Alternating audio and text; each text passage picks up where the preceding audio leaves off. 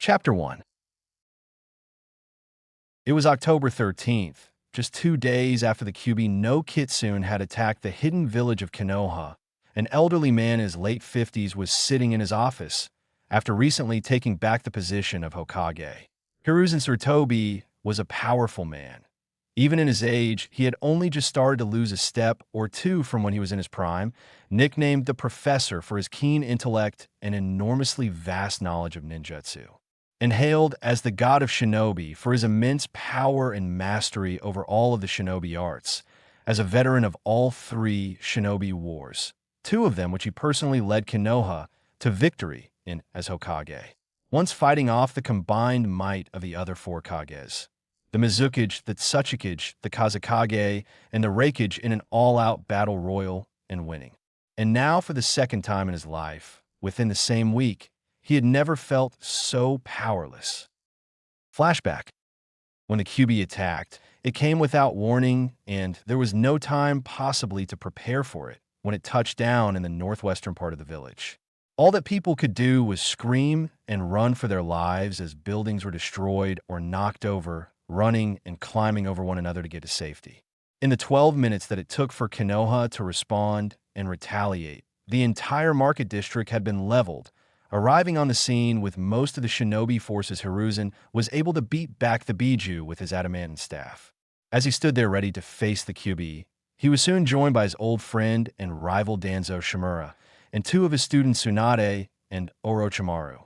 They began to bombard the Kyuubi with everything that they had, firing the most powerful combination attacks they could.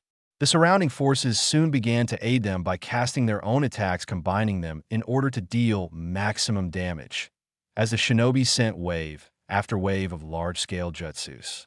As more and more dust was kicked up, the less they could see of the demon, till eventually none of them could see it at all. As they waited for the dust to clear, Hiruzen began issuing orders to the forces gathered, knowing that they wouldn't have long and that they had only enraged the Kyuubi further. The shinobi forces moved quickly to prepare themselves, moving wounded away from the area and bringing whatever supplies they could to those fighting. While this was going on, Shikaka Nara, Jounin commander and head of the Nara clan, appeared by Hiruzen's and Danzo's sides. Sandame-sama, not that I'm ungrateful or anything, but where the hell is the Yondaime? We need him, he asked tiredly. Looking over to his commander, he quickly replied, Minato-kun is dealing with the bastard who's responsible for all of this. When I left him, he was facing off with the man who is controlling the Kyuubi. I don't know who he is or how he pulled any of this off, but rest assured he will have hell to pay. He said, grinding out the last part. He already had to watch his wife die at the hands of some unknown shinobi and was dealing with the Kyuubi now. He was not in a good mood, looking back towards where the Kyuubi supposedly was he could just make out its outline.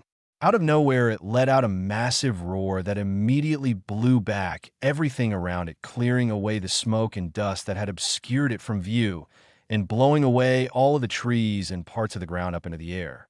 As the shinobi picked themselves up off of the ground, they looked to see that somehow all they had accomplished was angering the demon even further. As they looked on, the Kyuubi began to charge. Thinking quickly, Danzo called out, Hiruzen, Tsunade, Orochimaru, bring out your boss summons now. As one, all four of them did, 3 hand seals, and with a little blood slammed their hands on the ground while calling out, summoning jutsu. In a massive blast of smoke, there appeared 4 incredibly large animal summons. A dark purple snake with horns, a white slug with blue streaks, a 9 feet tall white-furred monkey in shinobi attire, and finally an elephantine chimera creature. Looking over to his summon, Hiruzen quickly shouted, Enma staff, form quick. Right. Not wasting any time, the Monkey King Enma quickly transformed into the adamantine staff. Grabbing the staff, a large eye appeared along the side so as to watch what happened next. As the summoners jumped onto their respective summons heads, the village watched as the titanic battle unfolded. Looking over to the gathered forces, Hiruzen barked out his final orders before joining the fight. All of you shore up the defenses as best you can. Earth specialists, try to rebuild the village wall if possible, and get whatever non-combatants here to safety. We need to hold the Kyuubi at bay long enough for the Yondaime to arrive. One of the Jounin then spoke up. Sandame Sama, where is the Yondame? He should be here. Finishing off the bastard responsible for all of this. Now you have your orders, go. And without another word, Hiruzen jumped into the fray, landing next to Danzo on top of his summon's head, Baku. Looking over to one another, they briefly shared an unspoken exchange of words, which ended in them both doing various hand seals, both going for a combination that made them feared for decades. As the both of them were doing their hand seals, Baku was already in action. Tilting his head downwards, he began to inhale and suck in vast amounts of air, which he then aimed and shot out of his trunk at the QB. Danzo and Hiruzen, having finished, unleashed their Katan jutsus into Baku's attack. Katan, searing migraine, the both roared as the massive flames sped towards the QB. The flames easily made into an S-rank attack by Baku's winds. The other summons and their summoners got out of the way. The QB could only use its tails to try to protect itself as the massive inferno hit it dead on, actually blasting the fox back a few miles from the village. Upon contact with the ground, it dug a massive trench as it skidded to a halt. After releasing the jutsu, the others did not let up as the QB began to get back up. Although dazed, if it was mad before then, it was pissed off now. Getting back up, the QB opened up its maw and began to gather vast amounts of blue and black energy into its mouth.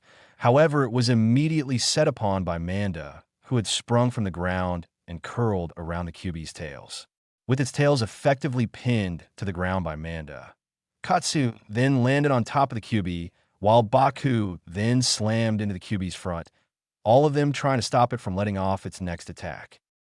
This wasn't enough to stop the QB from attempting to fire off an Amari, tail beast ball, at the village though, and it would have destroyed Konoha if not for Danzo acting when he did. Going through several hand seals while Baku blasted wind into the atmosphere, he called out Futon, divine wrath of the wind god. As the Amari hurtled towards the village, it was stopped halfway by a F5 tornado that came crashing down on top of it, effectively robbing the vile jutsu of its momentum for now. Thinking quickly, Danzo jumped onto the QB's head, calling out, "Quickly, everyone, get out of here now!" Forming a hand seal and charging the last of his chakra, he roared out as he forced his jutsu to carry the Imari up into the atmosphere. Those watching could track where it was going by the unholy light it gave off as it moved right above where the QB was.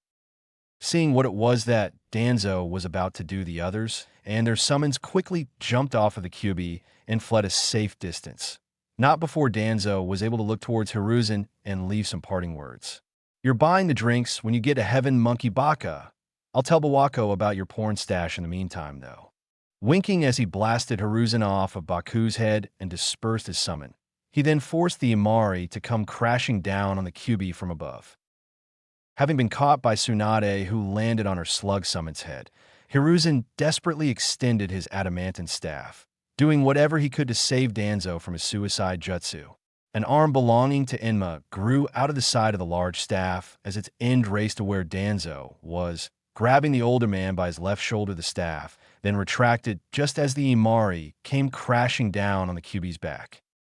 A timely intervention that cost him his right arm being permanently crippled, but at least Hiruzen was able to save his old friend. It still gave the Konoha forces the breathing room they needed to regroup their forces and locate the Yondame Hokage who had yet to show up, which was something that was starting to worry Hiruzen as he knew how strong his successor was. But the QB had other plans, it seemed, as it began to charge up and fire another Amari, only for the Yondame to appear in a yellow flash on top of a giant toad and teleport the blast away, causing the everyone to cheer. Upon a closer inspection of Hiruzen and the others, though, they could see that he was not in good shape. As Hiruzen and the others shunshin to the top of his head, Tsunade immediately began to try to restore some of his wounds while Katsuyu worked on Danzo not far away. "Damn it, Minato, just what the fuck happened to you? If I didn't know better, I'd say you just spent a few hours being my punching bag," said Tsunade, as she quickly got to work, her being a legend with medical jutsu. Even she was having some difficulty with a few of Minato's injuries. "Long gasp, story," said a bloodied Minato, As Tsunade tried to heal him as fast as she could, Minato was busy throwing his signature tri-bladed kunai into what could only be described as a grid, with several of his kunai all running parallel to the village wall to his left and right. Minato, if you're going to do something, then it better be quick, cause that thing's about to fire another one off. Hiruzen yelled. I know, just hold on. I already set everything up before I arrived. That damn bastard kept me tied up this whole time. Whoever he is, he escaped before I could finish him off. He used some form of a Jakuken jutsu to escape. It could even make him intangible. As Minato finished now, almost completely healed, Kyuubi fired off another Mari. As it rocketed towards the village, Minato threw another kunai into the air in front of it. Forming a hand sign, he called out Hijitsu. Hiraishin triangulate.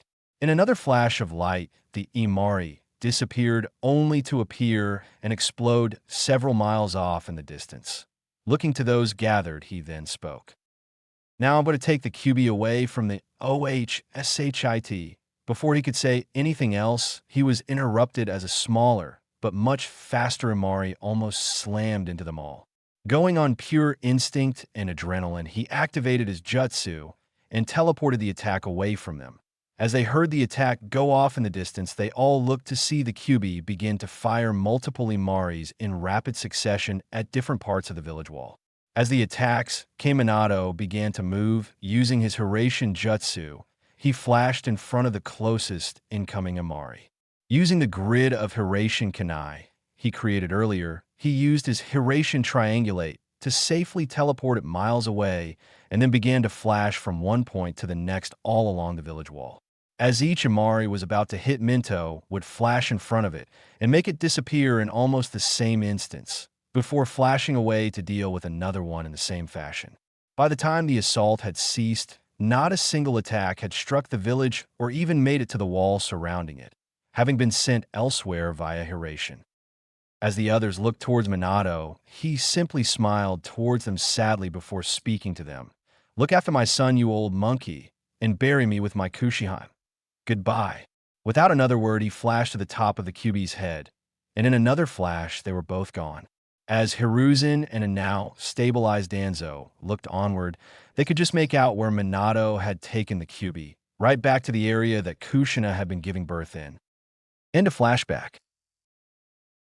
By the time they even got within 5 miles of the battle, they could see the Kyuubi shrinking as it was being sealed away. When Hiruzen and Danzo arrived with what few AMBU they could grab, they found the Yondaime Minato Namikaze dead with his wife, Kushina Uzumaki, curled up into his chest with their newborn infant son, crying in between them. Beckoning them over, she lasted long enough to whisper something into his ear before naming her son and pressing something into his hand. He could still see the look of love in her eyes for her baby, even in death. As he walked through the halls of the Hokage Tower flanked by his 2 ANBU, he looked down at the little bundle in his arms and sighed, knowing that this next part was probably going to end in disaster. Stopping in front of a large set of double doors, he stops to straighten himself up before entering into a very large semi-circular room. Inside, he sat in a chair at the center of it, where he could see all of the council members, all of whom were present. Starting from the left, there were the civilian council who were in charge of the day-to-day inner workings of the village, but were known for being notoriously greedy and power-hungry. And from the middle, and ending on the left, was the shinobi council. Placing the baby down in front of him, he gave a brief nod to Danzo, whose entire body was bandaged up, making him look like a mummy, before he addressed the others in the room. As you're all aware of the Kyuubi attacking the village and being repelled back, and that it was our Yondaime who brought the beast away from the village to safely battle it, I will simply skip to what you all don't know. When I arrived on scene with Danzo and the ANBU, we discovered that Minato was dead, having sacrificed his life to seal away the Kyuubi into this child. The child's name is Naruto Uzumaki, and he is the Jinchuriki of the Kyuubi. His mother was Kushina Uzumaki, the previous Jinchuriki of the Kyuubi, but unfortunately died in childbirth, so Naruto will be awarded the village. When Kushina was giving birth, it weakened the seal that held the Kyuubi, enough so that the Kyuubi was able to break free, such as the danger of all female Jinchuriki, he said, giving those gathered some time to digest what it was he was telling them. Pressing forward, he continued, "This is to be an SS rank village secret, so as to protect the child. It was Minato's wish that this boy be seen as a hero for the burden that has been forced upon him. As he is now, he will never have a normal life of any sort. You all know how difficult and harsh the lives of most Jinchuriki can be. Most become bloodthirsty madmen who just want to watch the world burn. Some have even given into the demons inside them and broken their seals, releasing their biju and killing themselves in the process. It is for those reasons that this is never to be spoken of ever again. If it were to get out to the public right now, or anytime soon, then my ANBU and regular shinobi would be held up day and night, just trying to restore order to the village. And even after everyone is calmed down, he would be ostracized and shunned. With enough abuse, I fear he would grow up to hate this village. I want him to grow up and love this village. I want him to grow up loyal to this village and to want to protect it. It would not do for any of us to have an unstable and spiteful Jinchuriki among us. Otherwise, we risk having to battle the Kyuubi again, and I don't think we would survive another battle. Now, if there are any of you who have questions, then now is the time to speak." After a few moments of waiting, the entire room was filled with screams from the entire civilian council, and some of the shinobi council as well. Kill the demon brat. Finish what the yondaime started. Kill the monster while it's weak. As Hiruzen and most of the shinobi council began restoring order among the hysterical men and women, everyone failed to notice one of the civilian councilmen inching towards the Hokage's desk where Naruto lay. Roki Haruno was one of the more prominent councilmen in the village. His clan was well known for being shrewd traders, and a few of them in the past had even been splendid shinobi, which was why he and his clan ran the day-to-day affairs of the entire market district and trading that the village conducted, even contributing half of the yearly funds for the Shinobi Academy budget. While he sat quietly in his chair listening to the Hokage speak, all he could think about was how he watched half of his family burn to death in what was once his home, and how his own wife was crushed under the paw of the Kyuubi itself. Now he only had the remnants of his clan, his daughter Mabuki and her husband Wasapu, and now this chance for revenge. He almost laughed when everyone else started screaming and drawing attention. It was too easy for the retired Jounin, now councilman, to get across the room during all the ruckus. Even when the Hokage saw what was about to happen, there was nothing he could do but deflect his tanto away from the demon's heart and into its stomach. Boom! When the light finally dimmed down from the explosion was say that there was a violent red chakra swirling around the newborn Naruto, while on the ground lay the charred corpse of what was Roki Haruno. But what was most shocking were the changes that were happening to Naruto as his blonde hair became a dark blood red, while his regular ears slowly elongated and moved closer to top of his head, becoming fox ears, similar to the Kyuubi. The most drastic change of all was the small, fluffy blood-red tail with a black tip that grew and wrapped around the now crying newborn. The changes only took minutes to complete before the red chakra reseated back into the seal. While all of the shinobi in the room were still trying to dispel what they believed to be a powerful jinjutsu, Hiruzen could only cry, knowing now that there was no chance for Naruto now. Time skip, 5 years, 15 miles outside of Konoha. It was the 10th of October and the 5th anniversary of the Kyuubi attack. For a few years, it was simply a day of mourning and reconciliation for those who survived. This year, however, would be the first time that the village would be holding a festival to instead celebrate the village's triumph of the Kyuubi, to celebrate the memory of the brave heroes who died in defense of Konoha, and most importantly, to celebrate the man who defeated the demon. However, some people had different ideas on how to celebrate this night. While the festival was in full swing throughout the village, a strange red-haired little boy was running for his life through the woods just outside of the village. It was just after 9 o'clock when all of the children had been put to bed an hour ago, when the headmistress of the orphanage had dragged him out of his bed and thrown him outside into the street. As Naruto shook his sleepy head to regain his bearings, he saw that he was surrounded by lots of angry adults, many of whom had weapons in their hands. He didn't have time to even speak before he was grabbed by his hair and yanked upwards. The last thing he saw before blacking out was a pair of red, glowing eyes with a weird design. When he woke up, he quickly looked around to see the same angry adults, only this time they were all somewhere in the woods.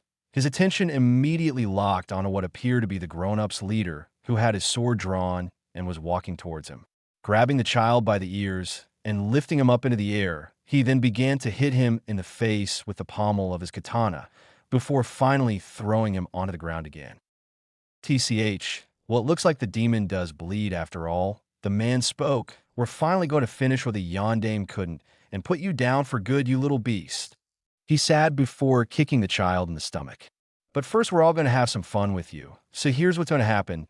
We're all going to give you a 10-minute head start, and you're going to run as fast as you can. And if you somehow manage to get away, that you live. If not. He chuckled. Then we kill you.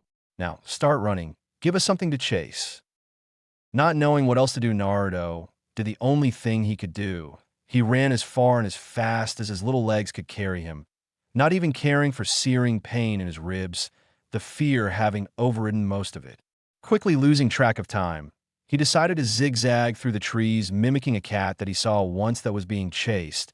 As he ran, he suddenly heard the hoots and screams as the mob, signaling to him that he was out of time and needed to run faster, which somehow he did, making everything around him seem like a blur till he ran into a low-hanging tree branch. Now dizzy and reeling from the pain of a bleeding forehead, Naruto stumbled back onto his feet as he tried to run again. Over here, whipping around, suddenly no longer dizzy, he saw a young ninja wearing one of those weird green jackets the older men wore, preparing to throw a bunch of shuriken. Not even thinking twice, he ran as hard as he could away from the ninja, zigzagging through the trees, till he felt something hit him in the back. The pain so intense he saw pure white as he stumbled into a clearing by a river and collapsed. As he lied there, hearing the laughter and yells of the mob get closer, he couldn't help but think, Why is this happening to me? Was I a bad boy? What did I do? As he looked over, he saw the leader with the glowing red eyes and the young ninja from before talking. Excellent work, Hate. The little bastard surprised us all with that chase, though. Never thought he'd channel chakra to his legs like that. Must have done it on instinct. Right, Fugako-sama. I suppose I should thank the little shit for giving me a moving target to hit. More fun that way. Now how about we get down to the main event? The now identified Fugaku replied, I like your enthusiasm, boy. But why rush when we've got all night to enjoy or time with him? Since you were the one that caught him, I think it's only fair that you should be the one to start us all off.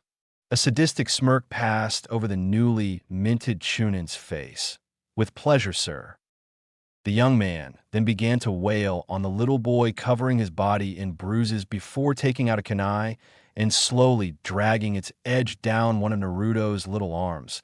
After hearing his screams for a few moments, he began again on the other arm. Eventually, the rest of the mob began taking turns torturing the boy, breaking his bones, shaving off his skin, destroying his ribs, even removing his feet, till their leader Fugaku decided to step in. After ripping off what was left of the boy's tattered clothes and unbuckling his pants, the others soon caught onto what he was going to do. Deciding that it was a fitting treatment for the demon brat, the others began to follow suit and waited for their leader to finish with the brat. Before Naruto even knew what was happening, he was yanked up by his ears into a kneeling position on his knees. He gained just enough coherence to open his eyes before his mouth and throat were stretched painfully wide to accommodate something that tasted disgusting. Before he could even try to protest, whatever it was withdrawn almost his lips before being slammed back down his throat again. It kept up this brutal fast pace for what felt like an eternity, before finally something as thick as syrup was shot down his throat. Finally being able to breath, Naruto coughed and hacked before vomiting all over the grass in front of him. Looking up, he saw what it was that had been forced into his mouth. To his horror, he noticed that the rest of the mob, some 30 or so men, were all either half naked or entirely nude, as a hand grabbed him by his hair and pushed him face first into the grass. Fugaku then looked up to the others surrounding him. All right, boys, get in line. The pain that shot through Naruto as Fugaku penetrated him was so severe it caused his mind to go blank. It did nothing to keep him from being aware of everything that happened, though, as he felt everything. While the mob were busy taking turns with their victim, none of them were aware of the impending doom that was making its way towards them. Meanwhile, in another part of the forest, Jashin, damn it, Kakuzu. Why the fuck are we going through this damn forest anyway? The only thing we've come across is dirt, trees, grass, and is that the same river we passed an hour ago? Screamed an admittedly beautiful woman with purple eyes. The woman in question was 5 feet 10 inches with long silver white hair pulled back into a ponytail. She wore black cargo combat pants that ended halfway down her shins, with high-heeled shinobi sandals and only bandages to cover her large bust. Over all of this, she wore a black trench coat with a red cloud design over it with a large triple-bladed red scythe slung over her back. If one were to look carefully, they would see her slashed headband of Yukigekure, worn around her neck, and a small pendant in the shape of a triangle within a circle. Her partner, now identified as Kakuzu, could only roll his eyes as he knew the best thing he could do was to just ignore his new partner's antics. Having already explained why they were out in this part of the woods to begin with, simply kept walking. Kakuzu was a tall man of 6 feet 6 inches and possessed a very powerful build. Wearing the same type of trench coat, he also wore black ANBU cargo pants with a black sleeveless shirt, with a black mask covering the bottom half of his face and a white hood to cover his hair, over which sat his slashed Takigakure headband. He was still considering whether or not he should try to kill his partner, but unfortunately, he knew it wouldn't stop her from annoying him. He'd already cut her head off twice for Cammy's sakes. Just as luck to get the one immortal in the world for a partner who not only is an expert at pissing him off, but won't shut the fuck up. Shut up, Hydome, and keep walking. I already told you that it was either this or going all the way around the Land of Fire just to get to River Country. Besides, we're not even 40 miles away from Konoha and don't feel like dealing with any leaf shinobi right now, because you couldn't be quiet. So for the last time, shut your mouth. Up yours, you half-ass pin-up doll. I don't need to listen to you. And dash, before she could continue her colorful rant, Kakuzu's hand shot out, extended on what appeared to be very thick black threads, and it clamped itself around her mouth, effectively silencing her from 11 feet away. Be quiet and listen, he whispered. We're not alone out here. Deciding to do as he said, if only to satisfy her curiosity, she listened along with him, and slowly but surely they were able to hear the shouts of men coming from their 7 o'clock. Moving silently, they followed the shouts to their source, where they came upon a very peculiar sight. There appeared to be a large group of naked men in a clearing by a large river just opposite of them. They all seemed to be cheering on those who were in the middle of the group, whom the two couldn't see thanks to the crowd. One thing they did notice was that most of them were shinobi from a leaf. While this is certainly unexpected, Kakuzu said, still stunned at what he was seeing. You're telling me? Hell, there's even some Hyugas and Uchihas over there as well. I'm almost tempted to join them. Hydome giggled perversely as a little bit of blood dripped from her nose. While we're leaving, I need to go gouge my eyes out, and then we need to get back on track. Kakuzu replied, rolling his eyes, wanting more than anything to just forget that he walked in on what appeared to be a massive gay orgy. As the two both turned to leave, they stopped hearing one of the men across the river yell to whoever was in the center of their gathering. That's right, show that little brat who's boss Fugaku-sama. This made the two Akatsuki freeze altogether for multiple reasons. The first being that they both recognized the name Fugaku, a name that belonged to the head of the famous Uchiha clan.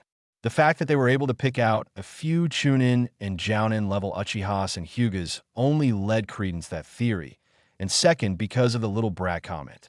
As they slowly turned around to confirm their suspicions as to what they were really witnessing, a gap opened up amongst the throng of men, which showed none other than Fugaku Uchiha, head of the prestigious Uchiha clan, had his pants down around his knees as he mercilessly fucked what appeared to be a small boy. No older than 5, maybe 6 years old, while some young man, in only an unzipped Chunin flak jacket, was pistoning his erect dick as hard into the little boy's mouth as he could. Now Kakuzu and Hitomi were by no means saints. Hell, they weren't even good people, but even they had a strict list of lines they would never cross. For Kakuzu, he could only feel complete disgust and rage over what he was witnessing. He had done some horrible things in his lifetime, slaughtering people, electrocuting others, ripping the beating hearts or other organs out of still barely living enemies, or just simply setting others on fire. But never in his 71 years did he ever so much as harm a child, let alone this. Looking over to his partner, he could see that she was of the same mind, which was still somewhat surprising given her religion. "Hey, Haidom," he said, quickly getting her attention. "What do you say we put these assholes in the dirt?" His partner for once was in agreement with him. "Oh, hell yeah. Lord Jashin may desire slaughter of all life, but even he frowns upon harming children, and he even despises rape more than life." Came the quick reply. Both knowing what they needed to do, they simply dashed across the river with their respective weapons in hand. Back in the clearing, the men gathered couldn't believe how lucky they were tonight. Not only was the Hokage out of the village on official with the daimyo at the capital, but they were actually able to sneak the Kyuubi brat out of the village. They had a blast chasing the little shit through the woods, which turned out to last a lot longer than any of them had expected. He even outran some of the Jounins. But after finally catching him, they had all taken their own pound of flesh out of the demon, before their leader Fugaku had a brilliant idea when he started to skull fuck the demon. Huh, genius. And so, they had all spent the last 5 hours taking turns with it. Hell, by this time, they had all used him at least 4 times by now. As one of the men closest to the river took a swig of some sake he had, he noticed the time read just after 3 a.m. Figuring he should go home soon, so that way his wife wouldn't get suspicious. He still needed to drop his son off at school tomorrow after all. This was the last thought that went through his head as Stony Dark Hand punched its way through where his heart should be. He was dead before he even hit the ground. It was complete pandemonium as Haidom and Kakuzu cut their way through the men gathered there. By the time everyone realized they were under attack, half of them were already dead while the rest tried to defend themselves. The keyword was tried. As Fugaku was able to react once the killing commenced, he had already gotten his pants up and ran, leaving the rest of their fates, not wanting to have to explain anything should this get out.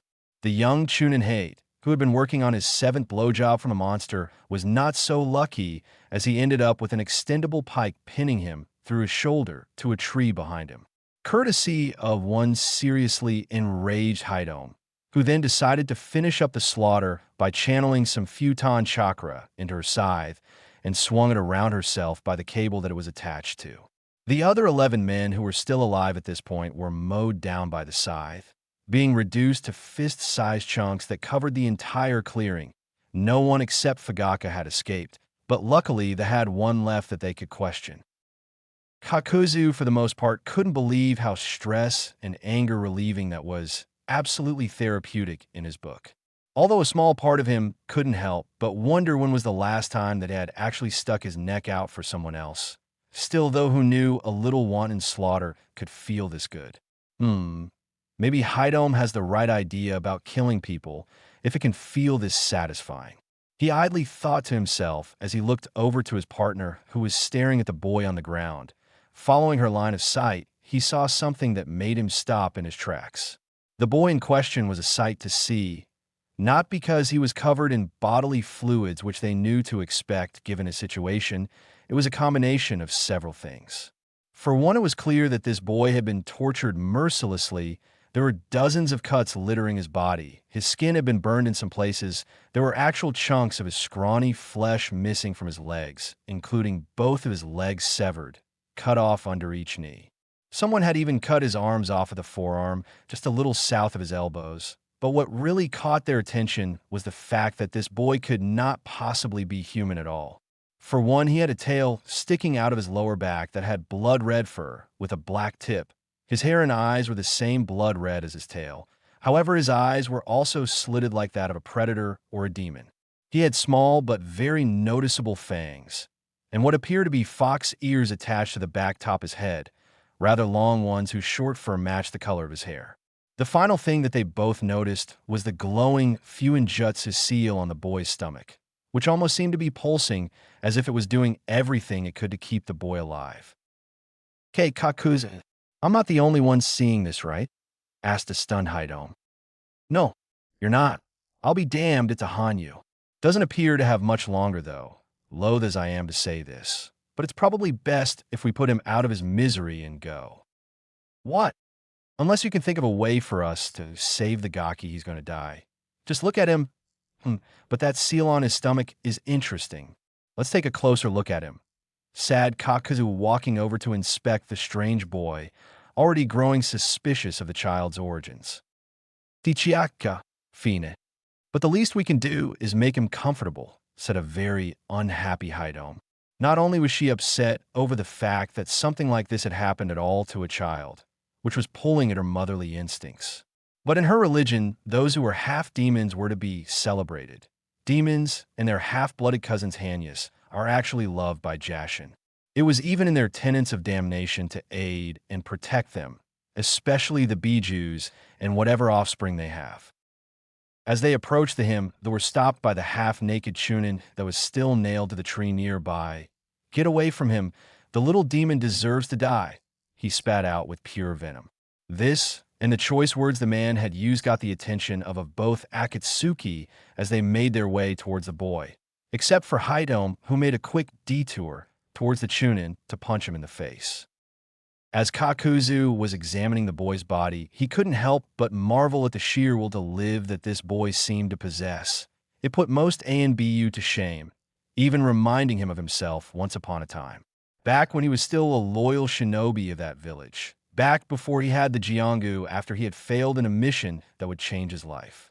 Snapping out of his little lapse of nostalgia, he began to inspect the boy's seal, taking into account the child's relative age, where they were, and not only the treatment he had suffered, but most importantly how the Chunin had spoken about the boy. Coming to the conclusion that this boy just had to be a Jinchuriki, he figured the child must house the Kyuubi, which everyone knew had attacked Konoha 5 years earlier. Standing up, he addressed the Chunin, who was in the middle of taking what could only be described as an epic beating. Ichiwai. Chunin, what is your name? His voice causing Haidome her assault, wanting some answers herself. Asterisk gasp asterisk, huh? I'm called H.A.G. Gecko, rasped the beaten Chunin. Good, I've heard of you. Supposed to be a fast-rising leaf shinobi with skills recognized by even the Hokage, and said to have one of the most powerful Suidan affinities since the 9-dame Hokage, Tobarama Senju. First of all, why the fuck did you and these assholes do this to him? And second of all, what is he? And what's his name, too? Haidome chimed in as she tried to do what she could for Naruto. His name's in Naruto Uzumaki, and he's a demon. Hate answered, screaming out the last part. The Yondaime sealed the Kyuubi into him on the day of the attack. We had all waited for years for the Hokage to leave, so that way we could have our revenge on the little demon spawn. Haha, I suppose it's a good thing Kushina-sensei died from childbirth. This way she never has to see just how much of a monster her son has become. He finished cackling with glee, proud of what he had done. It was at this moment that the entire area was flooded with an unholy killing intent as Haidome now stalked towards a downed Chunin, ready to rip him to shreds. Kakuzu had other plans, however.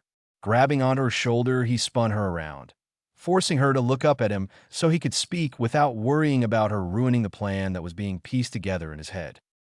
No, Haidome, I've got a better idea, he said, gaining a slightly confused look from the woman.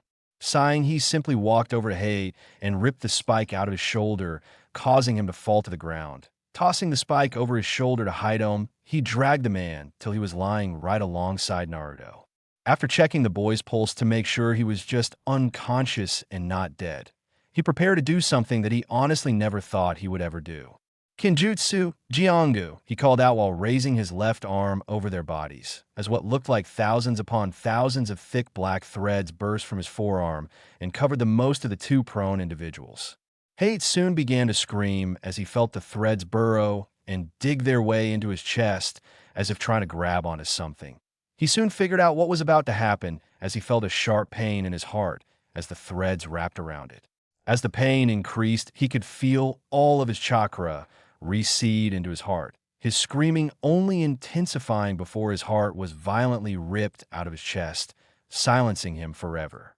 Kakuzu was not done, however, as he took the heart that was in the center of a mass of pulsing black threads and began to give it to Naruto, Placing it on top of his belly, he allowed the Jiangu to do its job. Naruto's body jerked and writhed silently on the ground as countless threads made their way through his body, becoming one with it, strengthening it, improving it, and most importantly, healing it.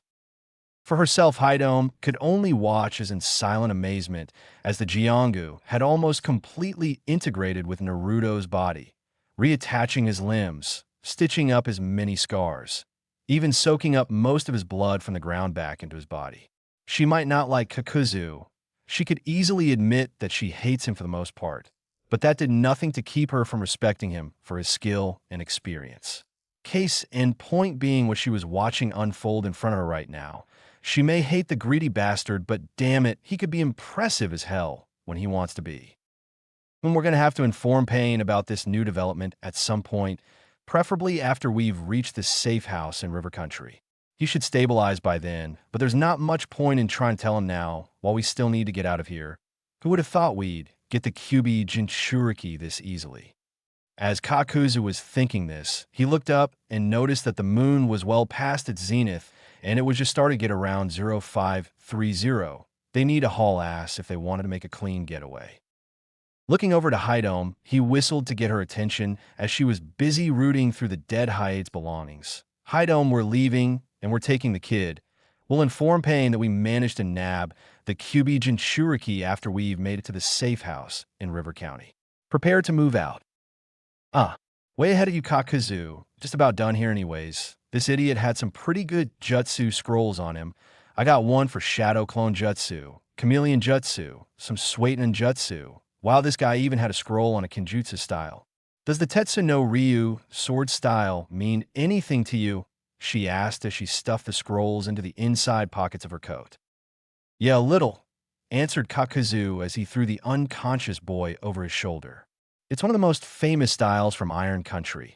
Supposedly the samurai leader Mifune taught it to the White Fang of Konoha. I never got any confirmation, but those were the rumors. Now let's go before we're spotted. I want to be as far away as possible by the time the search parties arrive. And with that, they took off with their new charge in tow. Several hours later, with the Hokage.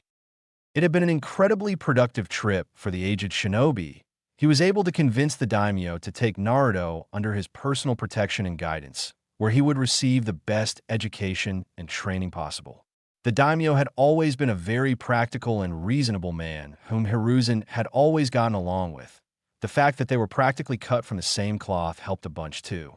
And the daimyo agreeing that the boy would be much safer in his care than in Konoha, especially given how most of the villagers reacted to and treated Naruto. Now, that's not to say anything had happened yet. But the fact still remained that eventually somebody was bound to snap, and it'd be better off for everyone if Naruto was away from the village for a few years.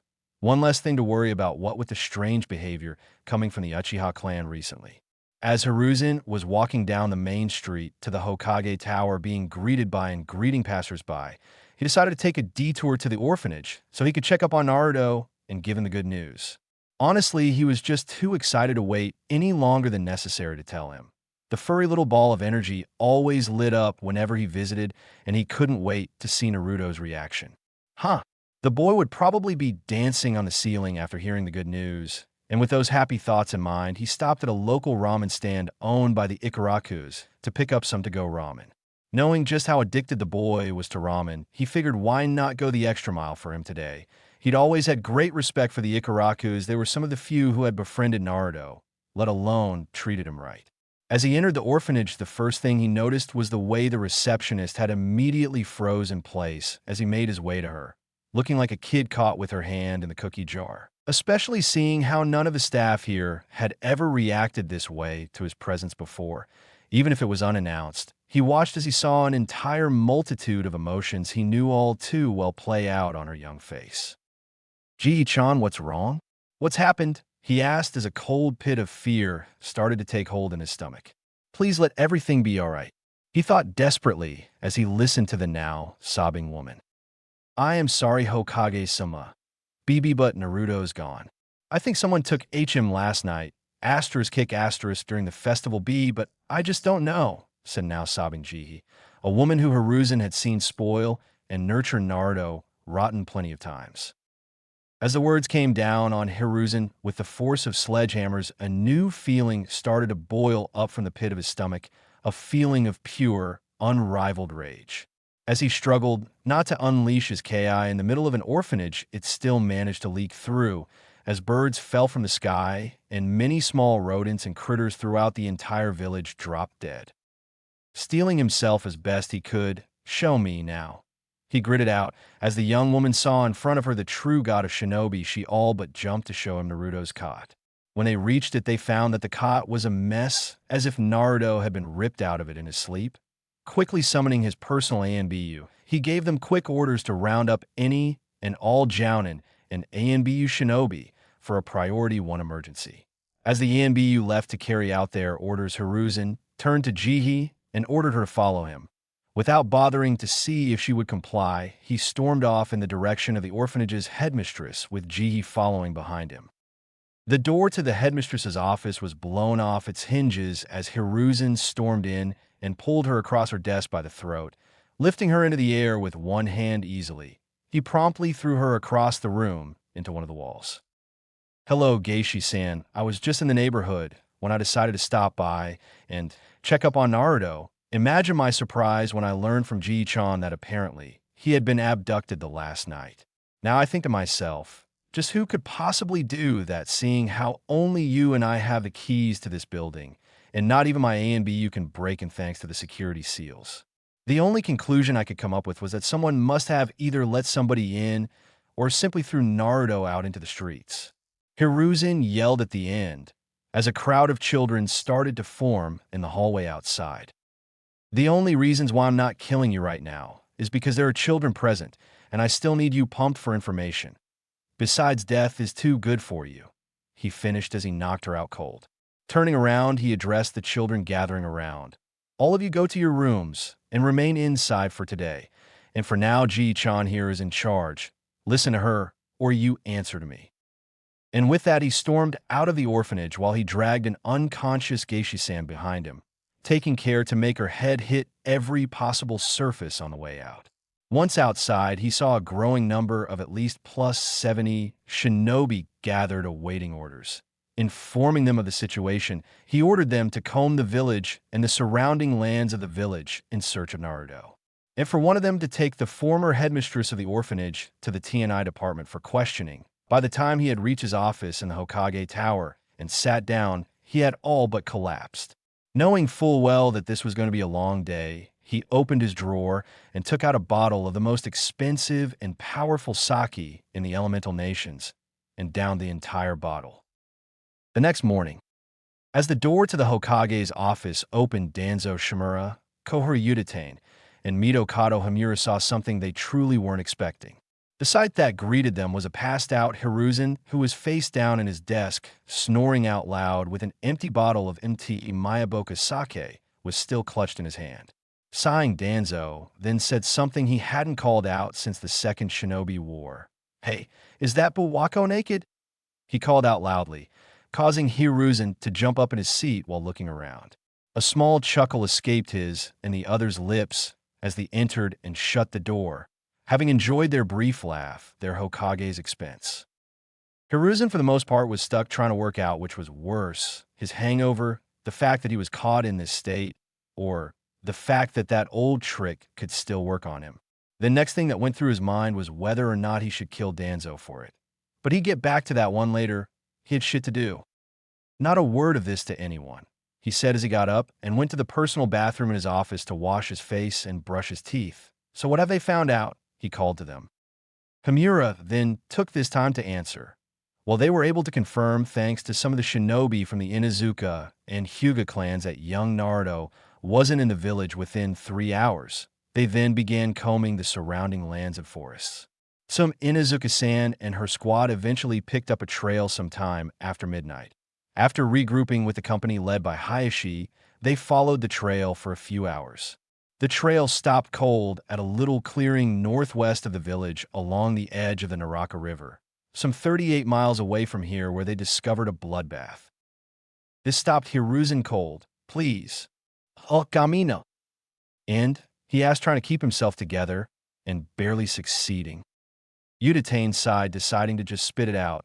They found 34 men who were naked, hacked to pieces, and covered in both blood and semen. They confirmed them all to be shinobi from our own village. Some were from the Uchiha and Hyuga clans. Even a couple from the Yamanaka clan were there. The majority, however, were all General Chunins and Jounins. We just got the lab results back confirming all of their identities through blood analysis. All of them were shinobi who had lost loved ones during the Kyuubi attack. We also found plenty of Naruto's blood as well. It is believed that they tortured him and she paused, not really being able to say the rest. Naruto was raped Hiruzen, finished Danzo, preferring to just get it over with. The evidence from all of the semen samples that they found at the scene highly suggests that they all took turns, and we even found evidence of another man who raped him. Unfortunately, this one was smart and used some kind of jutsu that not only made his semen sterile, but also warps his semen beyond recognition, making it impossible to figure out his identity. It was also discovered that this mystery man was not among the deceased, nor did he leave any blood around, meaning he escaped the carnage without a scratch. He intoned emotionlessly, silently thankful in his ability to control all of his emotions. The Hokage slumped into his chair as all of the breath and energy was just taken out of him. He didn't know, he couldn't believe it. And now he was missing. As he mentally ranted to himself, trying to come to terms with this new information, something clicked in his head that caused his eyes to slowly widen in realization. None of them had mentioned finding Naruto's body, not to mention the fact that there was no way he could have killed all those shinobi by himself. He's only 5 years old for Kami's sake. Quickly schooling his features and getting better control of himself, he silently motioned for them to continue, whilst hoping for some good news. Koharu then picked it up from there. With a joint effort between Tsum Inuzuka-san, Lord Hayashi-san, and Tsum-san's Ninkankuro, they were able to detect and confirm the presence of 2 other people of unknown origin. They left no DNA or possible evidence behind of where they came from nor where went, most likely using the river as cover. But we did confirm that it was them who killed the mob that raped Naruto, and that they most likely took him with them to an unknown location via the river that was right next to the scene.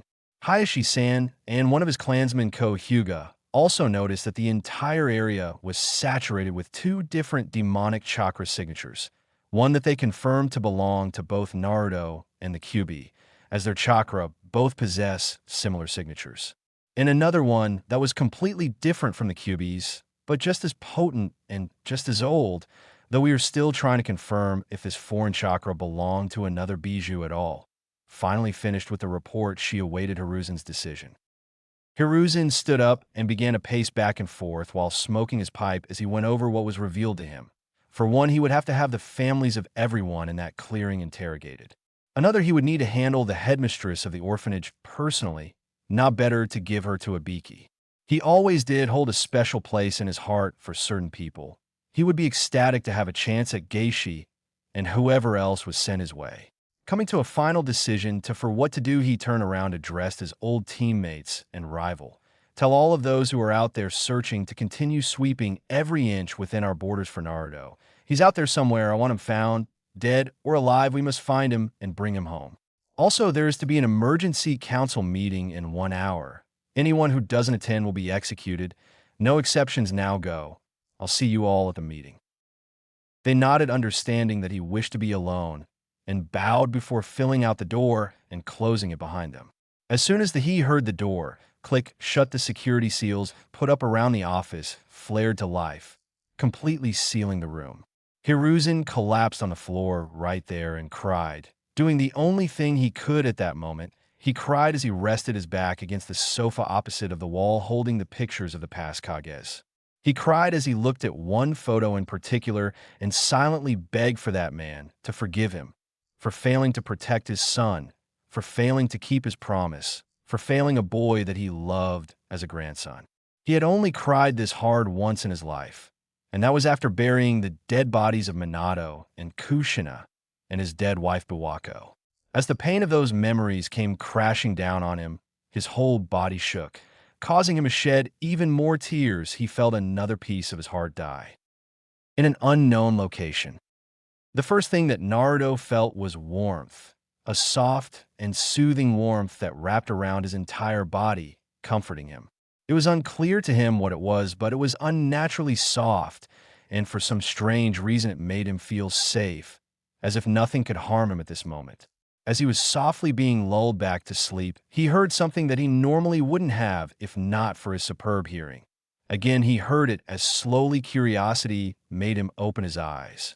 The first thing he saw was an ocean of reddish-orange fur that almost completely wrapped around him. Overwhelmed at first, it took his young mind several minutes to process what he was seeing. Upon some further inspection, he noticed that he was lying on top something, a really, really big something. As he looked around, he discovered that he was lying in a mess of multiple tails, one which had acted as a bed while the other was covering him for warmth. As he followed where the led, he saw that there were several more that were all connected to what looked like a giant fox. The fox in question seemed to have two of its huge tails covering its face while it appeared to be crying into them. That's not right. Big monsters aren't supposed to cry, are they? Wondered Naruto. Getting down from his little perch, he made his way toward where the fox's head was located. As walked, he was able to get an idea of how massive the creature was, especially since it took him a few good minutes to even get to where its head was. Mustering up all of his courage, he reached up and gently tugged on the tip of one of the fox's ears to get its attention. Excuse me, Mr. Fox, could you please tell me where I am and who you are?"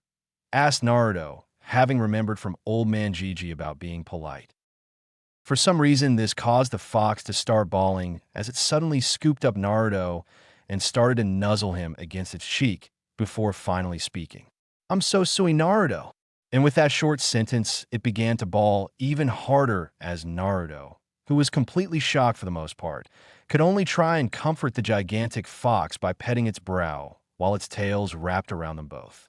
After a while of comforting the fox, which had devolved into a big ball of fur and misery for a while, it finally showed signs of life as it slowly began to pull itself together. Which was good for Naruto, because he was really starting to get tired from constantly scratching and rubbing all over its head and ears. Finally being able to look at the boy, it shamefully opened its red-slitted eyes to look at the boy. In a very broken voice, it finally spoke, "H. Hello, Naruto.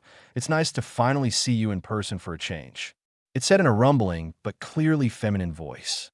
"My name is Kurama, but you may know me by my title as Kyubi, the nine-tailed fox. I'm so sorry, Naruto. I never wanted for any of this to happen. I never wanted for you to suffer for what I had done."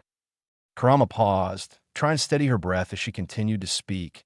"I know you have a lot of questions such as what I'm talking about, and many more, but I need you to wait till I'm done speaking, okay?" she asked, hoping the boy would listen.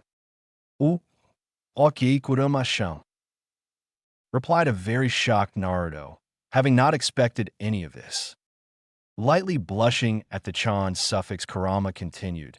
5 years ago, on the day that you were born, someone had attacked your mother and father, having waited only a handful of minutes after you were born before using you to get to your mother.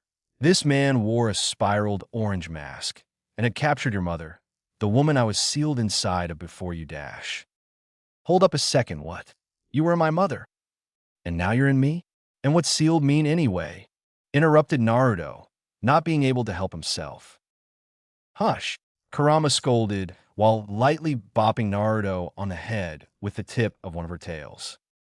Having the decency to look embarrassed, Naruto zipped his lips shut, prompting Kurama to continue. "Ahem. While I understand you have a lot of questions, I suppose I can start with those before I continue with my story. Otherwise, you won't understand anything else. Now in order, yes, I was sealed inside of your mother, but that originally happened when she was around 9 years old. Second is that on the day of your birth, I ended up being sealed into you. I have literally been with you all of your life and have seen everything that has gone on with you. And finally, to be sealed into something is like..." Kurama paused, suddenly finding it very difficult to explain to a 5-year-old just what the most powerful and complicated of the shinobi arts actually was. "You know how all of those ninja in your village can do all of those cool jutsu, Naruto?" she asked, receiving an excited nod from the boy. "Well, sealing or fuinjutsu is the most difficult, but also the most powerful of all the shinobi arts. Trust me, you could do a lot more with it than you can with ninjutsu." Gobsmacked Naruto couldn't help it as a look of awe crossed his face. You can do more with it than ninputsu. That's so cool. He mentally ranted as he looked back up at the QB who had an almost amused look on her face. Now on with the story, and no more interruptions this time. Kurama said, receiving a quick nod. Now, as I was saying, I was sealed inside of your mother when she was just a little older than you. But before that, I had been originally sealed inside of your great-grandmother, whose name was Mito Uzumaki, wife of a Shodaime Hokage. And before you say anything, don't ask why, because that's a story for another time. She said, quickly gaining a cute pout from the child. Chuckling, she continued. Now, when your mother was pregnant, the seal that held me inside of her was weakened. It became very weak when she gave birth to you. But something happened. Your mother and father attacked by a man who wore an orange spiral mask. He was an Uchiha, because I was able to sense that from inside the seal, and it was confirmed when your father fought him too. He used you so he could get to your mother and forcefully release me from the seal. As soon as I was out, he used a Sharingan to take control over me before I could even do anything. Pausing to recollect the events, Naruto decided to ask, was it because of him that you killed all those people? And did all those bad things the other villagers said you did? Looking away in shame, Kurama could only nod her head in shame. She may be a demon, but having to answer for such things to any child is incredibly difficult. Sighing, she looked back down at Naruto. Yes, the moment I was free, I didn't have the time to even blink before I was brought under his control. He got the drop on me like a pro. By the time I was away of anything was when I was being sealed into Naruto. I've been watching over you ever since, and I felt all of your pain from inside of the seal too. Suddenly understanding what it was she meant, a wave of painful memories of what had recently happened to him came rushing back with the subtlety of a tidal wave. Gasping and blinking back tears, he asked, "So, you saw everything that happened, right?" Gaining a nod. "What?" came the small reply, which he asked so softly only Kurama could have heard it. "Why? Why did that happen to me? Is it because I look different? Or am I really just a monster like they all said?" Naruto screamed at the top of his lungs as waves of emotions crashed over him, driving him to collapse on the ground as he cried. Momentarily shocked by the emotional outburst, Kurama quickly picked him up with her tails and wrapped herself around Naruto, trying her best to comfort the small kid as he bawled his eyes out in an attempt to come to terms with what he had experienced. Knowing this wasn't going to end soon, Kurama quickly got herself comfortable as she did her best to help the distraught child. In a hidden base somewhere in River Country, both Akatsuki members were both resting on the only remaining couch that the sparse hideout had to offer, as they both looked over to the source of their exhaustion. After they had saved the little brat, they had to haul ass out of there and used a lot of their chakra and stamina to run the rest of the way to their hidden base here. Needless to say, even for a pair of S-rank criminals, that's exhausting, as they lay there looking at the demon child. For lack of a better term, was looking a lot better, which was surprising given how the boy looked after Kakazu had given him the Jiangu. At the rate his body was healing, it'd only be another day or so, and he'd probably make a full recovery. Getting up from with a groan, Kakazu looked over to address his partner. "Come on, Haidome, we need to inform the others about this. The sooner we get this over with, the sooner we can rest ourselves." Nodding in agreement, Haidome rose from the couch, and both looked to the rings on their respective hands. Pulsing chakra in a specific pattern into them, they waited for the response from their leader. Not having to wait long for a response, they both closed their eyes as they felt their consciousnesses were pulled from their bodies. Opening their eyes, they saw they were now in a dark cave with a large statue whose hands were chained in the background. Now in as corporeal holograms, they looked around to see the others that were there. The holograms provided few visual details as to what the others looked like except for their outlines and general physiques. The only other thing that showed were the eyes. As Kakuzu and Haidome took note that everyone was there, they looked to their leader, who soon spoke. "Kakuzu, Hitomi, why have you called for an emergency meeting? This had better be important," he said. It was Haidome who spoke first. "Yes, Pain-sama, We called this meeting because something big happened while me and Kakuzabaka were traveling through Fire Country to reach our base here in River Country. Oh, really? And what could that have been? Asked one of the taller figures there, a man who was clearly as big as Kakuzu and appeared to have some kind of large sword on his back. We were getting to that Kisame, growled Kakuzu. Me and Haidome had gotten into Fire Country just fine, and were about halfway through when we got to a certain part near the Naraka River. Hearing a bunch of loud men, we decided to investigate. We found a clearing on the other side of the river from where we stood. There we saw a group of 34 naked men cheering on whoever was in the middle of them. It appeared to us at first that we had stumbled on a massive male orgy. Most of them were drunk, and some had even broken off into pairs to fool around. He finished with obvious disgust in his voice. Is that it? Asked a hunched-over bulky figure. Did you really call us here because you were disturbed with what you saw? The figure asked, anger evident in his voice. He hated it when people wasted his time. Kukuku, now, Sasori, calm down. I'm sure that is now all to this story, replied a slender individual who had long hair and snake-like yellow eyes. Silence, all of you. Let them continue with their report. Their leader intoned, silencing the others. Thank you, Pain-sama, Haitome said, picking up where Kakuzu had left off. Anyways, we were about to leave when we heard something that made us stop and look back. One of them had cheered out to the man in the middle to show that little brat whose boss Fugaku-san. She paused, allowing her words to sink in, causing most of the others to stiffen, knowing full well what it was she was saying. After a moment, she continued. After we turned around, we were able to see that Fugaku Uchiha, clan head of the Uchiha clan, and one other Chunin who we later discovered was named Hate Gecko, were both raping a 5-year-old boy. After saying this, a collective amount of killing intent was released from all of those present. Sure, they all might be criminals, but even they had standards. What? The FUCK? Snarled Kisame. And here I thought that worm could sink no lower. Seethed Orochimaru, something that gained more than a few raised eyebrows from those present. It would appear that the man who was dubbed a mad scientist for his inhuman experiments on people, children included, had certain boundaries. Who'd have guessed?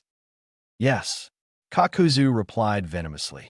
After we discovered what had really been going on, we quickly slaughtered them all, save for that child-raping bastard Fugaku. He saw us cutting through the men there and ran as soon as we struck.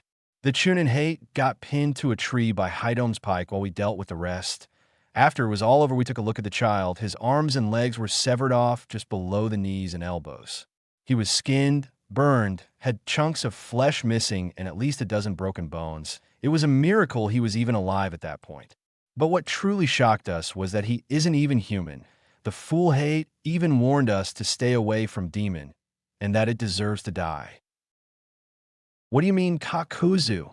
Asked the only other woman there. This time Haitome answered, what he means, Konan-chan, is that the boy is a Hanyu, or a half-demon, she said, shocking the others, except Orochimaru, who was now suspicious.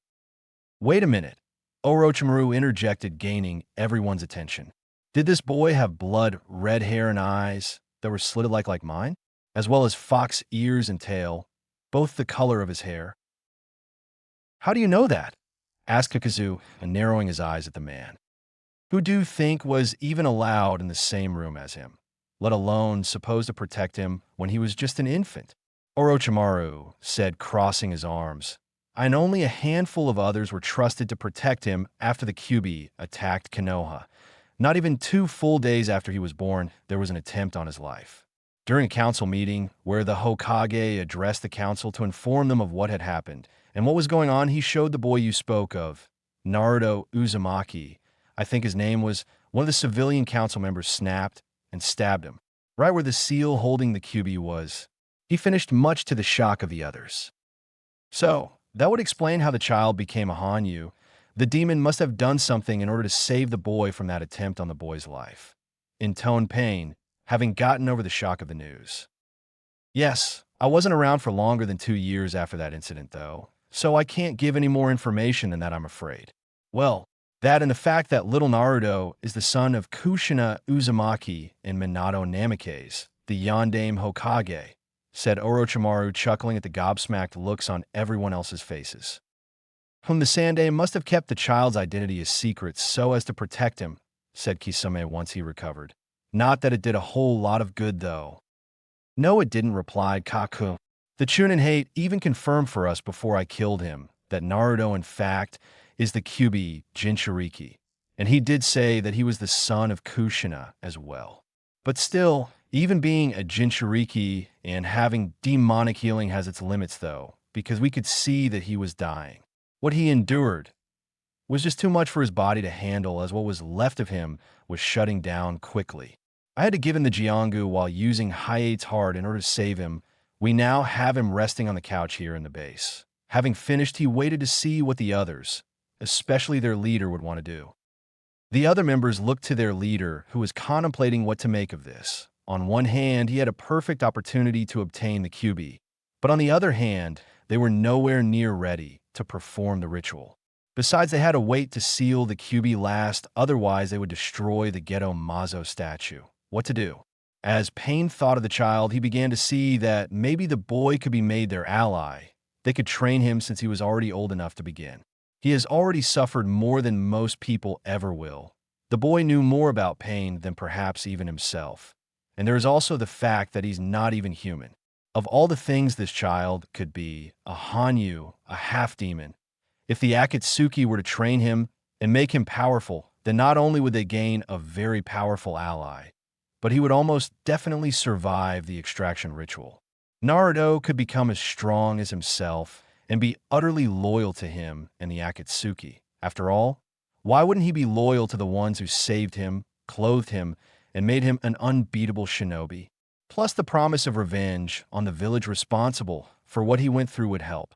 Who wouldn't want revenge? Finally coming to a decision, he spoke. I have come to a decision. This child is special. He has suffered more than most of us have, and truly has nothing right now except for the will to live. He holds the Kyuubi inside of him, and will no doubt be able to access its chakra at some point, but not only that he is a Hanyu, something that no one has ever seen before. If we were to take him in now, we could mold him into an unstoppable weapon, loyal to us and us alone.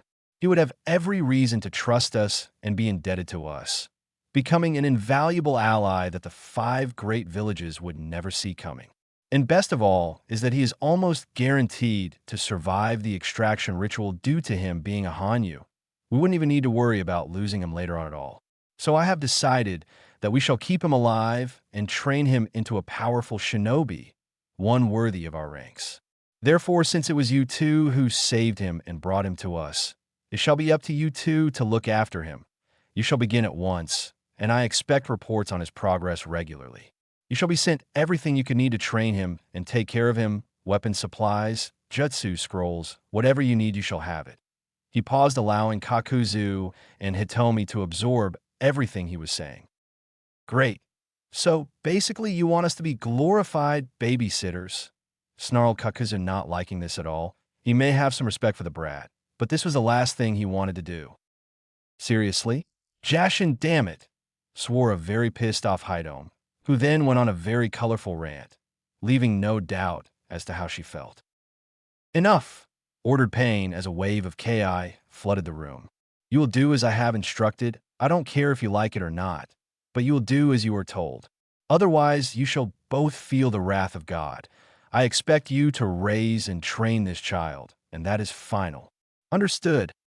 The room was tense as Kakuzu and Hitomi glared up at their so-called leader. Neither of them wanted to have to deal with Kid.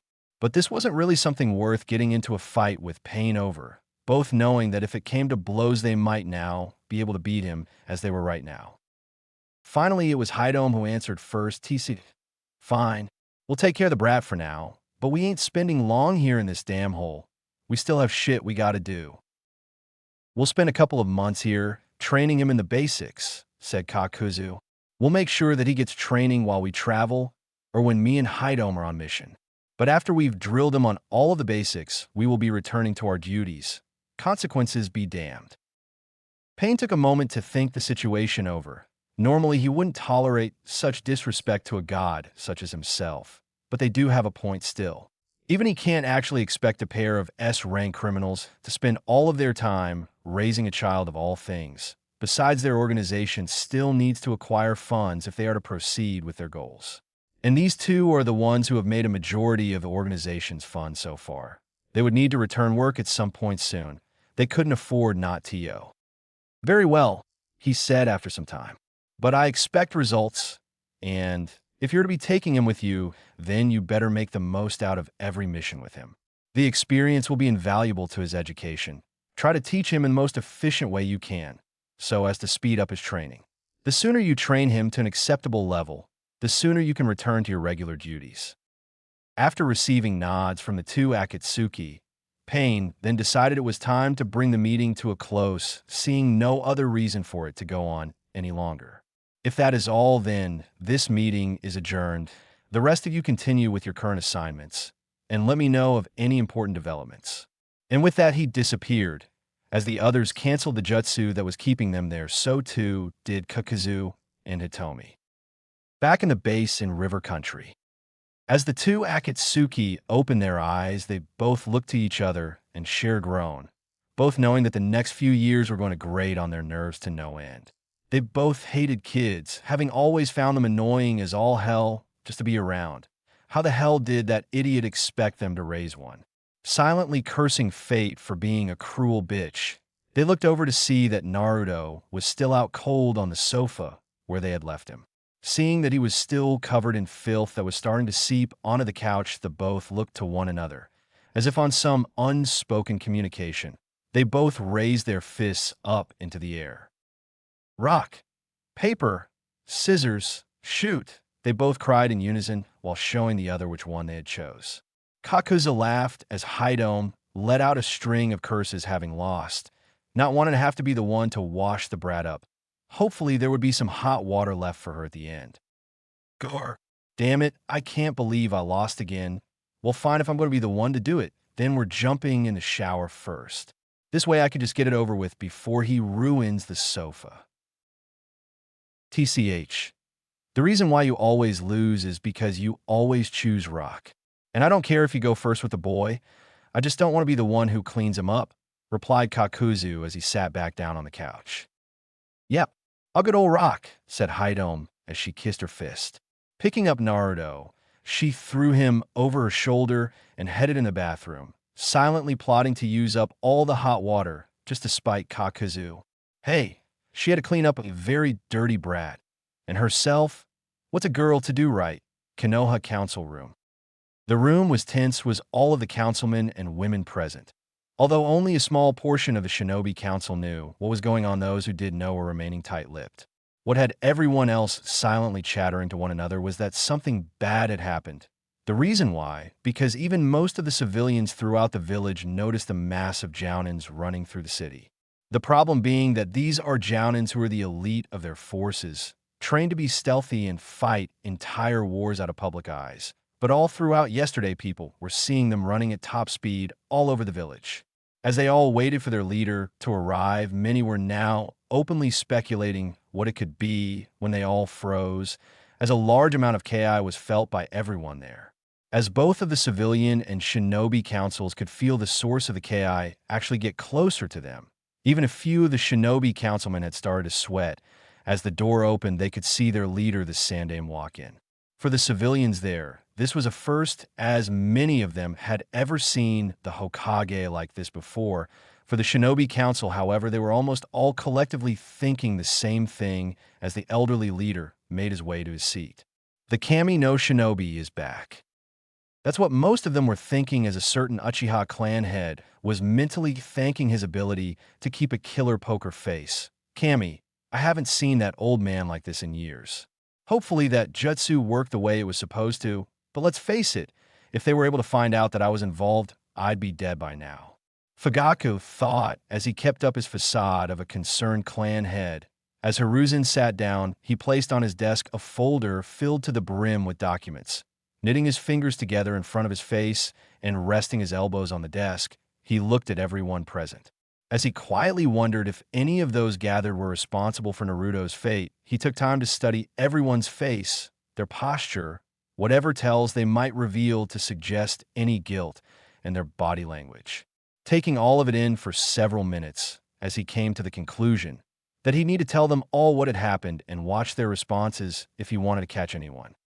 Sighing to himself, he reined in his ki before speaking. I know that many of you are unaware of what has transpired and that only a handful of you know what happened. So to those who don't know, let me fill you in on what's going on. As I arrived in the village early yesterday morning for my trip to the capital, I had decided to go and visit our Jinchuriki Naruto. However, on arriving at the orphanage, I received some very disturbing news. The receptionist and personal assistant to the headmistress, Jihi Ichiraka, broke down sobbing and confessed that Naruto-kun was missing, that she didn't know where he was or if he had been taken.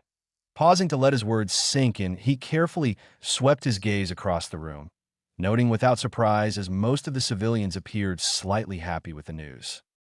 The Shinobi Council, however, were a different story altogether, as they all seemed to have the appropriate response on their faces. They all knew exactly what it means for any village to lose its Jinchuriki.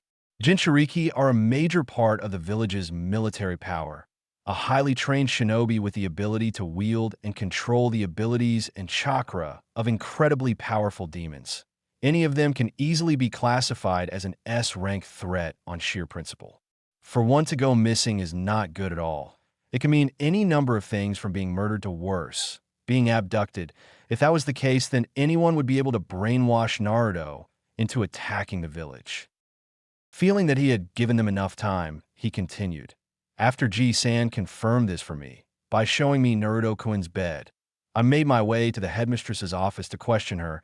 I had immediately suspected her involvement for multiple reasons. One being that she and I are the only two people with keys to gain entry into the orphanage, and another because I had Jiraiya put his best seals all over the orphanage, ensuring that it would be one of the safest places in the entire village. Not even my best ANBU or Jounins are capable of breaking in, which lead me to believe one of two scenarios. Either an incredibly skilled and powerful shinobi managed to break into a building as secure as my own office, or somebody threw Naruto outside in the middle of the night. He finished as retrieve his pipe from his robes and began to load it with his favorite tobacco. Snapping his fingers while molding chakra, he created a small candle flame at the tip of his pointer finger. After lighting up his pipe, he took a few deep puffs before he decided to continue. After I gave the headmistress over to the ANBU to take to a Biki, I instructed the Jounin and ANBU forces gathered outside the orphanage to begin searching the entire village and the surrounding lands. I did not receive a report back till earlier this morning, said Hiruzen between puffs. Apparently, after confirming that he wasn't in the village yet, all my shinobi began to scout the surrounding lands when Tsum-san and Hayashi-san's squad picked up Naruto's trail. The trail took the entire force some 38 miles northwest of the village. They wound up at some little clearing right next to the Naraka River where they found a literal bloodbath. They discovered the corpses of 34 men, all of whom were our own shinobi, and that Naruto was not among them. The men they found dead were almost all completely naked with their clothes discarded on the ground, and they were all covered in their own blood and semen, he said as his ki began to leak out once more. It was eventually concluded that every one of them had undoubtedly tortured and raped Naruto. It was confirmed through blood and crime scene analysis that this entire event must have occurred the other night and lasted several hours. Opening up the folder in front of him, he took another puff of his pipe before continuing. In this folder are the names of all of those men who were found dead. Some of them belonged to the Uchiha, the Hyuga, the Yamanaka, and Tengu clans, while the rest were mostly from regular shinobi and civilian families. It was also discovered that not only was there another person there present who partook in Naruto's rape, but he used some strange jutsu to sterilize himself and warp his DNA beyond recognition, meaning we were not able to identify him. After saying this, his eyes began to sweep around the room once more as he glared holes into everyone's skulls, his ki steadily rising, his eyes once more taking in everything as he tried to find any looks of guilt or relief. Meanwhile, Fugaku could only school his features as best he could, as he was currently doing his absolute best to look innocent. He couldn't afford to appear like he didn't care, and he certainly couldn't let any positive emotions show. It'd be pretty awkward to try and explain him smiling or appearing relieved at this point in time. Cammy forbid if he let himself look even remotely guilty. Ah, sorry you old fool, but you're not going to be catching me up that easily. Thanks to my variant of the anti-pregnancy, Jutsu, you'll never be able to pin it to me. Hell, the Jutsu doesn't even have a name yet, but damn, is it useful. Now all I have to do is keep up appearances like I'm actually disgusted or appalled, and lay low for a few months. As Fugaku thought this, he saw Hiruzen's eyes sweep over him. He knew that right now, even a single twitch out of character would arouse the old man's suspicion, and with the dead clansmen of his that were found at the scene, he would have to answer for why they were there in the first place. As this was going on, a plan slowly began to form in Fugaku's mind. A plan of how he could continue to get away with what he had done. He is the head of the military police force in the village, a force made up almost entirely of his clan, some Inuzukas and Hyugas. If he were to discreetly send out shadow clones at night, he could create as many different alibis as he needs. They could cover for him while he continues to have his fun. He remembered what it felt like to have absolute power over that little brat, forcing him to do whatever he wished. He wanted more of that power. The more he thought about it, the more he began to remember his favorite part of that night, when he and Hade had gotten around to their third turn. After Hade had thrown the demon on its back and entered him, Fugaku had decided to instead get behind Hade. Even now, he could still remember how tight the younger man's ass was. He had initially protested at first, but given his position and their difference in strength, there was little he could do. Unlike with Naruto, Fugaku was merciful and gave Hade a minute to adjust before he began thrust his hips inside of the young Chunin.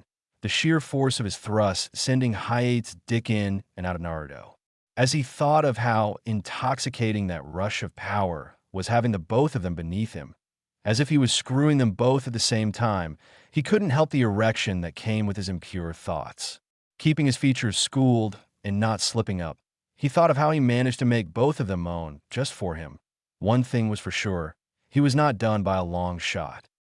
As he thought of this, he knew he would be playing a dangerous game. Hiruzen was no fool, and he would undoubtedly have an eye on him for some time as the investigation continued. After all, Fugaku was in a perfect position to see and handle all possible evidence given his position, and appear completely innocent. As the eyes of his leader moved away from him and the others sitting near him, he just knew he had gotten away with the other night. Unlike those other fools, he had made damn sure that he had an airtight alibi. It's very easy to do for committing a crime if you make a habit over several months prior of working long hours. Then hardly anyone questions you when you don't come home till late at night or the next morning. Having spent the last 7 months investigating a series of rapes all around the village, all of which he was able to get away with thanks to the nifty little jutsu he invented, if he wasn't under pressure to look innocent right now, he'd laugh.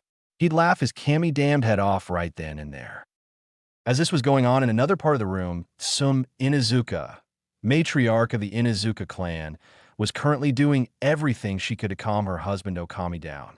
Her husband, being the current clan head of the Inuzukas, had returned late last night from another of his S-rank missions. Being the head of the Hunter Division, he had certain jobs that could keep him away for months, and he hadn't had as much time to calm down as his wife.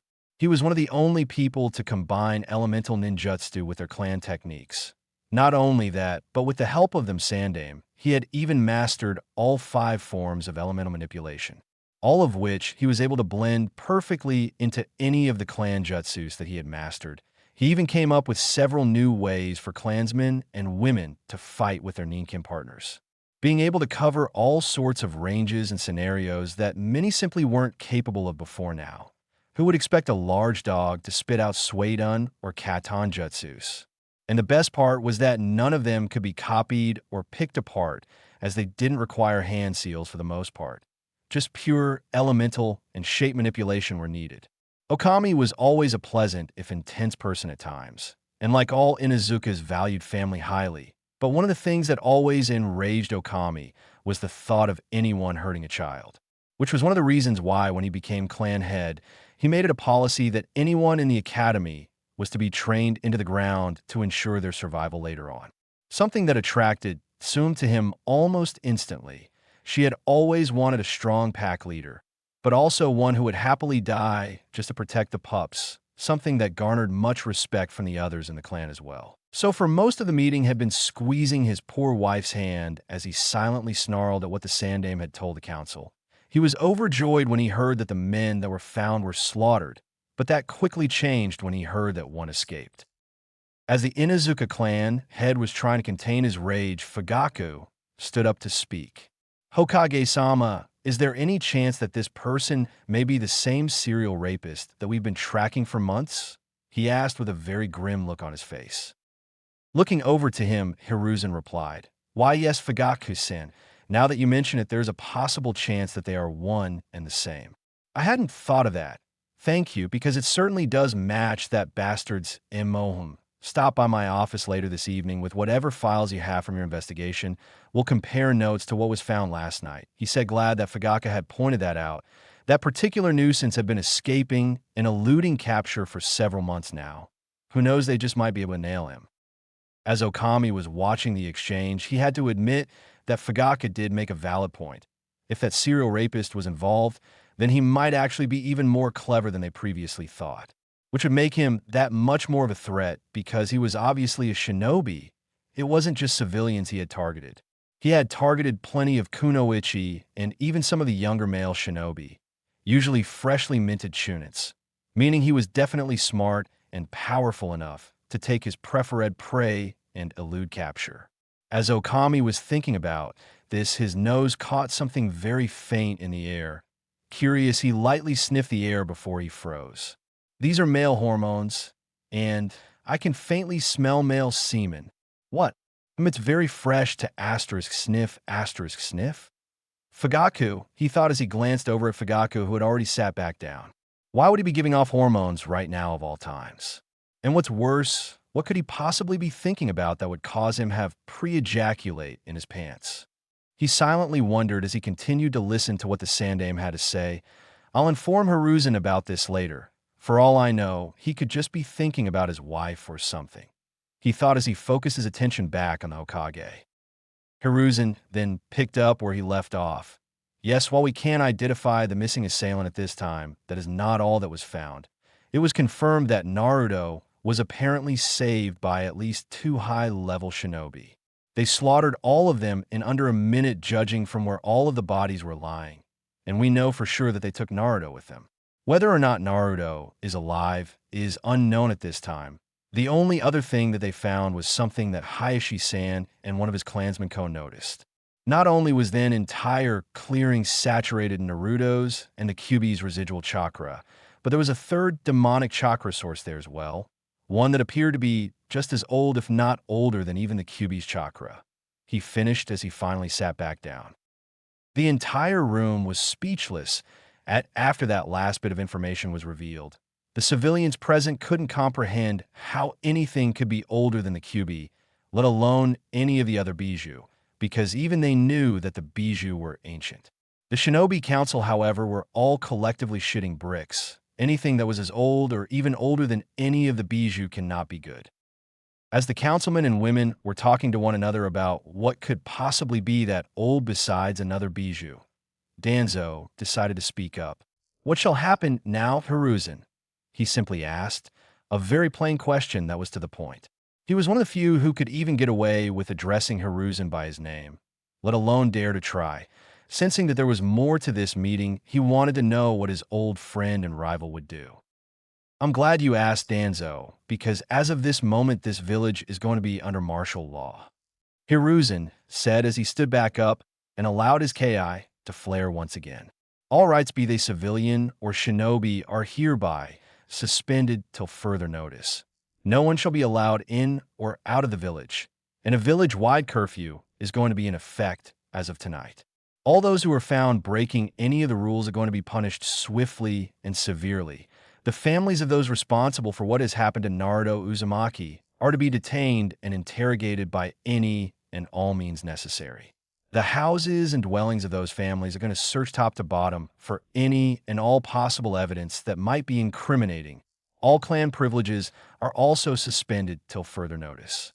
Anyone who does not comply completely or even attempt to get in the way will be summarily executed where they stand. This village has steadily grown cancerous, and I will stamp it out once and for all. Having finished his declaration, he flooded the council room, the building, and the entire village with his killing intent. Are there any objections? He queried, already knowing the answer. Taking their silence as a no, he swiftly left the council room and headed to his office. As Hiruzen arrived at his office, his Danzo, Koharu, Hamura, Jounin Commander Shikaka Nara, and his AMBU Commander Ryu were already there waiting for him, along with a tall man with spiky white hair, what appeared to be kabuki attire, and a horned headband with the kanji 4 oil on it. It's good that you two are already here, and it's good to see you again, so soon, Draken. I can't tell you how sorry I am that we need to meet under such circumstances. Save it, old man, right now. We got more important things to do. It's good to see you too, Sensei. The now identified Jiraiya said, a very uncharacteristic grim look on his normally jovial face. Ahem, Hokage-sama, if I may, Shikaku interjected. Yes, of course, to business then. Hiruzen said. Okay, from what the scouts have said, they were able to pick up the scent again farther west where the river ends, and from there it continued west into northern river country.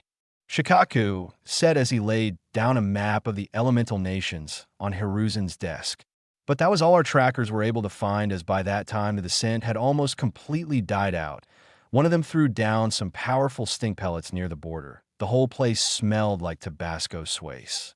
And now we don't know if the people who saved Naruto went north into rain country or headed south through river country. Hell, for all we know, they could even be heading into wind country. Do you think they would have gone to a base somewhere? I don't think they could have been shinobi from Suna. They rarely come into fire country for anything other than the Chunin exams. Kohara said. Yes, we took that into consideration, but it's very unlikely. From past and recent reports on their movements, they almost never go past river country. And if they have to pass through fire country for whatever reason, they have always made sure to let us know. Kohara said. I agree with what Kohara-chan said, Ryu chiming in for the first time. Suna wouldn't do anything to upset the alliance, seeing how they are still recovering from their latest problems with the Shikaku no Tanuki. The Kazekage was forced to seal it into his own unborn son. The process took the life of Raza's wife, Karura-san. From what my spies have told me, they have seen almost all the Suna shinobi forces recalled. It wasn't Suna, that much is certain. As the others took in what Ryu had said, Hamura spoke up. What about Rain? Nobody has heard much from them in a long time, and of all the other villages, they're the only minor village that is in any position to become one of the major shinobi villages. A Jinchuriki of the Kyuubi who possibly is trained by Hanzo, of all people, using his salamander summons? That would be all they needed to be able to become one of the big five. At this, Jiraiya shuddered. Now that a scary thought, that man gave me, Tsunade, and Oro team our titles after he gave us an ass whooping. He's the only one who ever could go toe-to-toe with Sensei, but if he trained any Jinchuriki in his techniques. His voice trailed off as he didn't really want to finish that thought out. It was at this point that Hiruzen spoke up. You make a good point, Hamura, but Hanzo wouldn't risk stealing a Jinchuriki from a major village. But if a bijou had broken free, then he would almost certainly be the first one there to nab it. He knows very well that at that point, it's a free-for-all on who gets the bijou. Besides, Rain doesn't venture out of their borders unless they're going into grass, claw, or river country. So the question stands, where is Naruto? Hiruzen asked as he took a long drag on his pipe. Hidden Akatsuki base in river country, in a galaxy far, far away. As Naruto opened his eyes, the first thing he saw was a dark, gray, stony ceiling. Blinking away some of his sleepiness, he sat up and first looked at himself. He was wearing a white shirt that was obviously too big for him, and upon further inspection, he had a crude gray pair of shorts on that fit him just fine. The second thing he noticed about himself was that he was covered in bandages. As he started lightly touching himself all over to make sure he was okay, he noticed that he actually felt pretty good. More than good, he couldn't describe it, but as he became more awake and his mind became sharper, he felt great. Looking at his left arm, he saw that there was some kind of needle stuck in his arm that was held down by the bandages. Attached to the needle was a clear tube that led to a clear plastic bag that was hanging next to his bed. Looking more closely, he could see that the bag was half full of some type of clear liquid. Oh, I think I saw that at the hospital once. Yeah. The nurse there said it was called, an IP. Yeah, that's what it is. It's supposed to do something to help sick people. With that thought in mind, he started to look around at the room that he was in. There wasn't much to look at because of how little there was inside, but he did see a dresser and a desk. Getting out of his bed, he took a look at the needle in his arm and decided to take it out since he felt fine. Besides, Karachan had said she'd make sure that he would be completely fine by the time he woke up. Slowly taking the needle out of his arm, he briefly shuddered at the alien feeling of the needle leaving his arm. After placing it on the desk, he made his way out of the room. Finding himself in fairly well-lit hallway, he decided to just wing it and went left. As he walked barefoot through the long hallway, he began to wonder where we could possibly be. Coming to some stairs, he made his way down them into what appeared to be a very plain kitchen with a table and a few chairs. Looking around, his stomach started to growl. Deciding on his next course of action, he began to rummage through the different cabinets for anything. As he was looking, something big and metallic crashed into the ground next to him. With a scream, he jumped back, hitting something large and very solid. As he looked at what it was that scared him, he saw that it was some kind of weapon. It was long and had not one, but 3 red blades sticking out of the end that almost hit him, easily the scariest thing he'd seen so far. As he looked at the weapon, he saw that it was being held at the other end by a very beautiful woman. This woman had long, shapely legs with nice wide hips and a thin and toned waist. Her breasts were large and covered in bandages similar to the ones he had on under his shirt. He saw that she had a very elegant and beautiful face with silvery white hair. Her eyes were even this really awesome shade of dark purple. As Naruto looked at her, he couldn't help but blush at the beautiful woman before stuttering out, "Hey, Tenchi." Realizing what he just said out loud, Naruto quickly covered his traitorous mouth with his hands before anything else slipped out, his face easily telling the woman of his embarrassment. This got the woman to laugh out loud for a bit. Kakuza, check it out. The Gaki thinks I'm an angel. Oh, well, that's so cute. But there's something you should know, little boy, she said as she easily ripped her large weapon out of the ground and got really close to the young boy's face, causing him to blush like a tomato. "And, what's that?" he asked as she leaned in close to whisper in his ear. "If I'm an angel," she said into his ear, "then I'm an angel from hell," she finished while screaming out that last part, causing Naruto to shake in fear till he heard a very deep and very gruff, almost cruel-sounding voice speak from behind him. "Haidome, as amusing as it is to watch you scare little children, it won't do for you to scare this one to death. We need him alive, remember?" As Naruto slowly turned around, he realized that not was it this particular man that he bumped into, but he was easily the scariest person he had ever seen in his life. This man was very tall and had muscles that looked like they had been carved out of rock. He wore no shirt, revealing that he was covered in stitches and scars like some kind of rag doll. He even had stitches on the sides of his mouth. The scariest thing about him were his eyes. The whites of his eyes were a bloodshot red, and he had pale, pupilless green eyes that seemed to just bore down into him. With a yelp, he immediately scurried to some relative safety behind Haidome's legs, where he peeked out from around them at the tall man, his tail being tucked away between his legs. "Jashin, damn it, Kakuzu. How the hell is it that you barely have to do anything just to scare the kid?" asked the ticked-off Haidome.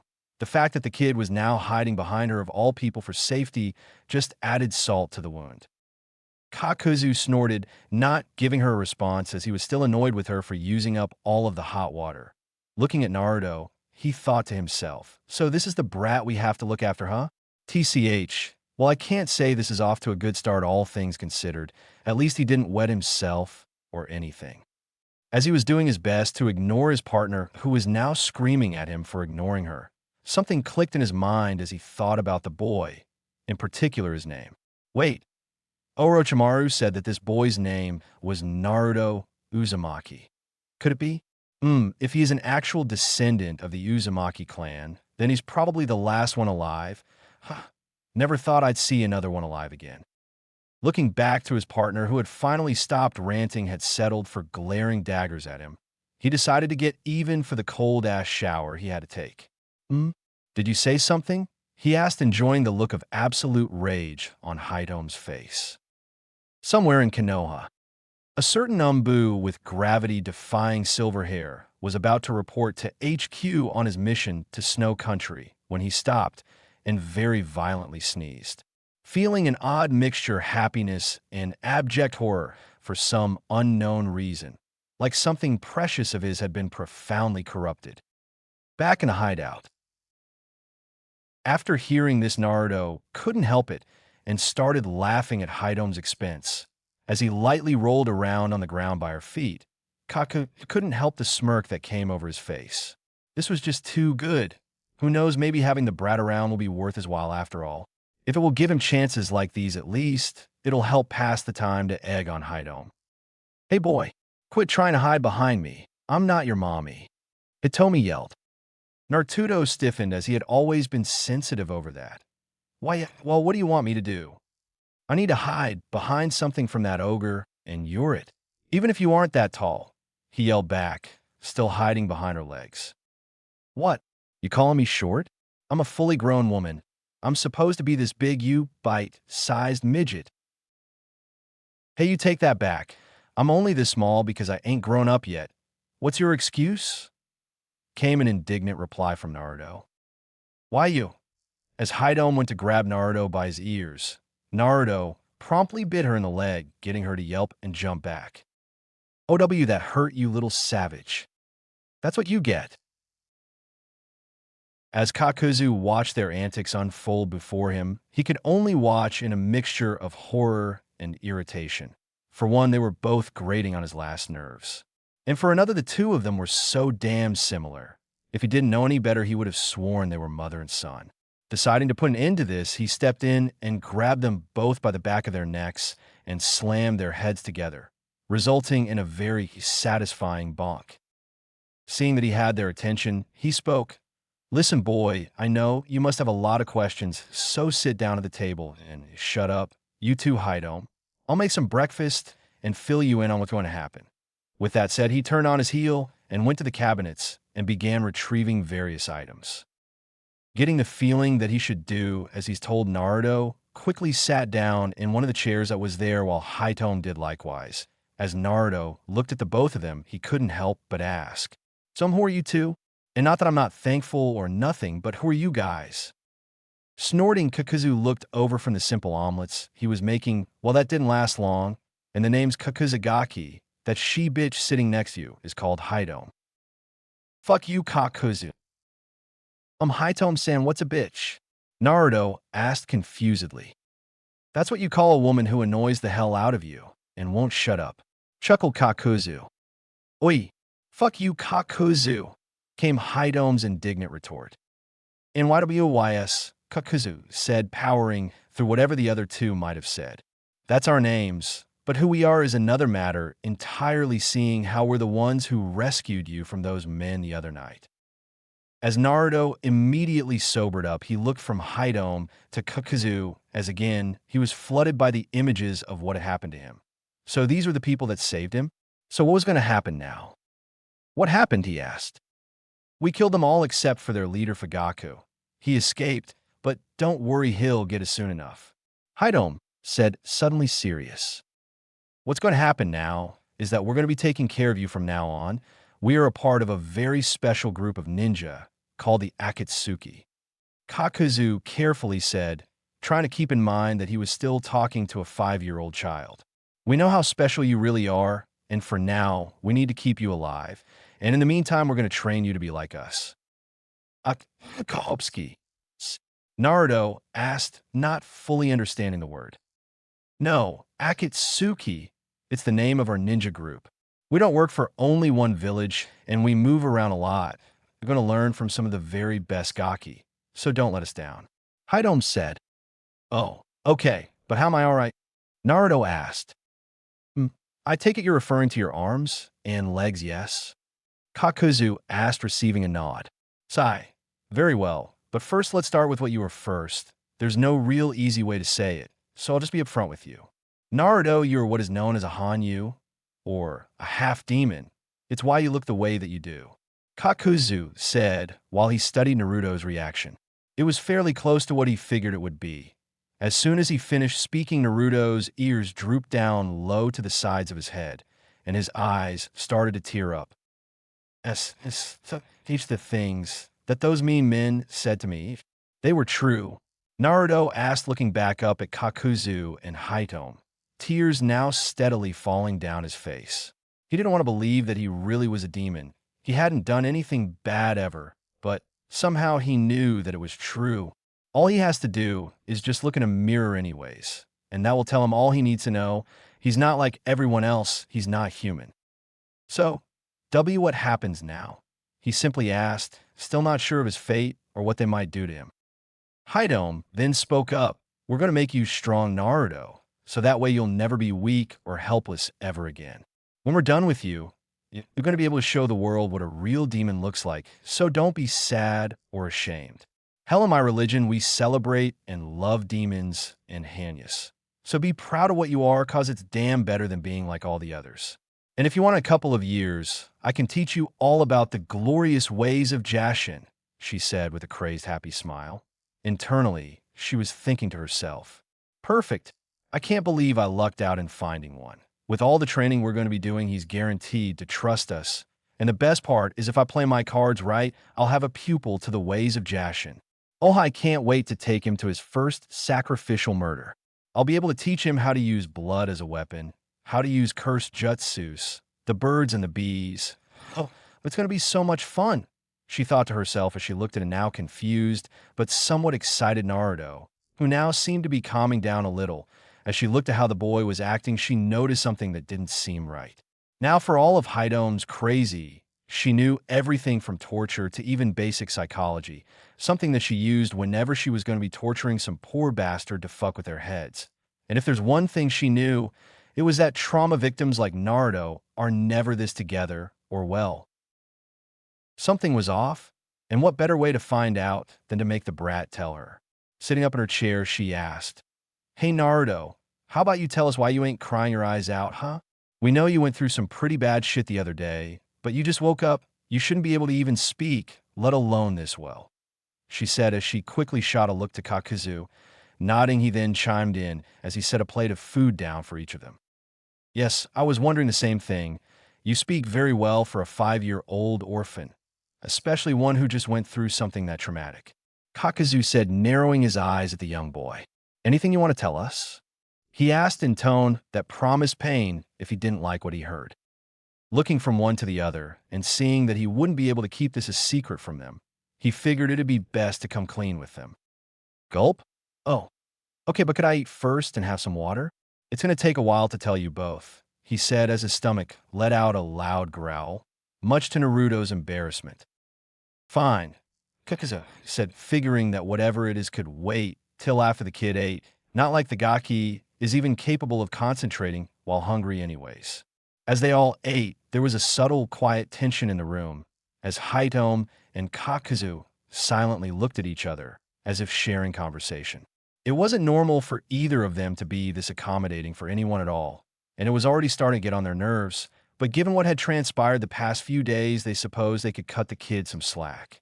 They're still marveling over how well the boy seems to be holding up, and it wouldn't really do for either of them to send the Gaki spiraling down into some sort of depression and clam up.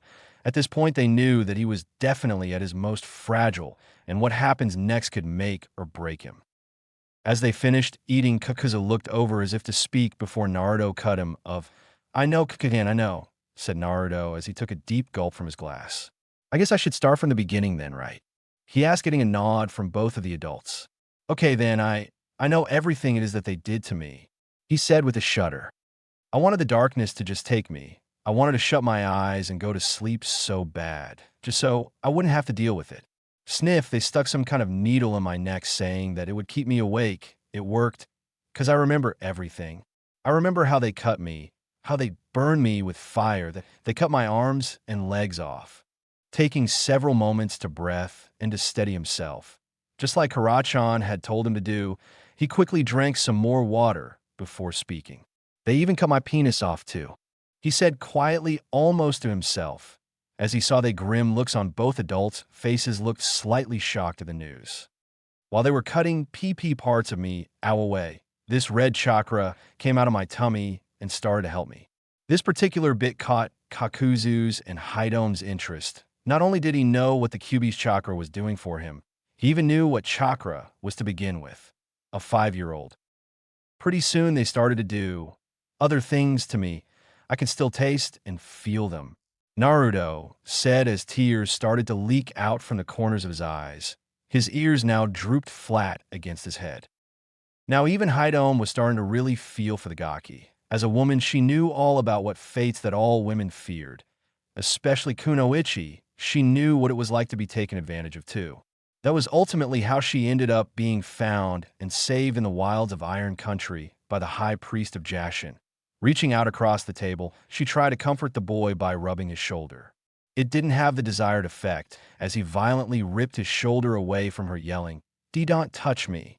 His voice having taken on a highly demonic tone, as began to bawl right there in front of them. As this was going on, Hidome went around the table to where Naruto was sitting. What happened next surprised Kakuzu completely, as Hidome then did something that was completely out of character for her. She hugged Naruto, wrapping him up in her arms so he could cry in her bosom. She simply held on to him. Freezing at first, not knowing what she was going to do, he eventually eased himself further into her chest and cried for several minutes. As this was going on, Kakuzu was seeing Hidome in a different light altogether.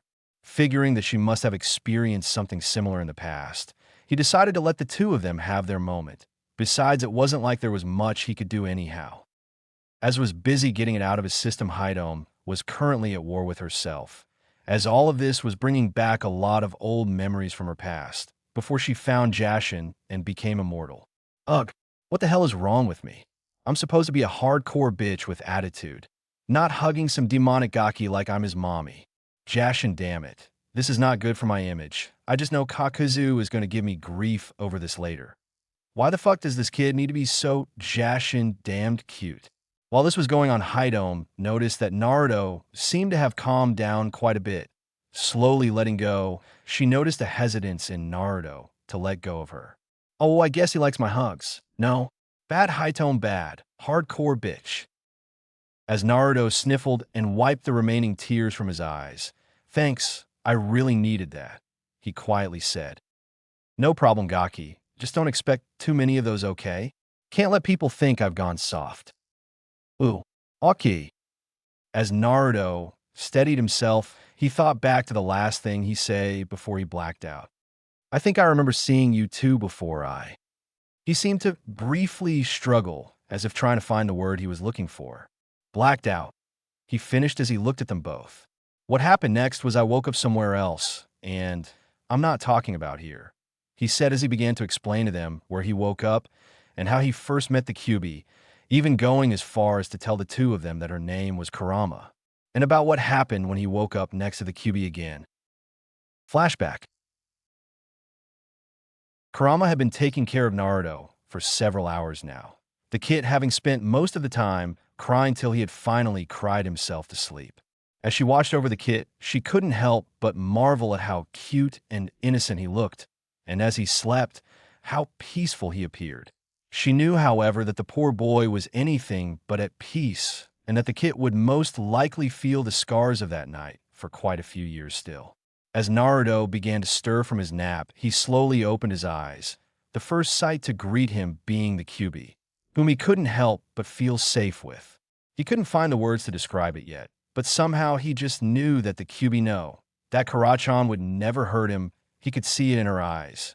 And at that moment, that silent promise of safety and protection that her eyes held meant more to him than he could ever describe. Vei Narukun Kuramasuted. Did you enjoy your nap? Yeah. He yawned out cutely as he rubbed his eyes and scratched his ears, a habit he'd had for some years now. You feel better now? She asked as she softly nuzzled his side, getting him to giggle. Ha ha. Yeah, I feel better now, Karachan. Karachan? He asked a little uncertainly. Yes. Well, what's going to happen now? What do I do? And where am I? He asked. That's simple, Naruto-kun. You're going to stay here with me for a little while. This place is called your mindscape. It's a very special place inside of your mind that you can go into. Right now, I can't leave it, so I'll be with you for a very long time unless you find a safe way to let me out. And while you're here, I'll start teaching you, as much as I can, all right? Kurama said as she fixed her eyes on Naruto. Really? He asked excitedly, happy that he'd get to spend more time with his new friend, and happy that they had a cool place that they could meet. Yes, Naruto-kun, but you should know that you can come in here whenever you want, but it'll be best if you do it when you go to sleep at night. Also, you should know that you can make this place look like whatever you want it to, all right? She asked amusedly as Naruto was starting to twitch and wiggle with barely restrained glee, his tail actually wagging side to side. Kawaii, such a cute little thing, she thought to herself. So I can make this place look like whatever I want, he asked, receiving a nod. Like a big castle? Or some place with lots of grass and mountains? Again, receiving a nod to both. Quick question, what is this place right now? And there are those large things over there, he asked, pointing to the cage doors. Oh, that's just what keeps me locked in here. I'll tell you more about that later when you're older. But for now, try to change up your mindscape. Kurama quickly answered, not wanting to answer too many questions all at once. Okay, Susu, how do I do that? He asked, causing Kurama to sweat drop. In hindsight, she probably should have covered that when she mentioned it. Mentally slapping herself, she spoke. What you do is you concentrate as hard as you can and dash. But before she could finish with her explanation, everything around them changed almost in an instant. As she looked around, what she saw made her jaw drop. Because instead of being in a sewer of sorts with a large set of cage doors, they were now in a very sunny grassy plain with rolling hills. She could see a large river not too far away and many mountains in the distance in every direction. Quickly looking around, she could honestly say that she was shocked. Most full-grown adults are incapable of making any changes to their mindscapes when they have one at all, that is, let alone doing something on this scale.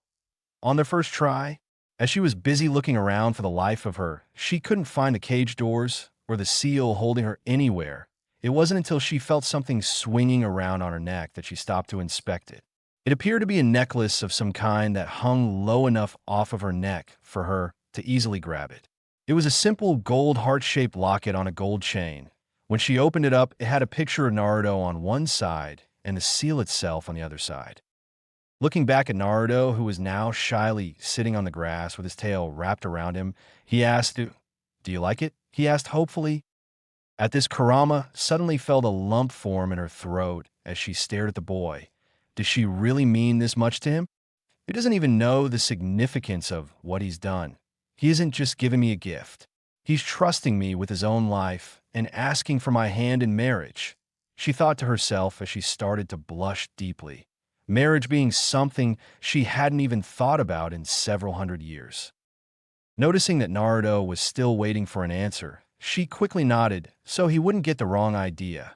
She'd tell him about the significance of his gift when he's older. Yes, I do. I like it a lot. I just wasn't expecting you to be so sweet, is all, she said honestly, causing Naruto to jump for joy. Still so innocent after all of that. She mused to herself.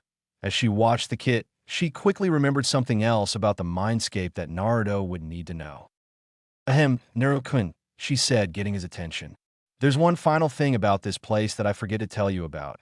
Time here passes differently from the real world outside, she said, getting what was getting to become his patented look of confusion, with his left ear down and his head tilted to that side.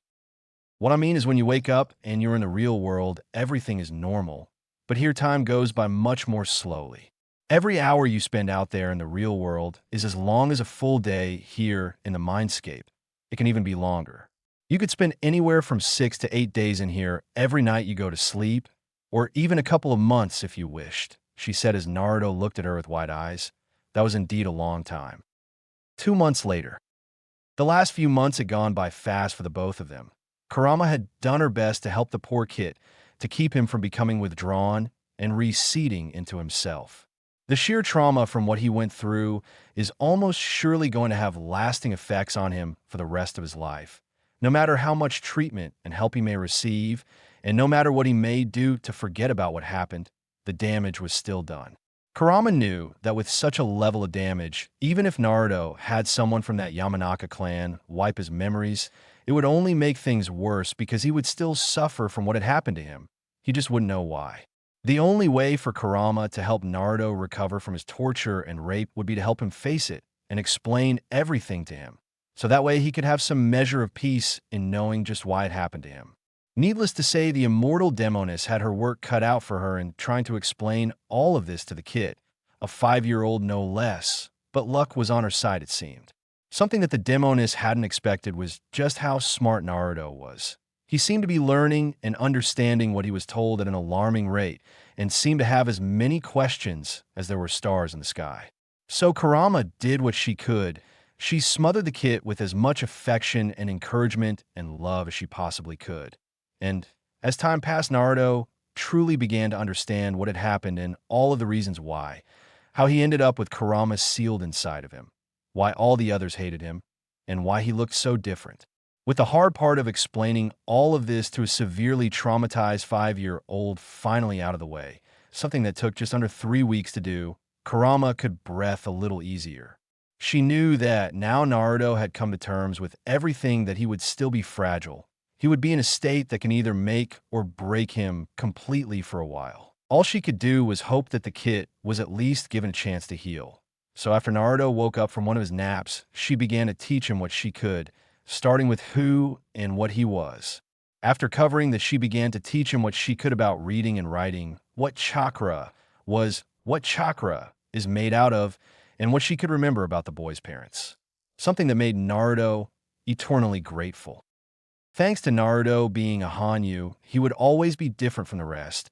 He would naturally possess the strength and speed that most humans could never match, with chakra coils that had been strengthened to handle his already large chakra reserves. He may be 5 years old, but he has more chakra than at least 5 average jounin. And that was before that stranger gave him that extra heart, which only added to his reserves. Even his natural healing was increased. He would have had an advanced regeneration ability, being Kurama's Jinchuriki, but somehow that had also become a natural facet about his body. She honestly didn't know if that was because of what happened when Naruto was only a few days old, or because of their mystery hero, and that was another thing that she had been trying to figure out when Naruto was sleeping. She had been poring over all that she could find out about Naruto's entire body, and whatever this thing was seemed to be similar to a symbiote, as it was doing its best to keep Naruto's body alive. It had somehow become one with almost every facet of Naruto's body, and was to some extent sentient, as she had even confirmed that it actually recognized that she was even there. It had even probed and prodded at her, almost as if trying to gauge for itself if she was a threat to its host. Kurama was about to start trying to purge the symbiote from Naruto's body when she noticed what it had been doing all along. Not only had it been helping her Yuki circulate throughout Naruto's chakra system, to put it to use as efficiently as possible by steadily increasing the size of his coils and strengthening them. It was even changing the very nature of Naruto's chakra. As Kurum further inspected Naruto's chakra throughout their time together, she noticed that was beginning to change into something very close to her own Yuki. It would never be true demonic Yuki, but it would certainly be unique whenever the change was complete. As Kurama kept an eye on Naruto, she began to notice that he was starting to make vast improvements as time went on. He was even starting to become smarter. As she looked through his mind, she discovered what the cause was. The symbiote had apparently sensed its host's stress and emotional pain. Whenever Naruto was asleep, it would try to ease Naruto's pain, and had been slowly influencing the kid's mind from the very beginning, trying to get Naruto to accept what had happened to him, to know that he had nothing to fear, and to move on. When Kurama saw this, the symbiote noticed her. Stretching out a mental hand to the demoness, it briefly conveyed a feeling of gratitude, as if to say thanks. Before it left Kurama to resume its work on repairing and strengthening Naruto's fragile mind, it conveyed the knowledge to call it Jiangu. Now knowing for herself that Naruto would be all right, more or less, Kurama started to really lay into Naruto with his lessons. The boy was already good at speaking thanks to that human woman Ji-san, but by the time she was done with Naruto, he'd be as smart as any 8-year-old. As the lessons winded down for their final day, together Naruto and Kurama were both lying down and chatting when Naruto suddenly had a question Karachan. Yes, Naruto-kun. You told me about a lot of the things you could do. Susu, can you make a body like mine? You know, a human one. Oh, and what brought this up? Kurama asked curiously. Will, I was thinking that it must be annoying going around as big as a mountain all the time, and that you might like to talk to others every now and then. So I thought you might be able to change into something smaller to look like everyone else. And plus I think he had look beautiful to Karachan, he said, finishing with a blush. Oh, is that so? Kurama teased, causing the kid to blush even more. This kid is just too damn cute sometimes, I swear. She thought to herself. Remembering that last human form she decided it'd be fun. Okay, Naruto-kun, just stand still for a moment. I haven't done this in a while. And with that, the mountainous demoness began to shrink at an alarming rate. Her fur quickly receded as all but one of her tails disappeared. Her body began to change almost as fast as she shrank, taking the form of a woman. When Kurama was finally done, turned around so that Naruto could see her. She was now 5 feet 10 inches with a perfect hourglass figure. She had fairly large DD cup breasts and wide hips with a very plump rear. Her hair was long and crimson flowing down just past her ass. She had a gorgeous heart-shaped face with high cheekbones and red pouty lips. Her eyes were the same as Naruto's, and like him, she had a single foxtail swaying behind her. There was just one problem. Was completely naked. Naruto's eyes became as wide as dinner plates as he saw what was the most beautiful creature to ever exist. As he took in her nude form, he began to blush till blood had completely filled his face. As he invented several new shades of red, blood promptly gushed out of his nose, causing him to faint on the spot. As the worried demoness started to check on the boy, cursing herself for forgetting to make sure she had some clothes on when she transformed, she heard Naruto say 2 words. Tenshi, beautiful, he said in his sleep, causing Kurama to blush. Very much appreciating the comment, she gave him a little kiss on the cheek for it. As she held the passed-out kid in her arms, she silently hoped that this little incident didn't come back to haunt her. Kami forbid if this turned him into a pervert or something. Oh, if only she knew. In a flashback, as Naruto finished telling Kakuzu and Haidome what had been going on, the two Akatsuki once again floored. Honestly, the only reason they were buying it was due to the fact that Naruto was a Hanyu to begin with. As they were mulling over what Naruto had told them, they both came to the same conclusion that they would have to update Pain and the others ASAP. They would certainly need to know that Naruto was already in contact with his Bijou, who apparently was female and was most likely very close to the boy. Resolving to deal with that later, they focused on something else that he had told them. Time flows much more slowly in his mindscape. That could make their jobs of teaching him and looking after him much easier in the long run. They could have the QB go over what they taught him during the day whenever he goes to sleep and still receive separate lessons from Kurama-chan every night. If all goes well, they will be able to move on to more advanced things very soon. They would just have to make sure the QB gets on board with it, as well as make sure that it doesn't figure out any of their organization's true goals. It would be very tricky to say the least. The Bijou are all several thousand years old at least, and have immeasurable amounts of experience and knowledge to draw upon. They would have to be careful at all times. Judging from his behavior, Kakuzu thought to himself. He will most likely respond the best to women thanks to what he's been through. I doubt if he'll ever feel comfortable around other men ever again. Understandable, all things considered. So the best course of action will be to let the QB and Haidome handle most of his lessons for right now. Maybe even see if we can get Conan to pitch in every now and then. That would certainly allow us to go out and do missions while somebody watches the boy, and it would give him someone else to open up to and trust. It's obvious that he's still fragile right now, but I think that the worst might be close to being behind him if he really spent that much time in his mindscape. Quickly coming to a decision, Kakuzu spoke. All right, Naruto, here's what is going to happen. For now, we're going to teach you the basic things you need to know, such as reading and writing, and improving your vocabulary whenever we can. We'll also teach you mathematics and basic survival skills while we're here. And when you go to sleep, you'll have the QB go over what we taught you, as well as whatever else she wants to teach you. This way, you learn everything you need to know as fast as possible. It may seem boring, but the faster you learn this, the sooner we can start training you to be a shinobi, understand? He asked, getting a very excited nod from Naruto, who was practically twitching with uncontrolled excitement. Good, because me and Haidom can't really leave this place to take you with us on our missions until you learn the basics. We'll be giving you shinobi training while we're on mission, so that way you get the most out of it, and we still get to do our jobs. So however soon we leave this base will depend on you and how fast you learn what we teach you. Me and Haidom are going to go and report to the others in our group what you have told us. We might even be able to get one of them to come over here and look after you from time to time, while me and Haidom go out on missions that we can't take you on. If we do, you will show her respect. Do I make myself clear? He said, growling out the last part. The last thing he wanted was to have to deal with Conan bitching in his ear. He already had to deal with Haidom. Seeing that Naruto understood and was nodding in affirmative, he gave a low grunt before getting up and leaving the room. After a few minutes of waiting, Kakuzu came back with several items in his hands.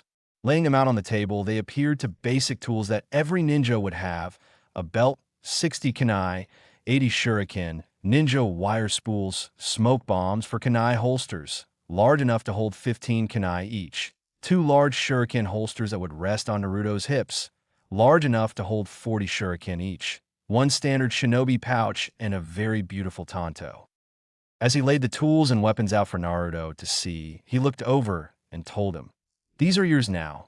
You will take good care of them, and you will not lose or misplace any of it. They are your responsibility now, and they're what you will learn to use while we eventually begin teaching you shinobi basics. If you hurt yourself training or playing with them, then it's your own damn fault. Neither one of us will go easy on you while we're training you. We don't have the time or the patience for that. So you're going to either learn fast, painlessly, or get hurt a lot learning everything. The choice is up to you. But rest assured you will learn one way or another," he said as he finished putting the entire ensemble of gear together for Naruto. "Here, put it on and see how it fits you," Kakuzu said, tossing the gear to Naruto, who just caught it before it hit his head as the boy got out of his chair and began to put it on over his clothes. It was all obviously oversized on his little body, with 2 fully stocked kunai holsters covering up most of each leg, attached by a Y-harness rig to the belt, and a shuriken holster on each hip just above the kunai holsters. The shinobi pouch securely fastened to the belt at the middle of his back. His tanto was attached to the right of the pouch, allowing him to draw from his right hand. As Naruto was checking out how all of it fit, he was doing all that he could not to yell out his excitement, sensing that him showing all of his enthusiasm wouldn't be appreciated. "Oh wow, this is awesome. I wish I could show this to Karachan. I look so cool," thought Naruto as he happily checked out all of his new gear. "Well, how do I look?" he asked as he struck a ridiculous pose. "Close to what we were imagining," Kakuzu said. "Awesome," Naruto asked with excitement in his eyes. "Nope, an idiot," answered an amused Haidom, causing Naruto to faceplant. Getting up, he pouted and started grumbling about stupid adults and them being so mean. "So, when do we start anyway?" he asked, trying to change the subject. Now came Kakuzu's reply. "Haidom, go ahead and see what he knows for now. I need to report into the others and let them know what's going on." Not bothering to wait for a response, he simply left the two as he went to another part of the base, earning a sweat drop from Haidom. "Wow, he's so helpful, it's like he's not doing anything at all," she thought to herself.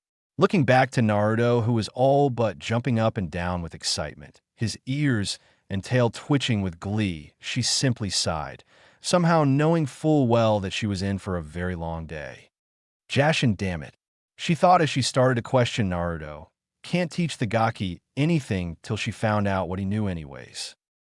With Kakuzu and the rest of the Akatsuki. I must say the child seems to have a talent for constantly surprising me," said Pain, having just heard Kakuzu's report on the Jinchuriki. "And you say that he was in his mindscape for how long with the Kyuubi?" "A little over 2 months. Not only that, but the boy will be able to spend about 8 days in there when he goes to sleep every night. The Kyuubi is teaching and caring for the boy. I suspect that it is doing all that it can to keep Naruto from suffering a mental breakdown of some sort. With what he went through, I have no doubt that if it wasn't for the Kyuubi, me and Haidom would be dealing with a catatonic vegetable right now. Regardless, we need to be careful around the boy. Nothing that could possibly tip the QB off to our goals. And if possible, I would like Conan to help out with teaching him every now and then. Kakuzu said, gaining a questioning glance from those present. Why would you want me to help? He's your responsibility, said Conan, not seeing why she of all people should have to help with such a simple task as teaching a child. Because I really don't think him learning from any man, let alone being near one, would be a good idea. He seems to only be comfortable around women. Hell, he practically sought refuge in Haidom's arms when he started to cry after having to talk about what happened to him. He most likely sees all women as a dependable source of comfort. Plus, it will give him someone else besides Haidom to get to know and trust, which could help him open up more. I think what he may need the most are emotional connections with people that make him feel safe. Kakuzu explained, surprising the other members of the Akatsuki with his insight. Looking around, he simply asked, "What?" Orochimaru spoke first. Well, Kakuzu, I don't think any of us were expecting you of all people to say something like that. Not many people study psychology to such extents, let alone know enough to diagnose such severe trauma, he said, earning a derisive snort for his colleague. I'm about as close as it gets to being immortal, and I've had a lot of time on my hands. What better way to pass the time than with a book? Personally, I've read up on every subject that there's over the last 50 years. A man has to have some hobbies after all, replied Kakuzu, once again surprising those gathered. But enough of that, there's one more thing that I want to mention. At some point in a few years, I'm going to go to the boy's ancestral home of Yazushi Obikure. With a bit of his blood, I should be able to get in just fine and look around. I doubt I'll find anything, but if I do, then all the better. I was around when that village was still standing before the Second Shinobi War. If anything of value survived the village's destruction, then it will most likely be something good. I'll need to do some digging, though. When I do leave, I'll need Haidom and Conan to look after the brat. Last thing we need is Haidom to be left alone for extended periods of time with a child, especially this one. She'll probably try to convert him to her stupid religion, he said, grumbling to himself near the end. Haidom could be annoying when she rants about her religion. One religious loon was enough, thank you. Fine. I'll make regular visits, so that way he can have someone to talk to. And when I show up, you and Haidom can go out and do missions. I'll take care of the child while you two are gone, answered Conan, gaining a look from most of the others gathered. Sheesh. Between dealing with Kakuzu and Haidom and Conan, this kid is so screwed, thought Kisame and Sasori as the meeting ended, and they began to go about their previous business. Back with Kakuzu. As Kakuzu made his way back into the kitchen where he had left Naruto and Haidom, he came upon something that he honestly wasn't expecting to find. A drunk Naruto and a tipsy Haidom trying to make a list of the things that Naruto apparently knew. With multiple shot glasses surrounding them, it wasn't hard to see that they were turning it into a drinking game of sorts. Oh, for the love of Kami, I leave them alone for 20 minutes and they're getting drunk. Kakuzu fumed to himself. Conan better get her ass over here soon. Otherwise, I might just kill myself in them. And with that thought in mind, Kakuzu walked over and threw a now passed out Naruto over his shoulder and headed outside. Figuring if he was old enough to swim in booze, then it was obviously time for him to learn how to swim for real. He'd make time to chew out Haidom later, when she had a hangover. 6 months later. The winds were blowing through the trees at a steady pace as the sun had just started to creep up over the mountains. As dawn was shedding light over the forest canopy, the blissful silence was abruptly disturbed by the sound of a man screaming in agony. H came the sound of a wounded man who was pinned to a large boulder next to a waterfall. The man in question was a B rank missing nin from Kiri named Rakasa Sukumu, who had fled his village after attempting to steal one of their legendary swords, the new Abari. He had then gone ahead and decided to attack and slaughter traveling merchants, stealing all of their goods to sell on the black market, even started creating a bandit crew of over 100 men, and was also wanted in for at least a dozen counts of rape in the lands of marsh sky, wolf, bird, and forest. And now he found himself at the mercy of 2 shinobi clad in black trench coats with red clouds and a child of all things. As Rakasa looked up at his attackers, he silently wondered how he had ended up in this situation. This led to him thinking back to the beginning. He and his crew had come back from a successful heist a few hours ago and had just started to really relax when Shuriken and Kunai had started to sail through the air around them. Before anyone knew it, most of them were dead. Being an experienced shinobi, Rakasa knew if he stayed around, he'd be dead soon too. He would only have a few seconds, so he needed to make a getaway. So, without even hesitating, he turned and ran. He had only gotten a few dozen yards out of the camp when several shuriken peppered his legs. Biting back a scream, he yanked them out while he searched for the one who threw them. Not seeing anyone, he simply ran, not minding the blood he was steadily dripping onto the ground. He was chased all night long till he made it to this waterfall. As he was about to make the jump across, that's when a pike flew through the air and nailed him to the boulder he was currently pinned to. Not wanting to die, he had tried to throw some kunai, only to have both of his hands pinned by the blonde child's kunai. The little bastard. Well, not gonna lie, Gaki, you did good, especially back at the camp with those shuriken, said one of his captors, a beautiful white-haired woman with a very sadistic look in her eyes. I have to agree with Haidom. That was smart thinking on your part, making him bleed, so we could track him. The other adult grudgingly agreed. This one being a very tall man who was covered head to toe, revealing only his creepy-ass eyes. Seriously, who the fuck is light red Solera? Ah, thanks Kakuzu-sensei, beamed the child, who was perhaps the strangest thing he had ever seen, and he had met Kisame Hashigaki. This kid had blood-red hair and eyes, which were slitted, long red fox ears on top of his head, and a fucking tail. Rakasa was honestly starting to wonder if he was under a jinjutsu or if he was having a really bad acid trip of some kind. Don't get too excited, brat, growled Kaku. We still have work to do here. Your first lesson in torture begins now, he said, gaining a smirk from Haidom. Oh, hell yeah. This is where the fun really begins for you. I've been wanting to take you to something like this for months, chirped a bubbly Haidom as she moved Naruto closer to Rakasa. Really? Why you want me to do that now? Asked Naruto, who was quite frankly scared and nervous as hell. He had acted on pure instinct when he threw those shuriken at Rakasa back at the camp, and he hadn't thought twice about that. But this was something that he just wasn't sure about.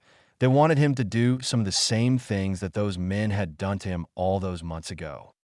I know why you're hesitant, Naruto, but this is how it must be. This is so you won't freeze up and hesitate when your life is at stake, said Kakuzu, not taking his eyes off of Rakasa. He normally would never be this patient, but once again he found himself cutting this kid more slack. Hey, just remember this guy is a murderer, a traitor, and a rapist. Hell, he's wanted for rape in at least 5 countries, so don't be feeling sorry or guilty, Naruto, came Haidom's stern reply, for once serious. This new bit of information got Naruto to freeze as he looked at the man in front of him. This man was a murderer and a rapist. This man was guilty of the same thing that had been done to him in over 5 countries. How many women did he hurt? How many women or kids like him did he force himself on? How many? Rakasa didn't know it yet as he sat there pinned to the boulder, a slight smirk on his face, but he was about to be put through a very special brand of hell on earth. For Naruto, there was no worse thing that you could do than rape. Being a rape victim himself, he naturally despised rapists. The thing is, though, that while he may have been tortured and raped 6 months ago, he had constantly had the constant love and support of Kurama-chan 24/7. Add on to that the fact that he went into his mindscape to be with Kurama every night when he went to sleep, where every 8 hours in there felt more like it was anywhere from a week to a month. And that during the day, he was counseled by Haidom, who shockingly had confided in Naruto that she was a rape victim as well, and was able to help him get through everything that he was experiencing. Then for Naruto, it was more like he had spent a year and a half trying to get over what had happened to him. He had come to terms with what had happened to him within a few days, and after a couple of months going by like this, it no longer made him freeze up or cry or get depressed when he thought about his rape. Nowadays, all it made him feel was pure, blinding rage. Naruto's eyes narrowed dangerously as he drew his tanto from his belt. It was big in his hands, but somehow that just made things feel that much more right. Rakasa was still smirking as Naruto approached him. He was about to say something too when Naruto quickly dragged the edge of his tanto across Rakasa's mouth, giving him a Glasgow smile similar to Kakuzu's. While Rakasa was screaming and cursing Naruto's eyes were moving all over the man's body. "You little shit. I'm going to kill you for that, you little demon." Rakasa roared through the pain he felt as blood quickly began to fill his mouth. "Oh, that was the wrong thing to say," chuckled Kakuzu, knowing full well that such a comment would only anger Naruto further. Got that right," commented Hidome. Hearing the demon comment, Naruto's ears twitched before he brought the Tonto point first down into Rakasa's right leg, just above the kneecap, where he started to twist the blade in slow circles. Ignoring Rakasa's screams of pain, Naruto proceeded to do this to the other leg before he brought the Tonto under his legs and sliced both sets of hamstrings. Rakasa could only scream louder after that, not paying attention to what was going on around him as this little boy was carving his legs like a cooked turkey. With his eyes shut, he wasn't aware of what was coming next. By the time Rakasa finally opened his eyes, he could see that Naruto had taken out some ninja wire and some capsules, and was now cutting off his shirt and vest. When his upper clothing was finally gone, Naruto immediately set himself on removing Rakasa of his sandals, pants, and underwear till the man was completely naked. Taking out 2 kunai, he threaded ninja wire through the rings of the kunai before he began to tie Rakasa's legs as far apart as he could, with the wire on each leg being pinned by one of Naruto's kunai knives. Stopping for a minute to admire his handiwork for a second, the then stabbed his Tonto as slowly as he could into Rakasa's stomach, his eyes never leaving the man's face, having resolved to make the man work for death. He didn't want to miss a single minute of what Rakasa was going through, as Naruto began to slowly cut Rakasa's body, targeting places like under the armpit or the inner thigh. Naruto couldn't help but imagine every single one of his rapist's faces on Rakasa, wanting the man to suffer for what he had done. That was what stopped Naruto as he stood back to allow Rakasa a breather. On Hidome's instruction, he quickly shoved a ninja blood pill down the man's throat so he wouldn't bleed out on them. It was then that Naruto looked down at what must be Rakasa's prized possession. Naruto then got an idea. He got an awful, wonderful, terrible idea. Getting down in between his legs, Naruto took Rakasa's limp cock in his hands and slowly began to stroke it, an action that gained very puzzled looks from Hidome and Kakuzu as they both silently wondered what Naruto was up to. Rakasa had no idea what the little demon was up to now, as he felt his member start to become erect despite the pain he felt from the rest of his body. He could only watch as this little boy started to pump his cock faster as it came to full mast. As Naruto pumped Rakasa's dick, he imagined all of the faces from that night 6 months ago, what those men had done to him, they had forced him to do, what they'd taken away from him. As he heard Rakasa moan, he could feel the man's cock start to twitch in his hands. Just a couple of more seconds, he thought to himself as Rakasa's orgasm approached. "Oh, Kami," moaned Rakasa just as he was about to fire his load, not knowing or caring about what might happen next. Hearing those words, Naruto quickly picked his Tonto off the ground with his right hand while letting go of Rakasa's cock in his left hand. As the first blast of semen shot out on Rakasa's stomach and abdomen, Naruto made a quick horizontal slash with his blade.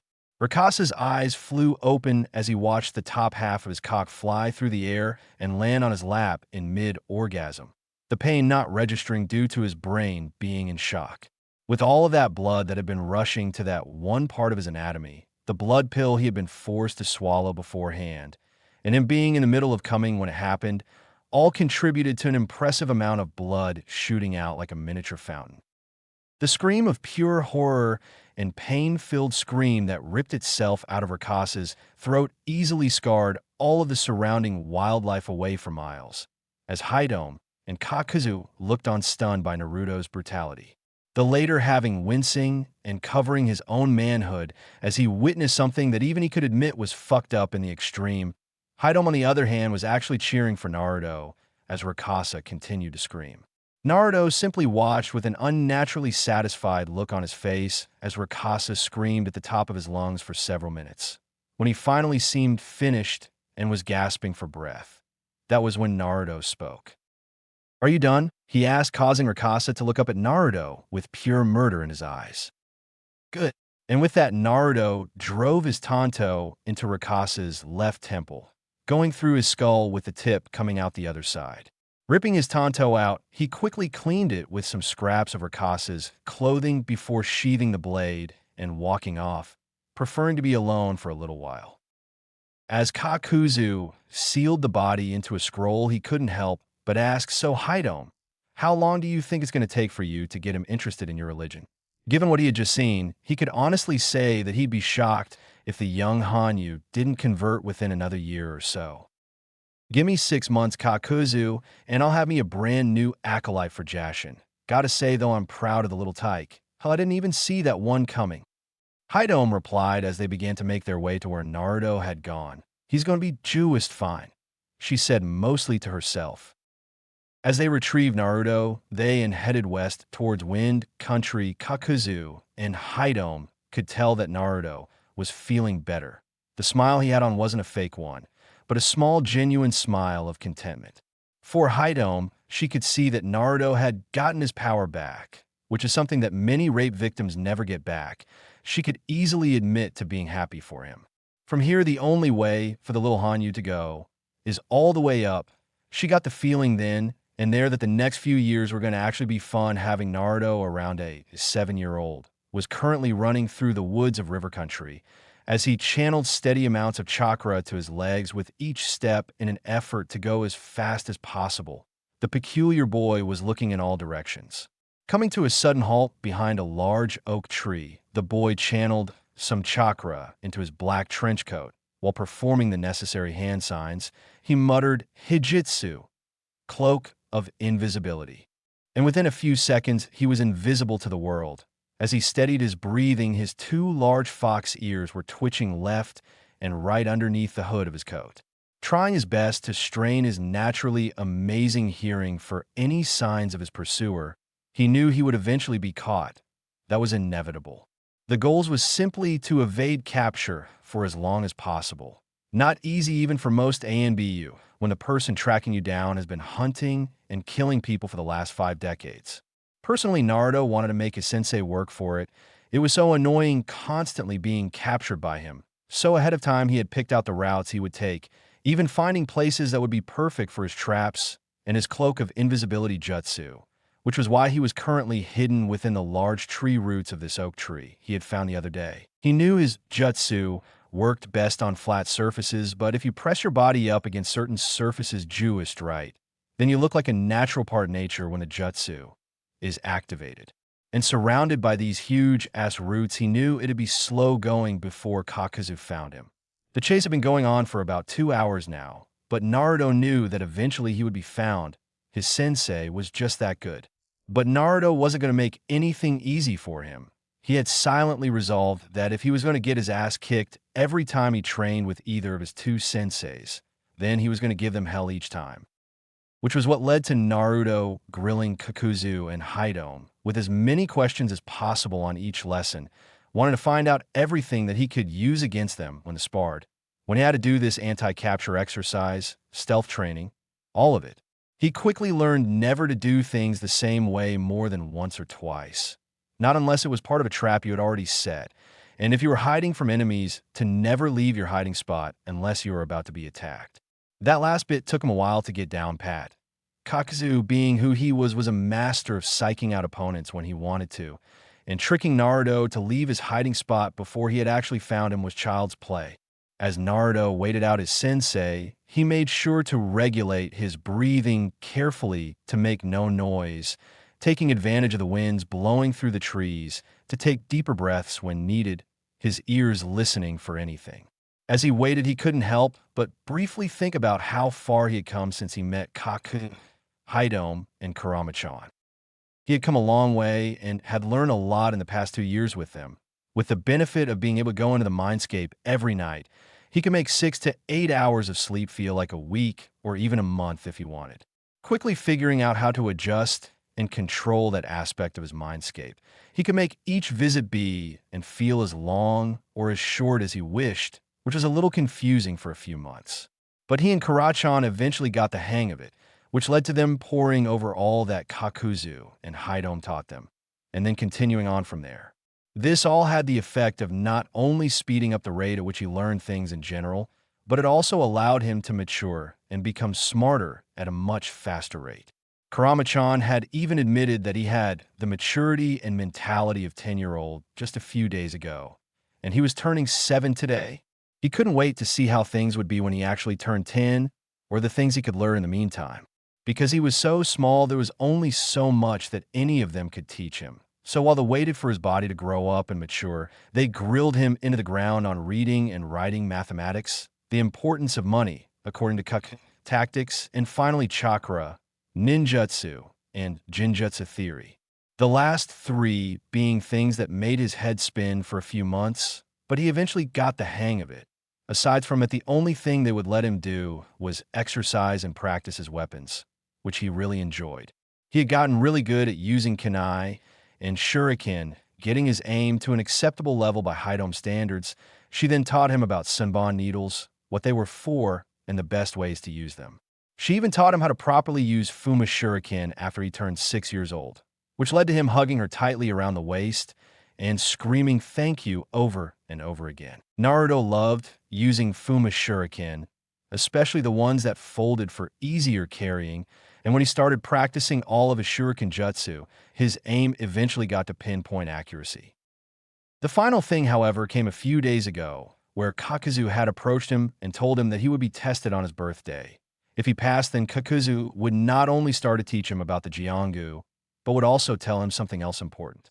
Naruto didn't have a clue what that could possibly be, but he knew that Kakuzu never did anything without a reason. Haidom even joked that Kakuzu wouldn't even brush his teeth without a backup plan. But the fact of the matter was that if Kakuzu was testing him to see if he was ready, then he would need to pull out all the stops. Because whatever that man had planned had to be important, because he never wasted his time with anything.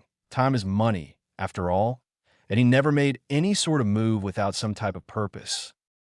As Naruto was contemplating this, his ears twitched under his hood as he heard movement on his 3 o'clock, the sound of a sandal lightly touching down on the branch of a tree. 24 meters downwind of him. He's here, he thought as he kept an ear trained on him, the other listening for anything else. He had learned the hard way once that Kakuzu would use his mass creature sometimes when he was hunting somebody down. That right was normally reserved for those who were proving challenge for him. A silent praise to his praise skill, and to Naruto's if he was guessing right.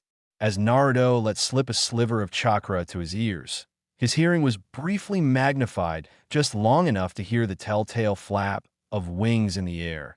Naruto knew for damn sure there weren't any birds in these woods that could make that much noise naturally. That meant to him that Kakuzu had to be using his futon mass creature for this chase. Kakuzu was probably doing that one thing of his where he shares his vision with the winged monstrosity again. Multiple lines of sight can be a bitch to run away from.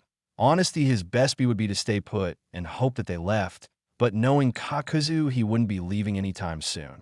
Pretty soon Naruto began to hear footsteps coming downwind from him, footsteps that he knew belonged to Haidom. As he was wondering what she was doing there, his nose soon told him why as it caught the scent of something that made his mouth water. Ramen and sake.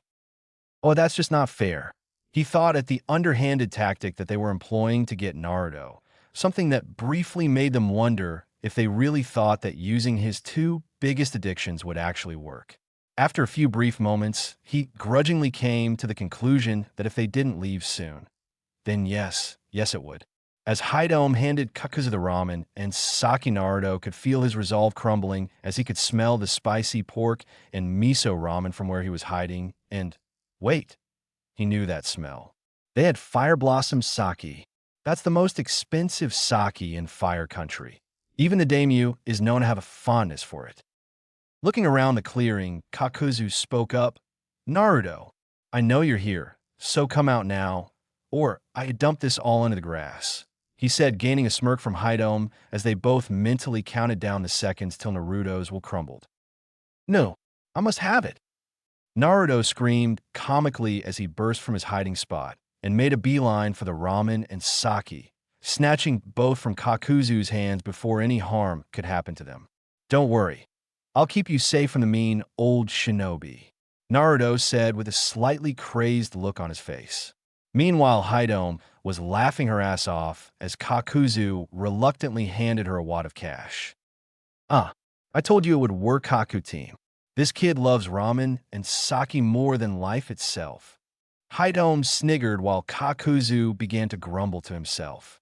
He honestly was still in denial over the fact that that had actually worked.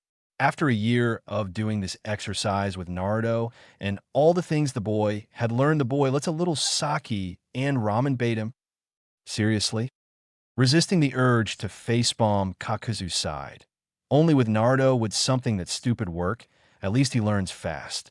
Looking back at the boy who was now happily drinking the last of the sake, having already inhaled the ramen, he would honestly never figure out where he got this addiction to ramen.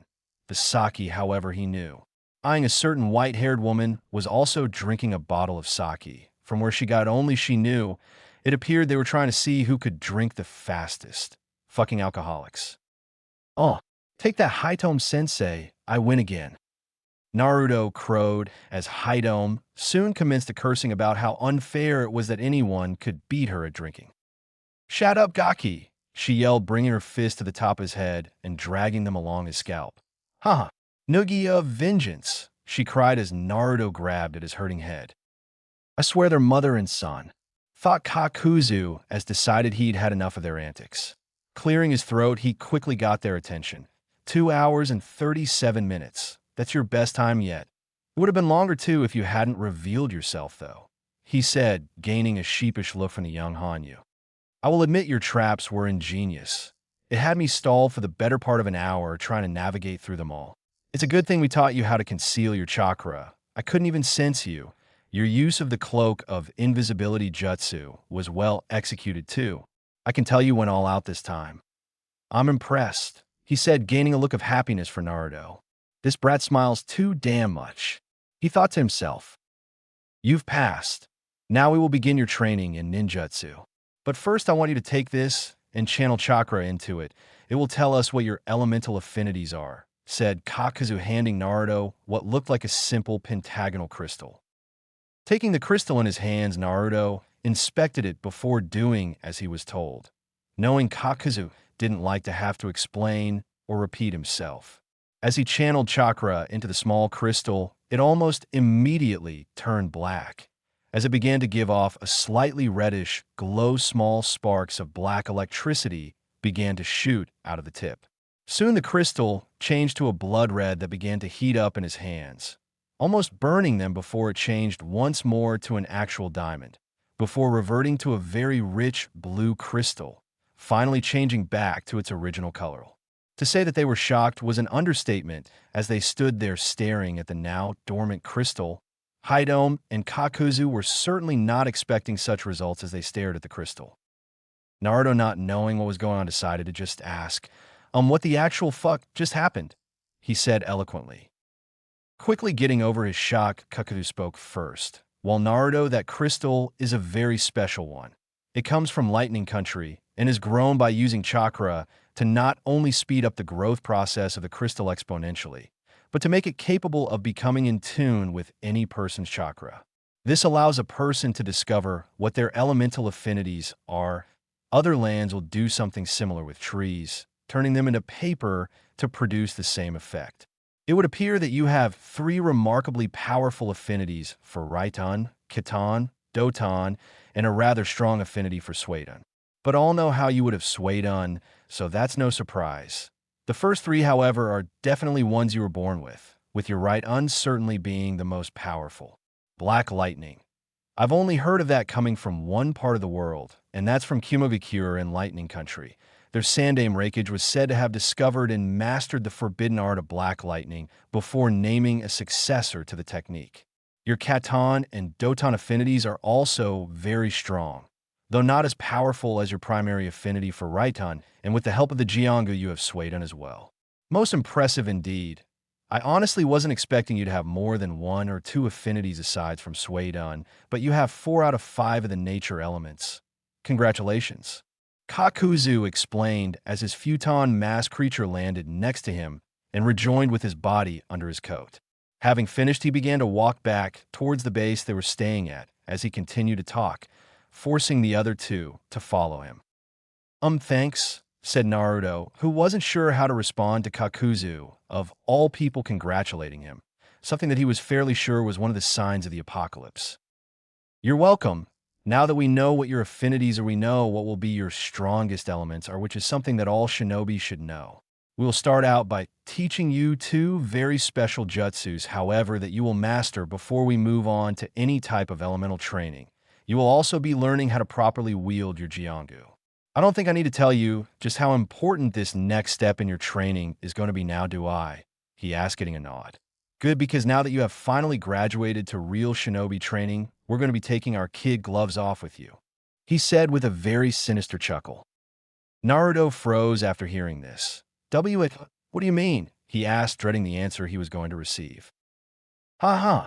4 words gaki, taijutsu, and kenjutsu training, came a sadistic response from Kakuzu, who was loving every second of Naruto's reactions. Oh, this is going to be good, he thought as he could see all of the different little training sessions that they would be able to enjoy together.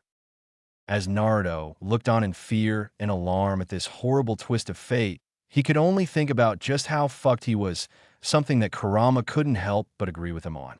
These next few months were going to be very long and painful indeed. In Konoha, it had been 2 years to the day since that fateful night that Naruto went missing. It had been 2 years since everyone's lives in Konoha were been flipped upside down. 2 years of considerable pain and many broken hearts. After Naruto had gone missing, the village went into a state of martial law for an entire year. Many of the families of the men who tortured and raped Naruto were questioned, though most of them had nothing to do with it. The ones who did, though, were publicly executed for high treason.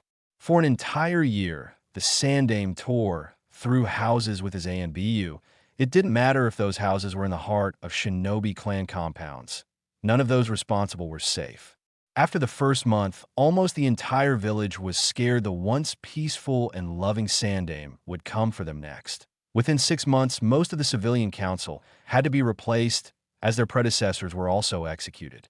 They weren't just executed, they were slowly tortured in the public town square to death for high treason, corruption, conspiracy to commit murder, espionage, and accessory to rape and murder.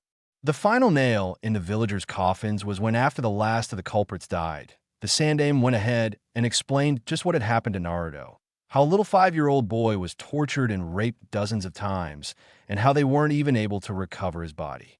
And how not only that, but he was the son of their beloved Yondaime Hokage Minato Namikaze and the Red Death Kushina Uzumaki. The Sandaime had wished to protect Naruto from the Yondaime's many enemies by hiding his true identity. But now that the child was murdered, there was no point in keeping the secret anymore. And so, all of the villagers and shinobi alike were shamed into silence as they were forced to reflect on all that had been revealed. There was one thing, however, that had also plagued Konoha, and that was the serial rapist that had been there the night of Naruto's murder. Hiruzen had personally torn the village asunder trying to find that man, but unfortunately that bastard Smart, when martial law went into effect, he went underground. The rapist, who was more like a ghost at this point, only struck 7 times in the last 2 years, most likely just to blow off some steam while he waited for things to cool down in the village. But Hiruzen knew that one way or another that this ghost will be caught eventually. Everyone makes mistakes at some point, because even the best can make mistakes. And so for the last 2 years, Hiruzen had been combing the village for anything he could use to catch this man. And while he was doing just that, he had noticed many of the smaller things that had escaped his notice. The first and the biggest was the Ninja Academy, whose curriculum he had to revamp almost entirely. They may have been in peace times, but things should never have been made that lax compared to the wartime curriculums. And as much as he hated to think and admit it, but with Naruto dead, the village had permanently lost a powerful piece of its military. And so the aged Hokage had to create a new template that would go into effect immediately. One that made sure that all students would spend the first 4 years learning reading, writing, mathematics, history, survival training, shinobi tactics, basic taijutsu, and all the basics of chakra theory.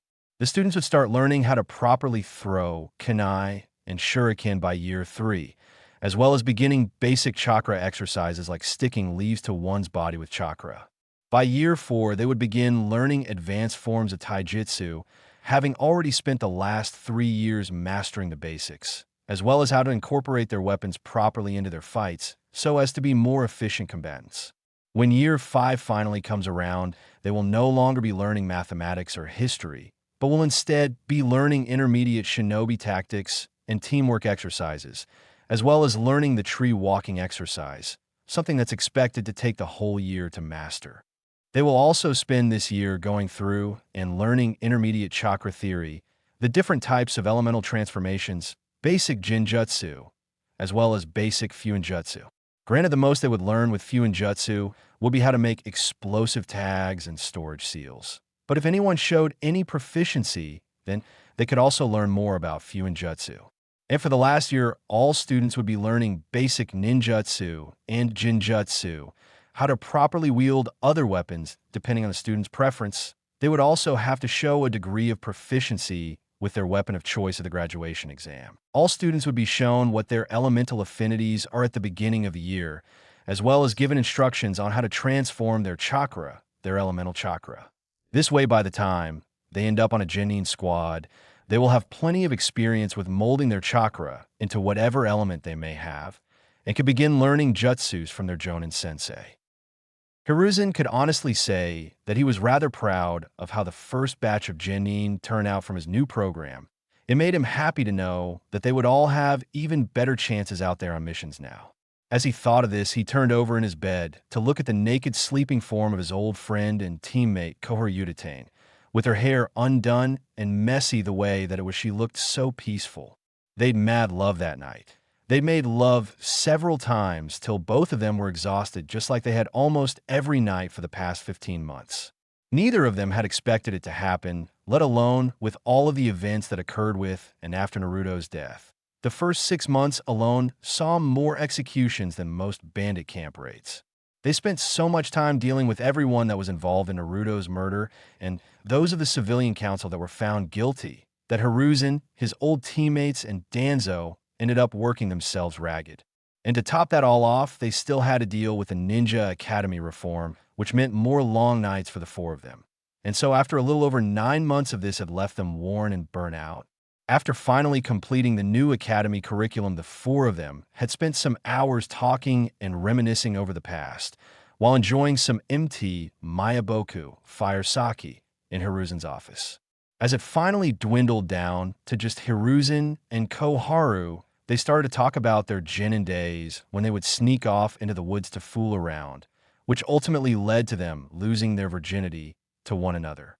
How they kept up a very physical relationship for years before they both found the loves of their lives and eventually married. Koharu had lost her husband after he died, saving her life on a mission.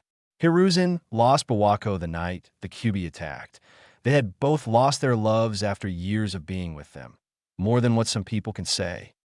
Neither could trace it or pinpoint it. Perhaps the sake was affecting them that night, but before either knew it, Koharu had kissed him full on the lips. He was shocked and completely caught off guard at first, more so when he felt her hand slip under his robes and into his pants. He could only moan into the kiss as he felt her slowly stroke him to full mast. Breaking the kiss, they simply stared into each other's eyes for a few moments. Catching their breath, Hiruzen promptly brought Koharu over and into a sitting position on top his desk. Quickly ripping one another's clothes off, they had all but rutted each other into exhaustion that night. It would be a couple of days afterwards when they could look each other in the eye without becoming embarrassed, both agreeing to not act like a couple of teenagers they had talked it out. A conversation that led to their current situation, one that had them sneaking off from their duties like a pair of horny teenagers sometimes, despite all of their nightly activities. There was even a time where Koharu had decided to visit her Hokage. She hadn't said anything to him, nor hinted at what she was doing. With a look in her eye that would belong to a woman in her 20s, she quickly hushed him, before she got down on her knees in front of him and proceeded to give him a blowjob under his desk. Something that she decided to torture him with by making it last as long as she possibly could whilst forcing him to continue working. He honestly thought they were going to be caught when Kakashi walked in. Decades of being a master over his own body and emotions were put to the test that day as Hiruzen sat and listened to Kakashi's report, while trying not to let it show just how much he was enjoying Koharu's efforts. To this day, he is still yet to figure out if it was just because of the situation which made it so exciting, or if it was because of Koharu's ungodly abilities at giving head. Either one was fine with him. Surprisingly, he had actually managed to get some work done that day, as Koharu had made a point of spending several hours with him that day, servicing him however he desired, something that he made damn sure to pay her back for later. As the months dragged on and turned into years, the two of them became more and more close with one another, to the point where they would spend entire nights in one another's homes just holding each other. They weren't young fools who had no clue what they were getting into. They were much older and experienced people who had already been married for years, having both lost the loves of their lives. They saw the signs, and they both saw that things were changing between them. They had even admitted that they were developing feelings for each other.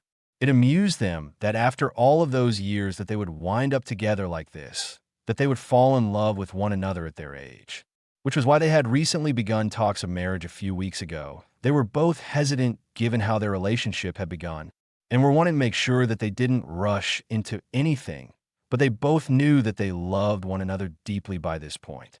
They were both sort of taking a deep breath, it seemed, before they took that final leap in their relationship, having already taken to publicly dating several months ago, something that shocked most of the village. As Hiruzen softly stroked his new love interest's hair, she briefly stirred before opening her eyes. Looking at the man that was gently playing with a lock of her hair, she smiled. "Hey, Hiru-kun, your lips can finish what your fingers have started," she said lovingly as she snuggled into Hiruzen's tightly muscled chest for warmth. They had truly come to cherish these tender moments.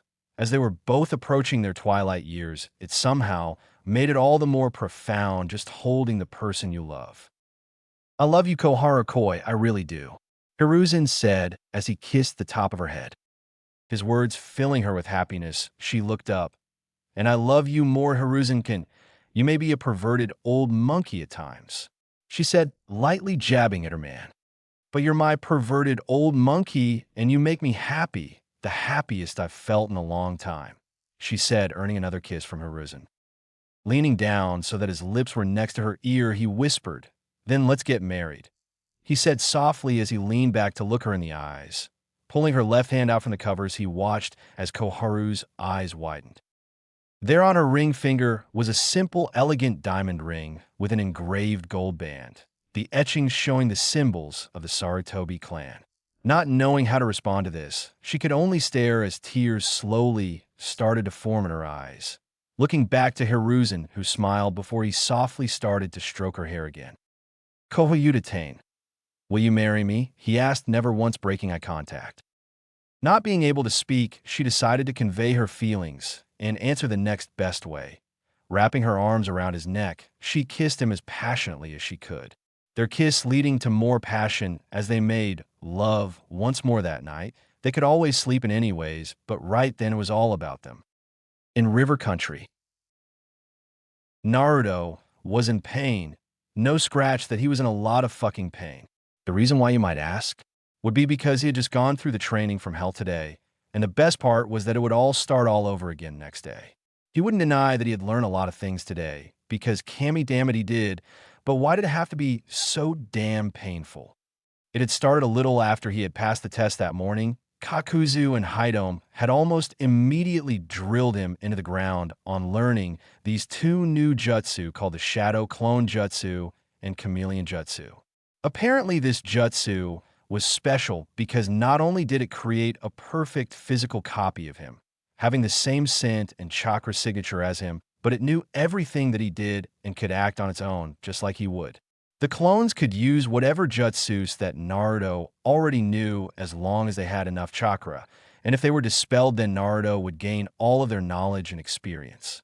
Granted, they weren't all that sturdy, being able to be dispersed with just one decent hit, but that didn't change the fact that they were fucking useful as all hell. He could use them for just about anything from scouting and espionage to combat. They still have all of his skills, knowledge, and abilities, so as long as they aren't dispelled, they could certainly be used in combat. There was no way he wasn't going to use them for a shit ton of support roles during all of his fights now that he knew this jutsu. It was just too damn useful not to. The chameleon jutsu basically allowed the user to become completely invisible, and one could easily move around and fight with it active, making it an almost invaluable stealth jutsu. It had taken Naruto 6 whole hours to get both of the damn jutsu down, though, something that had seriously irked everyone gathered. If it wasn't for Kurama-chan speaking to him through their mental link, then he might have lost his cool. After he finally got them down, however, both of his senseis and himself were shocked. All the three of them could see was a sea of Naruto clones surrounding them. There had to be at least 300 of them. What was worse was that some of them started to try to use the chameleon jutsu to sneak around and goose other clones, or try to otherwise scare one another. Panicking Naruto had quickly decided to dispel all of them at once, which he immediately regretted due to the headache that followed. Apparently, there was a reason why it was a kinjutsu. Not only did it take a lot of chakra to perform, but it also ran the risk of causing brain damage or death if too many clones were ever dispelled at once. Even Kurama was complaining about having a severe headache herself, which led to them all agreeing to keep the clones under 300 for at least the first few years. Thinking back to what happened afterwards, Naruto grimaced as he thought of the lessons that Kakuzu pounded into him in taijutsu. While Hidome's crazy ass made off with another 100 of his clones to have them start practicing several different things, saying that it was high time to give the Gaki a proper education. Flashback. As Naruto was sitting there in the clearing, still trying to shake off the headache he couldn't believe just how many of those shadow clones he created. He could be a one-man army with all of those clones, and he wouldn't have to lift a finger if he played his cards right in a fight. As he was thinking about all of this, Kakuzu spoke up. Now that you've had some time to recover, remember Naruto, if you overdo that jutsu, you could end up brain dead. Now, come. It's time you learned a proper taijutsu style, and I just so happen to have the perfect one for you, he said, walking into a clearing while Naruto followed. Lucky me, this is going to hurt a lot, isn't it? Naruto asked with a raised eyebrow. Excruciating came the simple and honest reply. Well, fine then. Let's jump into it already, Naruto said with a sigh. Very well. Now the taijutsu style that I'm going to show is one that I have used since I was 13. It is called Kanjo Takina Ikari. Hidome will most likely teach you another style as well, but for now you will learn this. Now this style is unique because it is solely derived from one's emotions, working as a fuel for its power and seeing how emotions can affect your chakra. It is very powerful. This style is focused around very agile movements and monstrously powerful attacks and counters. Those who master this style are people who are in complete and utter control of their emotions. You must be careful, though, because there's a price for this sort of power, and as you climb up through the higher stages of training, or using the more powerful techniques in combat, the more likely you are to receive serious injury. That's why it's important to build your body properly into hard muscle. Why do you think I work you into the ground these past 2 years with your exercises? He said as he looked over to his pupil waiting for an answer. This got Naruto's attention as he listened. He wasn't expecting to hear something like that from Kakuzu. So all this time that he had been training him into the ground was so he could teach him his own taijutsu style? Wow, Kakuzu, I didn't know you care that much. You're not getting soft on me, are you? He asked with a grin at the end. Shut up, Kakuzu growled. Now, Kanjo Takina Ikari has 7 stages to it, them being named for different emotions. From the first stage to the last, they are as follows. The hate, envy, fury, sorrow, serenity, happiness, and finally pandemonium. Each stage has its own functions and uses, allowing you freely adapt to whatever situation you may find yourself in. The higher the level of stage you use, the more powerful your techniques are. For instance, Stage 4, Sorrow, and Stage 5, Serenity are both B rank levels, with Stage 6, Happiness being comprised of a rank techniques. Care to guess where that would leave the final stage at? So, Pandemonium is S rank, huh? What makes it so special? Naruto asked. It grants you the ability to fight using all of the previous stages simultaneously, as well as granting you unbelievable levels of speed and power by bypassing the natural limiters in your body, which are more commonly known as the 8 gates. It bypasses them, allowing you to fight at your fullest potential. There's a price, however, to this. For one, you will feel every possible emotion that exists. At the same time, the longer you use pandemonium, the more damage you do to your body and to your mind as well. Using it briefly will cause minor muscle tears and temporary mental instability, but from there it gets worse. As you continue to use it, you develop major tendon and muscle damage, as well as major mental decay. In some instances, you shred every muscle and tendon in your body as you fight, as well as suffering from severe mental decay and a complete loss of your basic functions. Loss of hearing, sight, etc., with the worst case being death. Kakuzu explained as he watched Naruto's face took on a look of horror as he listened to Kakuzu's explanation. Yeah, I'm just going to leave that as a last resort, then Naruto said nervously, not liking the sound of that at all. All right, now, we will begin with the first stage, which is hate. This will require you to meditate before each practice session. The first stage draws upon your negative emotions as a base. Literally any and every negative experience that you have will do.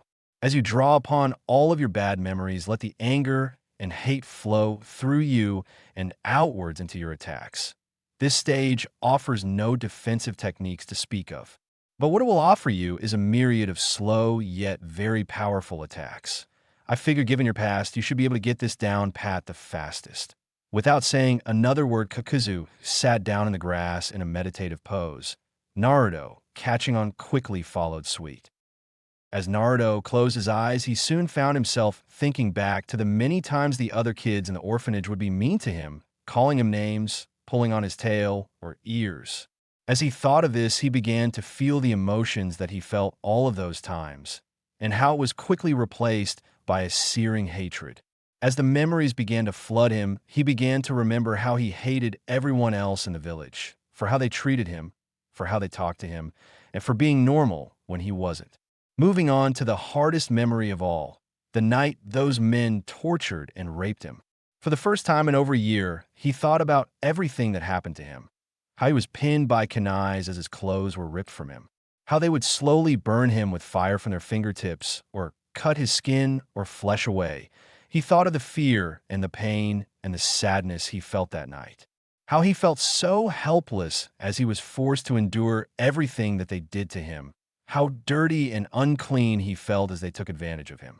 How he felt used and almost betrayed by those strangers. He knew they wanted him dead, but it didn't make him feel any less betrayed. As he meditated, he could feel a raw, almost primal energy surge through him. As he opened his eyes, he took note that Kakuzu was now standing. Silently getting up, he stood and waited for his next instructions. Without a word, Kakuzu walked over to a boulder near the center of the clearing. With a growl, he let out a fierce right punch that obliterated it to rubble. Not even pausing to admire his handiwork, Kakuzu then turned to look at Naruto. Pointing to a nearby tree, he simply stared as Naruto understood what it was Kakuzu wanted. As Naruto walked over to the tree, he heard Kakuzu's voice ring out from behind him. This technique is called Spiteful Strike. Concentrate your hatred and chakra into your fist and unleash it with your strike. Taking Kakuzu's words to heart, Naruto began to focus on his chakra, his hate, and his rage as he channeled it all into his fist. As the faces of all of those who heard him briefly flashed through his head, his mind rested on the one he hated the most, the only one that got away, Fugako Uchiha. Without any further thought, Naruto let out an almost demonic roar before he punched the tree with everything he had, allowing his hate and his chakra to blast outward and into the tree on contact. Naruto could only look on in awe as he witnessed the damage that was done to the large 60-feet oak tree. As it groaned and toppled to the ground loudly, he could only smile as he felt proud in his accomplishment. As Kakuzu watched with a small twinge of satisfaction, he looked at the tree, where he noticed something very odd. The wood of the tree seemed to be sizzling, something that Naruto noticed too. Walking over, they both kneeled down to inspect the wood, and what they found surprised them both, as the wood that hadn't been obliterated by Naruto's attack was being corroded away as if being eaten by some type of acid. Quickly looking at his own hand, Naruto then looked back to the now half-gone tree before testing something out. Channeling chakra into his hand, he pressed it down onto an untouched part of the tree. The results were almost immediate as his chakra began to corrode and eat away at the wood, something that had Naruto's and Kakuzu's minds racing. Speaking first, Naruto decided to do the normal thing and flipped out. "Holy shit, did you see that? This is fucking awesome!" He screamed as he started to get a glint in his eyes as his young mind started to go through fantasies of him slaying countless enemies and being the coolest ninja ever. Pipe down, Brad. While I'll admit that's impressive as hell, it doesn't change the fact that we still need to get on with your training. From now on, whenever we spar, you will not be using any chakra with any of your techniques. Am I understood? Kakuzu said, screaming out the last part. The last thing he wanted to do was lose a fucking limb to Naruto's acidic chakra. One more thing I'm going to have to look into, I suppose. Kakuzu mused to himself as he walked back to the center of their clearing. Meanwhile, Kurama chose to speak up through the mental link she shared with her host. "Naruto-kun, you should be careful from now on. Your chakra is very dangerous, and if you're not careful, you might kill either of your senseis," she admonished, quickly getting the desired effect of sobering Naruto up. She may not like doing such things, but she knew it would kill Naruto if he lost either of his senseis. She had spent the last 2 years watching how Naruto interacted with Kakuzu and Hidome, and while it was a very rough start at first, she knew that Naruto cared for the both of them deeply, even if he probably wouldn't admit it. Now that Naruto had calmed down, he mentally responded, "So, Karachan, any reason why my chakra did that?" he asked. "Yes, Naruto-kun, it's because you're a Hanyu. I noticed it 2 years ago when I was looking through your body's makeup. Demonic chakra is by its very nature acidic and corrosive. It has no place in nature whatsoever. Your chakra is actually as volatile as my own at this point. So just be careful from now on, or you'll do something you'll regret. Now pay attention.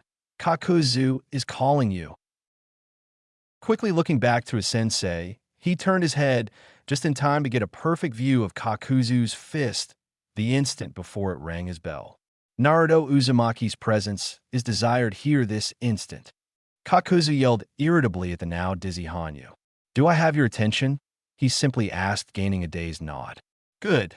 Now let's get back to your training," he said with a dark chuckle which promised untold amounts of pain, causing Naruto to slightly whimper. "With Hidome and Naruto's clones." "All right, maggots, listen up," yelled Hidome to the group of clones. "Here's what's going to happen. The first 50 of you will practice doing the chameleon jutsu. Your goal is to be able to turn it on and off without hand signs and move around without losing concentration. Now, the next 20 of you are going to start doing the tree walking exercise. You'll channel chakra into you feet to stick to the tree. If you use too little chakra, you'll just fall off like an ass. But if you use too much, you'll destroy the surface of the tree and go flying through the air. Use one of your kunai to mark your progress, and don't stop doing this till you dispel. I'll be back to check on you later. I also want the rest of you to break up into groups of 10 each. Each group will practice transforming chakra into one of your 3 affinities." As the clones scrambled to do as instructed, Hidome fished 3 small scrolls out of her pocket before handing one to each of the groups who were to be practicing basic elemental transformation. After explaining to the groups what each scroll said, she instructed them to use leaves to practice on, telling them to vibrate their chakra to produce right-un chakra, kneading it to produce katan chakra, and finally to harden and compress their chakra to produce doton chakra. Briefly showing each group what to do, Hidome then went to check up on the clones that were doing the tree walking exercise. She knew that she would need to keep an eye on them the most, otherwise they get dispersed by accident. She also had to have a couple of shadow clones keep an eye on the group that was practicing the chameleon jutsu. She didn't know why, but she just had a feeling that leaving a mischievous group of little Hanyas to their own devices was a bad idea, especially when they're trying to master a fairly complicated invisibility jutsu. She didn't want to spend the whole day being pranked by invisible Narutos. As she walked around the group, she began to give pointers to those who were struggling, telling some to go slower or to use less chakra, while telling others to just stand there on the side of the tree and get a feel for it. As she was doing this, she was thinking about what she would have to teach Naruto next.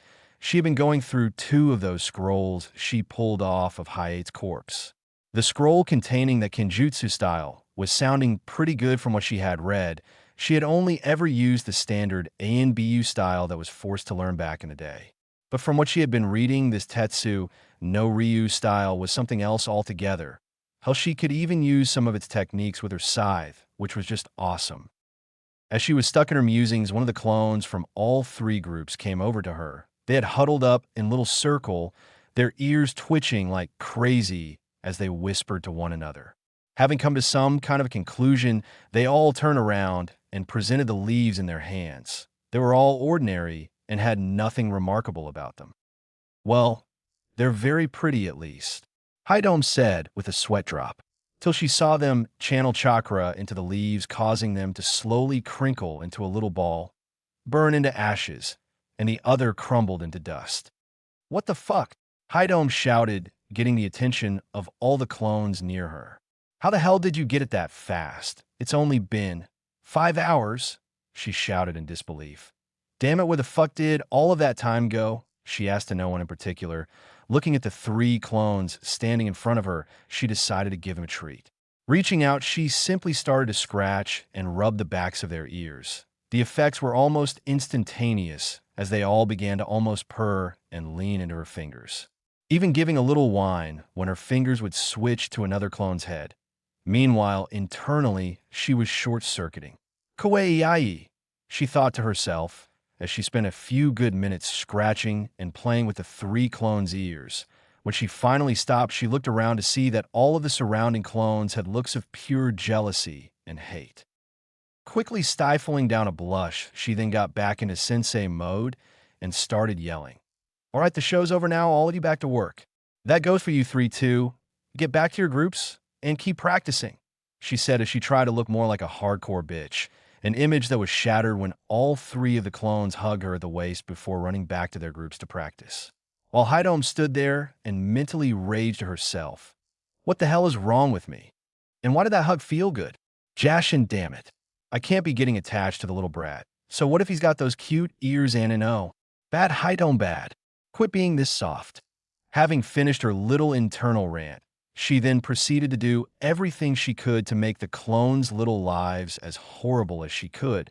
She had a reputation to protect, after all. End of flashback.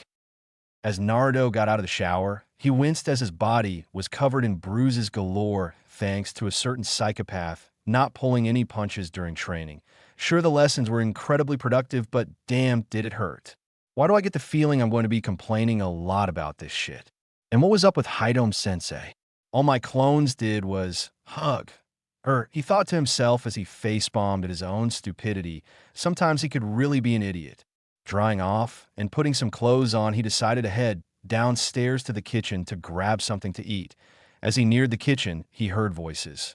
He was able to easily recognize Kakuzu and Haidom's voices, but he did not know who the third belonged to. But he could tell it was a woman's voice, which put him at ease somewhat. Slowly entering the room, he saw Kakuzu and Haidom sitting at the dining table talking to another woman that Naruto had never seen before.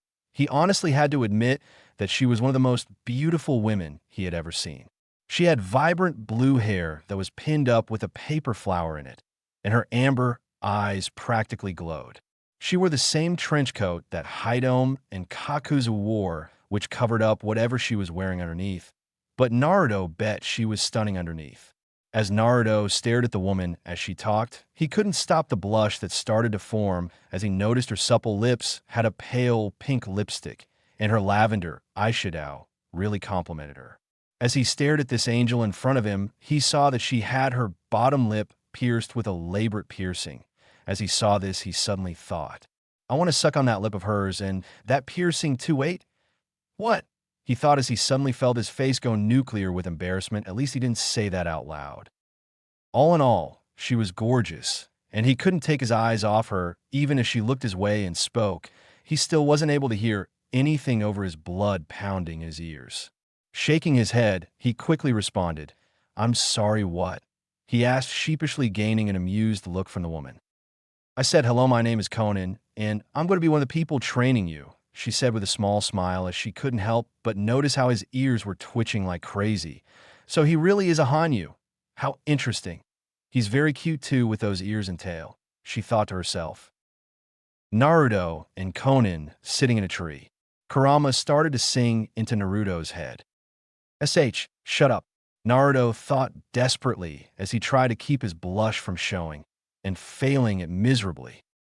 Guys, gay. Kurama chanted at the top of her lungs before breaking down into a fit of giggles. This was just too damn rich. So, anyways, you're going to be teaching me? Teaching me what?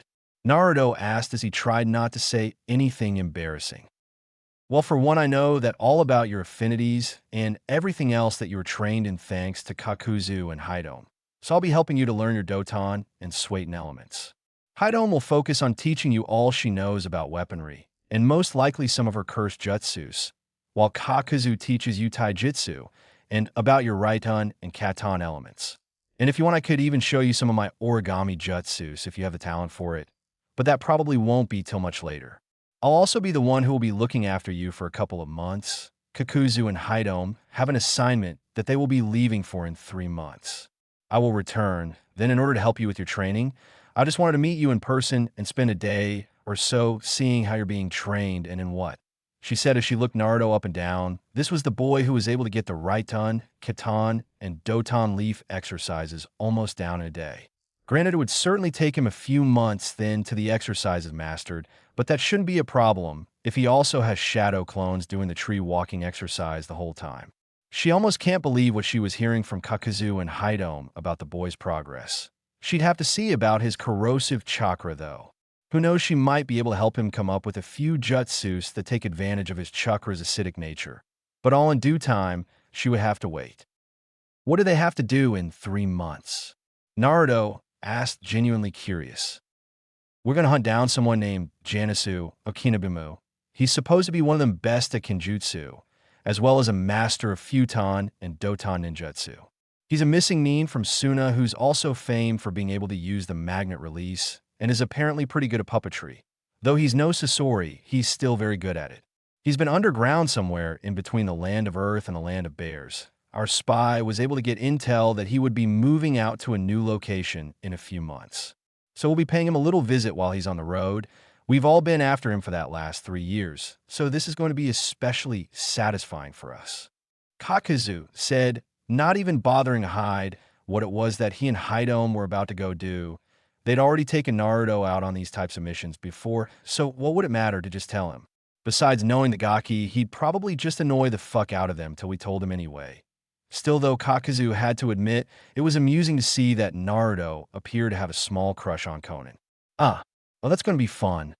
Kakuzu thought to himself, having already decided to make the boy's life hell over crushing on Conan. Meanwhile, Haidome was likewise thinking the same thing as her partner. Oh, does someone have a little crush? Let the teasing commence, she thought as she slowly got a horrible, awful, wicked, wonderful idea. For some unknown reason, Naruto shivered, suddenly feeling like his doom was approaching him, deciding to just grab something to eat and just leave. Oh, okay, well, I'm just going to grab something and go to sleep then. I guess I'll see you all in the morning. And it was nice meeting you, Konan-chasen, he said, quickly correcting himself at the end so that no one would catch a slip-up. After quickly raiding the fridge for what he wanted, Naruto simply scampered off to bed without another word.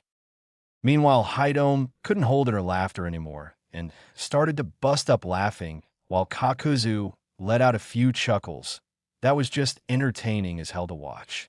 Thanks to having Naruto around for the last 2 years, they had grown to enjoy teasing the hell out of the boy for laughs. And tonight just provided them all the ammo they would need for the next few months till they left. Looking over to Conan, Haidome spoke first. Okay, now, that was funny. It looks like you have a little admirer, Conan. Just be gentle with him, okay, she said, giggling at the end. Conan, for herself, could only stare at Haidome. You do realize he is only 7 years old, right? I highly doubt he actually has a crush on me at such a young age, she replied with a raised eyebrow. Though internally, she had to admit the boy was really cute in an adorable pet sort of way. Do you see now what I was talking about, Conan? Kakuzu asked, getting the attention of both women. What do you mean, Kakuzu? She asked, having no idea what he was talking about. I said 2 years ago that he would naturally be far more comfortable with women around him than men. You saw how comfortable he was with you, and Haidom, he asked, gaining a nod. Yes, but he seemed to be comfortable enough around you, though. Conan replied.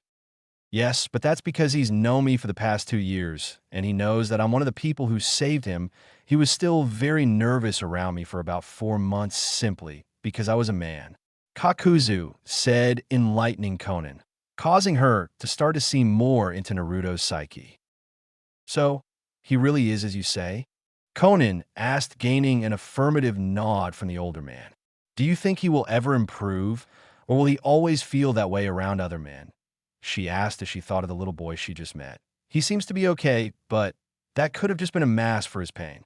Is he broken inside? I wonder just how much pain does that poor boy feel every day? She wondered as she waited for an answer, but the one she got surprised her greatly. Actually, yes. He's already shown great improvements in that regard. It was 6 months after we got him that we took him with us to hunt a missing nin down. I can't remember his name. He was just another B-rank shinobi. But he had started up a bandit party and been wanted for dozens of counts of rape in 5 countries. He was a little nervous before we slaughtered the bandit camp, but he never froze up. He even saw our target running away and tagged him in the legs with some shuriken. When we finally captured him a few hours later, he did a damn good job playing with him. Kakuzu explained as he took a sip of his drink. Oh really? And what did he do after you two caught him, if I may ask? Queried Conan, how was pleasantly relieved and surprised to hear that Naruto was doing better. He may be a Jinchuriki, but no one deserved what happened to him. This time Haidom spoke up, a touch of pride in her voice. He tortured the fuck out of the guy, stabbing his legs, carving him up like a Thanksgiving turkey, till he started to cut off the rest of the guy's clothes. He then started to jerk the guy off, she said, earning a surprised and disturbed look from Conan. WH what? What the hell for? Conan asked incredulously. What the hell could possess him to do something like that? She thought to herself. He jerked the guy off, and right as he was coming, Naruto sliced the top half of his dick off. Kakuzu explained, gaining a disgusted and horrified look from Conan, who really wasn't expecting something like that. That was just fucked up. He then waited for the guy to stop screaming before simply asking if he was finished. Then he buried his knife in the guy's temple and killed him. Haidom said as she enjoyed the normally stoic woman in front of her, was completely caught off guard by that little story. So how has he improved since then? Conan asked as she reschooled her features, now really wanting to know more about Naruto's development. We've taken him with us into the lands of fire, wind, rain, and grass so that he could gain experience for being on mission, so that he could see how we operate and learn how to be a shinobi and how to hunt other humans. We'd simply have him practice his stealth skills by hiding as close to the enemy as we could get him, and while we deal with everyone, there we'll save our main target for Naruto to deal with. That's when he would practice torture and interrogation techniques on them. Haidom was able to teach him everything she knows about torture and poisons. Kakuzu said, shocking Conan with just how much the boy knew and had done in his short little life. Oh yeah, I question him on all of that stuff while we travel from place to place. He really learns from being shown what to do and actually doing it himself. That's why I'd grill him on what he learned in between each torture session, so that way he could continue to learn more. I'd just have him imagine that he was doing whatever we talked about to Fugake team, she said happily as she took a swig of sake. Now that Conan actually looked, she noticed that there were 3 empty bottles of sake next to Haidom that hadn't been there earlier, which made her wonder where the woman got them from. And how the hell was she even able to sit upright in her seat like it was nothing? So it would appear that he's been progressing at a remarkable rate. Conan simply concluded after taking a few minutes to take in all that she had just learned. This boy is going to be a monster when he grows up. I don't think I would have faced him then if we ever ended up on opposite sides. With this level of progress, he really will turn into an unstoppable force. We'll definitely have to be careful with how we secure his loyalty. Kakuzu said that Naruto seems to bond with women, feeling much more comfortable with them than men. Maybe I could get close to the boy in the coming years. If I get him to feel attached to me, and maybe even a Haidom, then we could possibly secure his allegiance later on, especially when we start to extract the bijus from their hosts. With that in mind, she decided to take a day to see what Naruto's training would be like before she left. She'd make sure to have Kakuzu or Haidome give her and pain updates before she headed back here to take care of Naruto. Very well then. I'll be watching how you train Naruto tomorrow to get a feel for how he learns and how fast he learns. I want regular updates in between now and when I come back to look after Naruto, so I know what to do and expect. That way I can pick up with where you left off. I'll handle his Suiton and Futon training then. That way you too can focus on his other elements as well as whatever else you wish to teach him. This way his training will be focused to yield the best possible results. But I will need your updates beforehand, as that will help me decide what I shall be teaching him. Conan said as she began to come up with multiple ideas as to what she would teach the young Hanyu. She was actually a little excited even. She had never had to teach someone other than Yahiko years ago, and she really enjoyed it back then, so teaching Naruto could even be fun for her. It would certainly be refreshing for her to take a break from her duties back in AIM. Still, she had work to do if she was going to be here with the child, and she would make sure Naruto learned what she had to teach him. Easy enough. I'll have a list detailing his skills and what he knows and is being taught ready for you before you leave tomorrow. As for updates, just send Zetsu at the end of each month to pick up another scroll detailing his progress. That way I don't have to keep wasting time with the rings, replied Kakuzu as he got up from the table to get some sleep. I'll see you tomorrow, he said before retiring for the night. As Conan watched him go, she wondered just what type of hell he was putting Naruto through. Judging from the bruises that he was covered in, Kakuzu wasn't exactly pulling any of his punches. But still it showed just how resilient the boy was. She had seen what a punch from Kakuzu could do when he's motivated, and even though he was still going easy on Naruto, she knew those hits hurt. Looking over to her fellow woman, she saw that Haidome was happily downing another saucer of sake. She really had no idea how Haidome was able to drink that much and still live immortality be damned. So, want to drink with me for a little bit? Haidome offered as she pushed a filled drinking saucer Conan's way. No thank you, Haidome. I still remember the last time I drank with you. And I know for a fact that is the same stuff that had me seeing triples after a few drinks. Sorry, but I learned my lesson from the last time. She replied with a slight smirk. She'd never admit it, but Haidome was very fun to drink with. Good night, she said before retiring herself. Before you go, one thing, she said, quickly getting Conan to turn around. There wouldn't happen to be anything going on between you and the leader, would there? You two seem to spend an awfully large amount of time together. Haidome asked slyly, gaining an almost unnoticeable blush to grow on Conan's cheeks, something that sent Haidome into a drunken fit of giggles as Conan simply left without another word. The next day, Naruto was standing in the same clearing as before as he practiced the day before. Yesterday, he had been able to learn the 3 basic techniques of Stage 1, as well as getting the hang of them. Something that had resulted in Kakuzu having to constantly raise up boulders from the ground with his Doton ninjutsu. Near the end, they were going over proper technique, so as to make sure Naruto left as few holes as possible. Today, Kakuzu was going to make him focus on repetition with each technique, so to build up Naruto's speed and muscle memory, while making him do it properly every time, so Naruto could gain flawless technique. As Naruto sat there meditating on the grass, Conan watched from one of the surrounding trees' branches. Looking around the area, she saw that there were many felled trees. Deciding to investigate, she quietly shunshined over to one of the trees that appeared that Naruto had practiced on the day before. It was just how Kakuzu had said last night. Naruto's chakra had apparently corroded about half of the tree, half of what had to be a 60 feet tall oak tree that had to be about 4 feet around. This is very impressive. I'll have to make a note to spend some time with Naruto, trying to find a way to use this to his advantage. I'll save that for after I've gotten him to an acceptable level with his Suiton and Futon training. If we have the time afterward, I'll see what I can do then. She thought as she looked at what Naruto had done. Looking out across the clearing, Conan saw that dozens of trees had met the same fate before they had switched to boulders.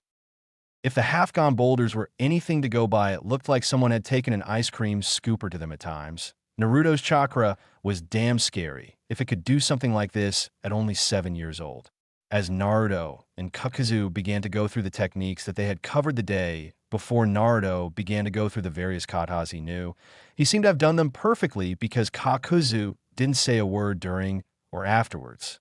He simply did a hand sign before raising a fairly large boulder up from the ground for Naruto to practice on. Conan watched as Naruto went through 3 techniques on the boulder, each destroying a fairly large portion of the rock each. But what made her widen her eyes was when she watched as what was left of the boulder began to become corroded by Naruto's residual chakra. Before long, all that was left was a piece about the size of Naruto. Without a word, Naruto charged and let out a kick that reduced it to rubble. Looking to his left, Kaku already had another one ready for him, which he then charged towards, running through everything that Kakuzu had taught him to do. Conan watched as Naruto destroyed boulder after boulder this way, before Kakuzu stopped him. As Conan watched, she noticed that Naruto had the look of a killer the entire time. She had seen that face almost her entire life. It was the look of somebody who wanted to kill another person.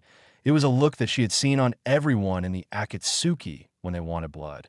As she watched the young Hanyu, she wondered who it was he could want dead till she remembered one of Kakuzu's first reports on the boy.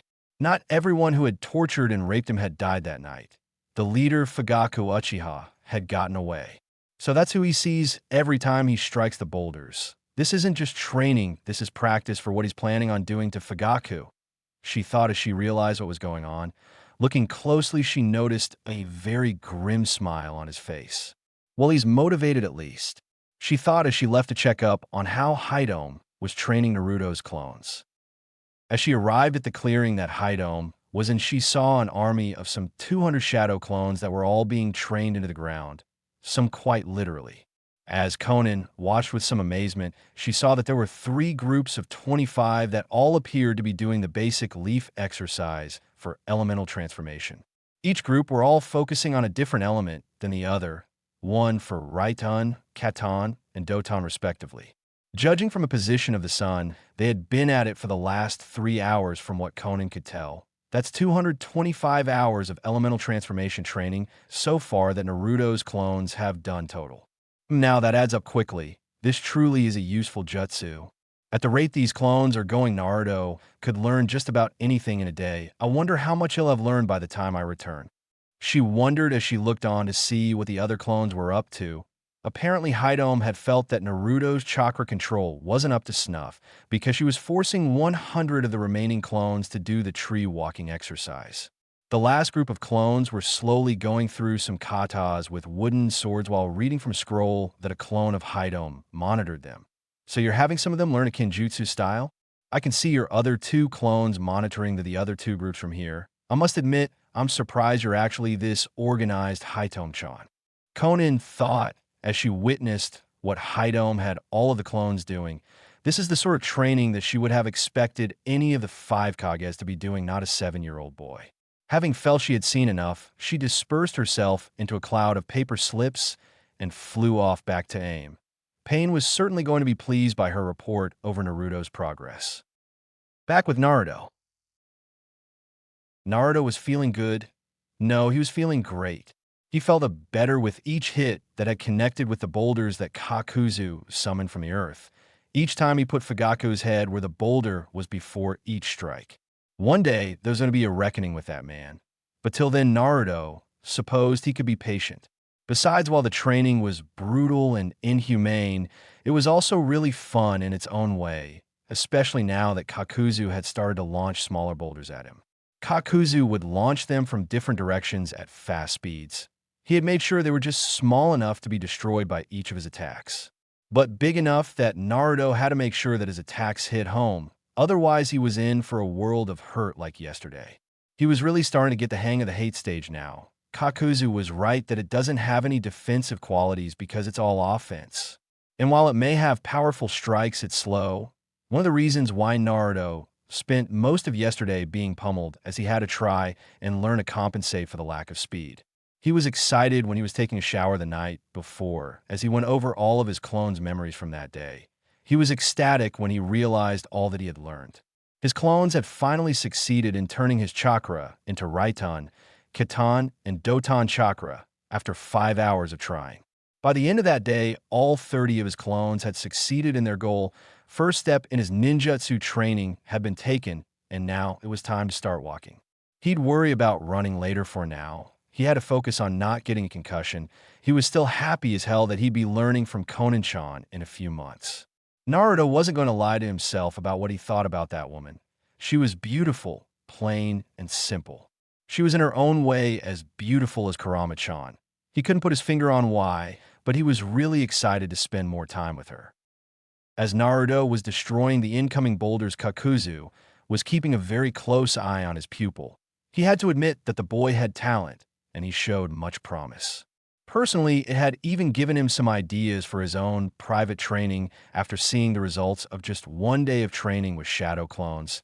He now have a way to finally delve into yin and yang release techniques, something that he had to keep putting off for the last several years now, because one thing or another just kept on popping up.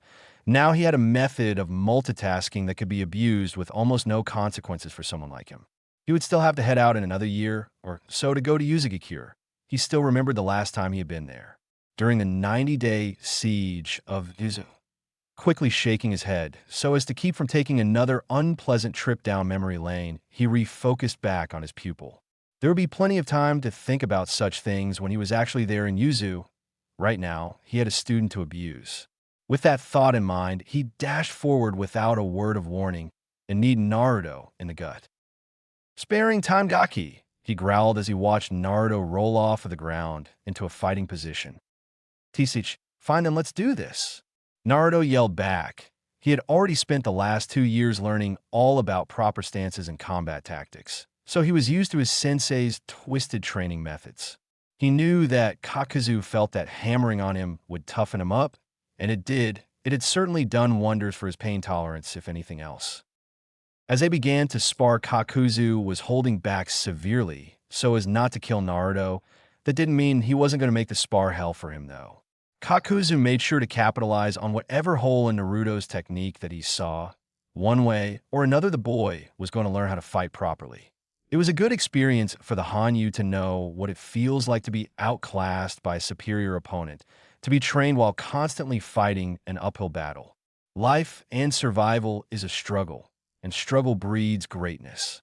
And it showed in Naruto as he had taken his lessons to heart over the last 2 years. Kakuzu was pleased to see that there were only a few holes in Naruto's defense. But they were to be expected from starting out with this particular fighting style anyways. By the time Naruto mastered this taijutsu style, he would be a little terror. Of course, it wasn't the only one he would teach him. A proper shinobi must always have plenty of variety after all. Time skip 3 months later. Hidome and Kakuzu had just finished dropping Naruto off in his bed, the day's training having tired him out that he had passed out on the table after finishing his dinner. Now, they were both going over what they had been teaching the little red-haired Hanyu. They were forced to admit that he had managed to exceed all of their expectations. Thanks to the rate that he had been training at with his shadow clones, he had managed to master the first, second, and third steps of elemental transformation for all 3 of his affinities. This had all seemed insane to the rest of the Akatsuki when they had informed them the other night about how far Naruto had come with his training, which is what led to them having to explain everything about the shadow clone jutsu. Something that had most of them shocked, especially when they started to explain just how many clones Naruto had doing nature transformation exercises every day for 10 to 12 hours each day. A total of about 900 hours of training every day in just that alone, not to mention all of the hours that were put into Kenjutsu and chakra control training courtesy of Hidome, and the little Hanyo's skills skyrocketed.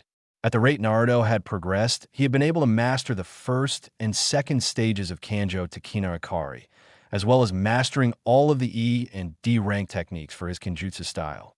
During the last month, Kakuzu had changed it up by having Naruto create another 150 clones to go and learn elemental jutsus from 3 of his own shadow clones.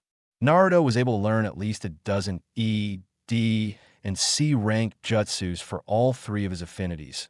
Granted, he would still need another month to practice them all in order to master them, but that's something he could leave to his shadow clones while he trained with Konan. It seemed there was nothing that Naruto couldn't learn in a record amount of time with the shadow clone jutsu, which had both of the Akatsuki members wondering how strong would Naruto be when he finally comes of age. "So Kakuzu, when is Conan going to get here?" Haidom asked as she took another swig of sake. "She will be here tomorrow morning. Given our mission, we should be back in about 4 months at the earliest, which means she'll have plenty of time to get him up to the same level with Suiton and Futon as his 3 affinities.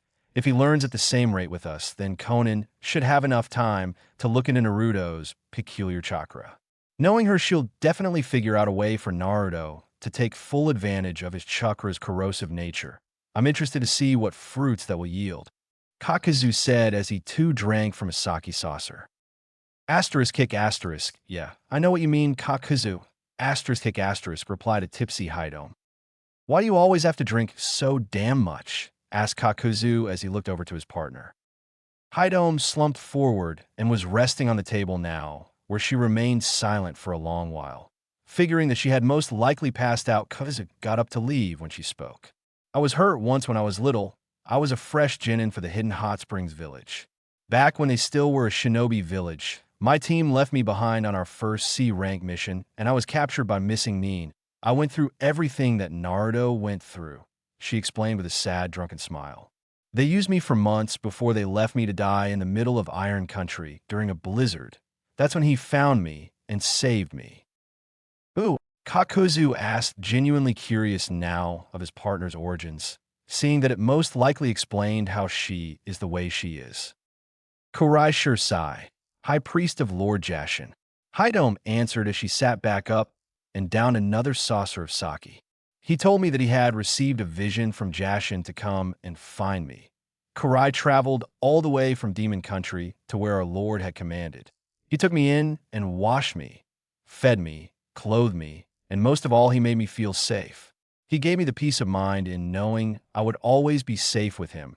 For a little girl who had spent a long time being abused, that's the best thing you can do for her," Haidom said as she went ahead to down another sake saucer. "He took me with him back to Demon Country, where he showed me the ways of Jashin for 5 years. I was trained, educated, and when I was able to take the trials for my rites of passage, I was blessed. The people I was to sacrifice were not only the bastards that raped me, but also my old sensei and teammates. The looks on their faces when they saw I was alive was priceless. They begged for their lives at first, but eventually I made them beg for death. I even got them to pledge their souls to Jashin before I killed them." Haidom smiled briefly as she started to swoon from all of the alcohol that was swimming in her system. Kakuzu was surprised she was even able to sit upright, let alone continue to tell him her story. "That night, I became an immortal. That was 32 years ago come today. And the rest, is history," Haidom said before she promptly face planted on the table, completely unconscious. Kakuzu stood there for a while thinking about what he had just heard from his normally crazed and bloodthirsty partner. This now explained a lot to him about why she was how she is now. It was almost relieving to know that there was another old soul around that wouldn't age much like himself. It grew dull having to deal with being quite possibly the oldest person alive all the time. Deciding on something, he walked over and picked Haidom up bridal style. As he stood up, she snuggled her face into his chest for a minute. As he watched this, he started to really see Haidom in another light altogether. Despite her normally bloodthirsty, crazed personality, she was just as damaged and alone as he was. Something he hadn't thought of until now was some of the similarities that they shared now that she had revealed her past to him. With that thought in mind, he went to her room and laid her on her bed. Pulling the covers over her, Kakuzu watched for a minute as Haidom snuggled into her pillow for a moment before leaving. Closing the door behind him, he retired to his own bed for the night, wondering why he had even bothered to do what he did at IT. Was the morning that Conan was supposed to arrive and Naruto was excited. He couldn't wait to see the blue-haired woman again. After everything he had learned about Right-Un, Keton, and Doton, he was stoked about learning Futon and Suiton from her. He had already spent the last 3 months learning all of the ins and outs of his shadow clone jutsu, so that he could make the most of it during training, which just meant that he'd probably be able to pick up the last 2 elements just as fast. Granted, Naruto knew that he'd have definitely learned them from Kakuzu like he had the others if it wasn't for this mission, but it was damn refreshing to know he'd be learning from someone else for a change. It was going to be nice to be able to hang around somebody besides those two, especially after these past 2 years of only seeing their faces, and of course the faces of whoever he was torturing to death. With that thought in mind, Naruto thought back to all of the training he was able to get in by abusing the Shadow Clone Jutsu, with all of those clones working for 1 month straight on mastering the basics of chakra control and elemental transformation. Not to mention all the others that were either going through and learning his new Kenjutsu-style Tetsu no Ryu, and the ones that practiced the Chameleon Jutsu, which he now had mastered. By the time the second month had come, his two senseis had to switch it all up, so that way they could teach him actual ninjutsus, something that would eventually lead to entire parts of the surrounding forest being destroyed. Mini flashback. Alright, Gaki, listen up. Kakuzu barked out, getting the attention of one overly excited pupil. Hi, Kakuzu sensei. Naruto cried out, standing at full attention with what appeared to be small flames in his eyes. Sighing to himself, Kakuzu muttered, well, at least he's paying attention. Looking around him at where they were, he was suddenly very glad that he had decided to move Naruto's ninjutsu training over to the side of a river, especially since he was going to be teaching him Raiden, Kitan, and Doton ninjutsus, two of the most destructive elements of nature, with the third allowing the hyperactive Hanyu the ability to rearrange the landscape. Greed. Not.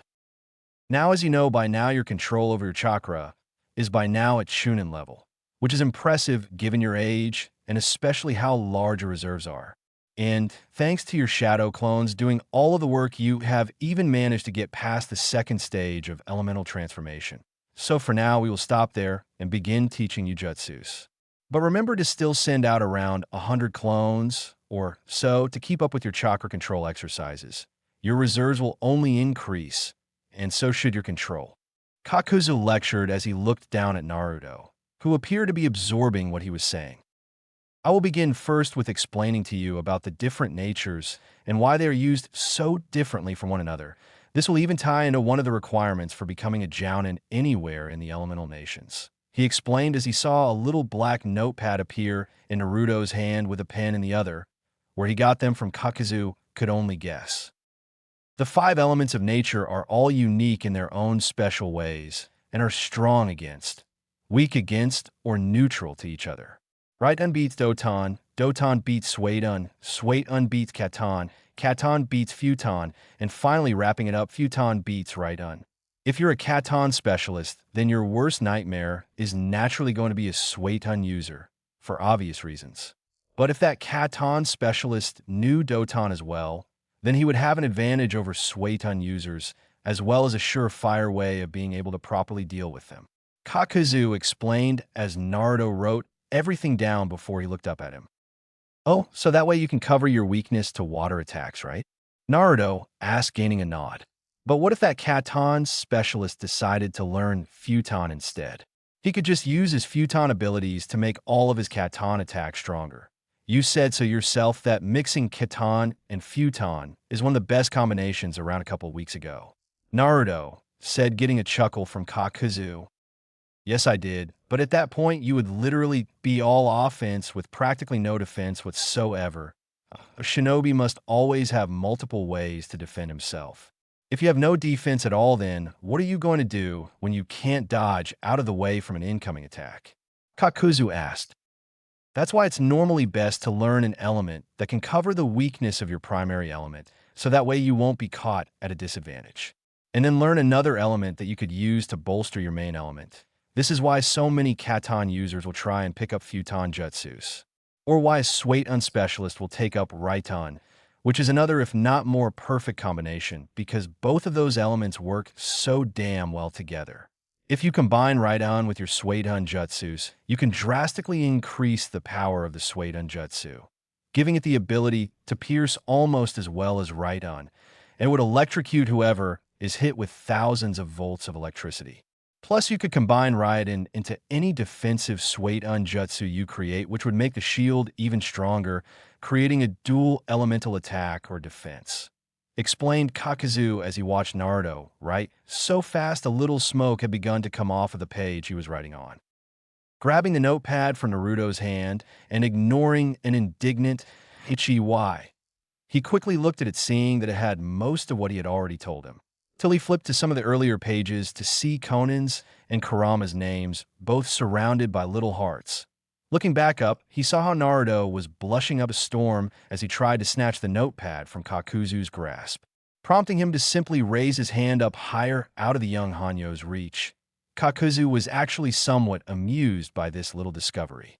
The Gaki doesn't even understand what a crush is, and he has one for an all-powerful demonist that's thousands of years old, and one of his colleagues who's in her 20s.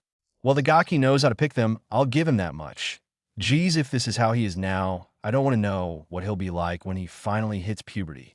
Kakuzu thought as he decided to just get back to the lesson at hand. There would be plenty of time to tease him over this with Haidom later. Tossing it back to Naruto, he spoke. I'm not even going to comment on that. Back to the lesson. Now, as I was saying, each element has their own characteristics, and when you combine them, you can get fantastic results. But in order to truly utilize them to your best, you need to first understand them properly and what all of their own characteristics are. Then you need to build up an arsenal of jutsus spanning not just the elements you're aligned with, but the rest as well. All shinobi should have jutsus under their belt that they can use to defend themselves against whatever element beats their primary affinity. That way, even if you don't even have a secondary affinity for it, you will have something else to fall back on. A rule of life to remember, Gaki, is that variety is the key to survival, which is why I've made sure to master all 5 of the elements. Kakuzu said as he took a few steps back and released his Raiton, Katan, and Doton mask creatures from his back. Now watch this and learn, because one day you'll be doing the same thing. Turning around to face the stream, he made the hand sign for control and called out the names of 3 jutsu. Raiton, False Darkness, Katan, Searing Migraine, Doton, Earth Dragon God Blast. Naruto could only watch in amazement as each of Kakuzu's mass creatures simultaneously performed their respective jutsus. First, the right unmask spat out an incredibly long beam of lightning that cut down dozens of trees in the span of half a second, while the Katan mask spat out an incredibly large mass of flames that spread along the ground and burned everything in its path. The result was an unbelievably large bonfire. Looking over, Naruto saw that the Doton mask had slammed its fists deep into the ground.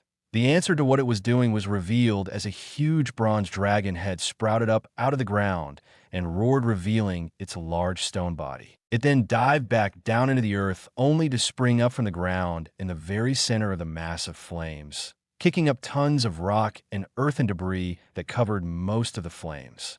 Thrashing around for a few moments, destroying much of the landscape on the other side of the river where the other 2 jutsus had struck, the mighty dragon then roared a final time before exploding, leaving a large crater in the aftermath. Naruto, for the most part, was completely a loss for words as he watched his sensei just decimate what appeared to be about 10 to 12 acres of dense forest in the span of a minute. Looking over, he saw that his sensei wasn't even tired from it. Naruto now looked on at his sensei with a new respect as he now began to truly see just how large of a gap there was between them and also just how much he had been holding back. So this is ninjutsu.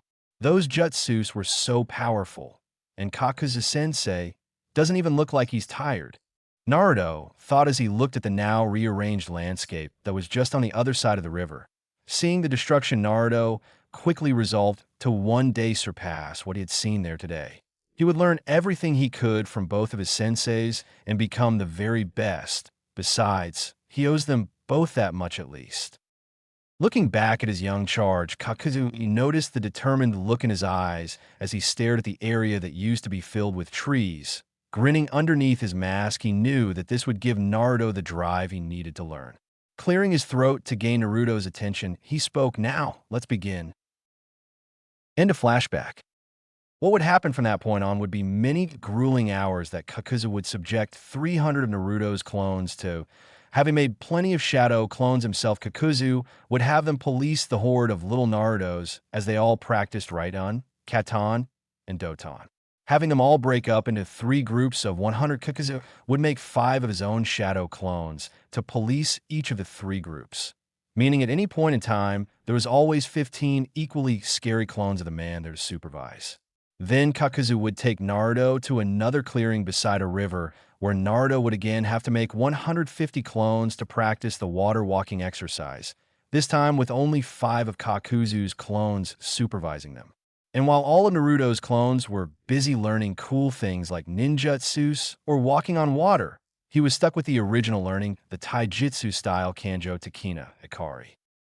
Meanwhile, Haidome, on the other hand, was busy with her own group of 150 of Naruto's shadow clones, and was teaching them more about the Kenjutsu-style Tetsu no Ryu. Having already drilled all of the basics in Naruto's head over the last month with his clones, she had decided to up the ante. She had decided that it was boring to just teach him a Kenjutsu style. So while she had 100 of them learning more of Tetsu no Ryu with a couple of her own clones, she herself was teaching the last 50 of the group other things, telling them that it was always important to take in all of your surroundings in a fight, to use the very terrain to your own advantage, what she knew about Batajutsu, the art of the drawing sword, something that all samurai from the land of iron study, so as to be able to kill opponents in the same motion that they draw their blades in the shortest time possible. She even taught this last group even more advanced forms and techniques for close-quarters knife fighting. When one of Naruto's clones had asked why she was going to teach them that when they're already learning a sword style, her answer surprised them all. Flashback. Okay, jackass, why do you think that all of those samurai from Iron Country like to wear a wakizashi short sword and a tanto knife on top of the katana that they always carry? Haidome asked, gaining a confused shrug from him and the rest of his fellow clones.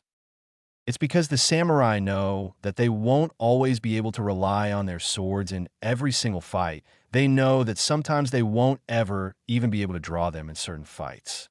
What if they had to fight indoors in a confined space?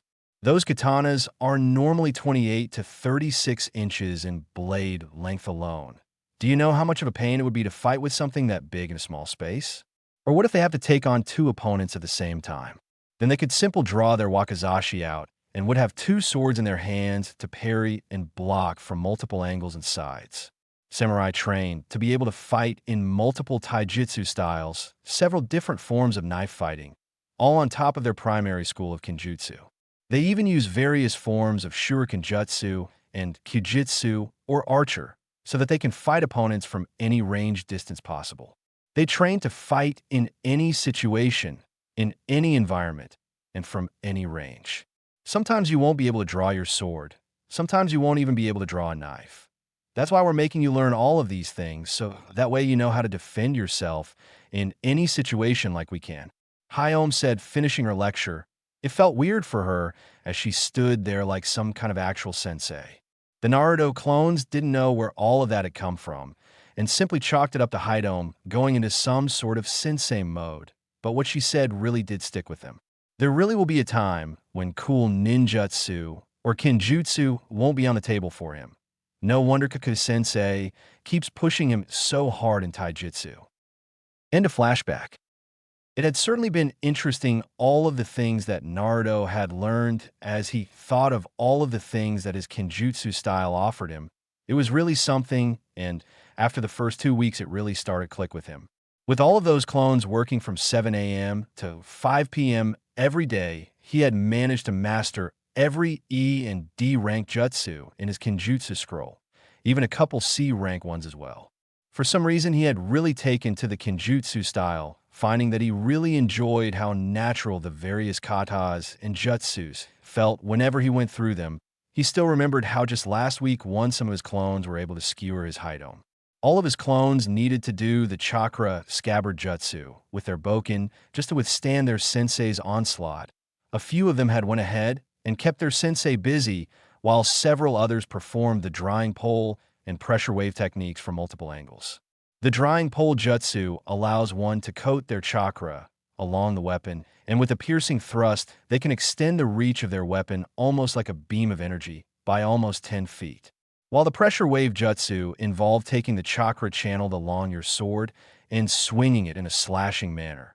creating a crescent moon-shaped blade of energy that can travel up to 100 feet and is capable of cutting boulders. Both are equally powerful cutting and piercing techniques that are labeled as C-rank jutsus that Haidom was able to block with ease. What she wasn't expecting, however, was the last clone that had been hiding the whole time, that came crashing down on her from up above and behind her, performing a brutal, impaling attack. Having formed a chakra scabbard over his boken, the clone had jumped high into the air while Haitom's back was turned, turning the now dangerous weapon over, so that the point was aimed towards Earth. The clone let gravity do the rest of the work. Haidom didn't actually know what had hit her till the tip of the clone's now fairly sharp chakra boken pierced her heart and stuck out of her chest at a downward angle. While at the same time, she felt a force send her face first into the dirt with the full weight of the clone crashing down on her back. The dragon hammer strike. Tragedy certainly lived up to its name that morning. What had all of the clones there shocked was that Haidom wasn't even angry when she got back up. She even congratulated the clone that managed to get her, saying that if he had done that on any other person, it would have been an instant kill. She continued to pat the clone's head till she looked down after noticing a draft. Seeing that her chest wraps had been destroyed by that last attack, it had also destroyed her chest bandages, which allowed anyone that was looking at her a full view of her breasts. Seeing how most of the clones were now blushing and trying to look away, Haidom did the only thing she could at that point. She slaughtered every single clone and then beat the shit out of the real Naruto for being a little pervert. This wouldn't be the end, however, as this had sparked a brutal campaign on Kakuzu's and especially Haitom's part to mercilessly tease poor Naruto. Both of them and every single one of their clones would jump at any chance to tease him for trying to get a peek at his Haidom-sensei's goodies, or worse yet, teasing him over Konan or Kurama. And Kurama was no help either, as she had jumped in on it with a sick and twisted gusto that was matched only by Haitom's enthusiasm to make Naruto miserable. They had openly wondered just what he was up to in the mindscape for so long every night, questioning his integrity to not take advantage of his Kurama-chan while she's all locked up and at his mercy. That especially was made worse when Kurama had suddenly decided that there was one part of Naruto's education that was lacking, and had taken it upon herself to teach Naruto all about the birds and the bees, and all about the differences between men and women, and worst of all, where babies come from. What made it worse was that Kurama had gone ahead and made sure in advance that they would have a whole month in the mindscape that night to have the talk, an entire topic that left the poor boy scared for life. Especially the parts about Shirabari and bondage. Seriously, what the fuck is wrong with adults? Shuddering, Naruto quickly shook his head to clear his mind of those thoughts as he sensed something coming from the northeast. Looking up, he squinted his eyes as he looked at what was coming. Naruto's eyes widened as he saw thousands of slips of paper fly through the air towards their position, only to stop a few dozen feet in the air in front of them. Gathering together, a humanoid shape started to form. As more and more of the papers fused together to become one, the clearer the form became. Naruto could only stare gobsmacked as the humanoid revealed itself to be none other than Konan, who was floating there in the air with what looked like angel wings made out of paper on her back. She was wearing the same Akatsuki cloak as before, which obscured most of her features. As she softly touched down, Naruto could only gulp as he was once again speechless. She really is an angel, Naruto thought as Konan walked over to him. Hello, Naruto-kun. It's good to see you again. Konan said. She looked Naruto right in the eyes. Ashiru kono-sensei.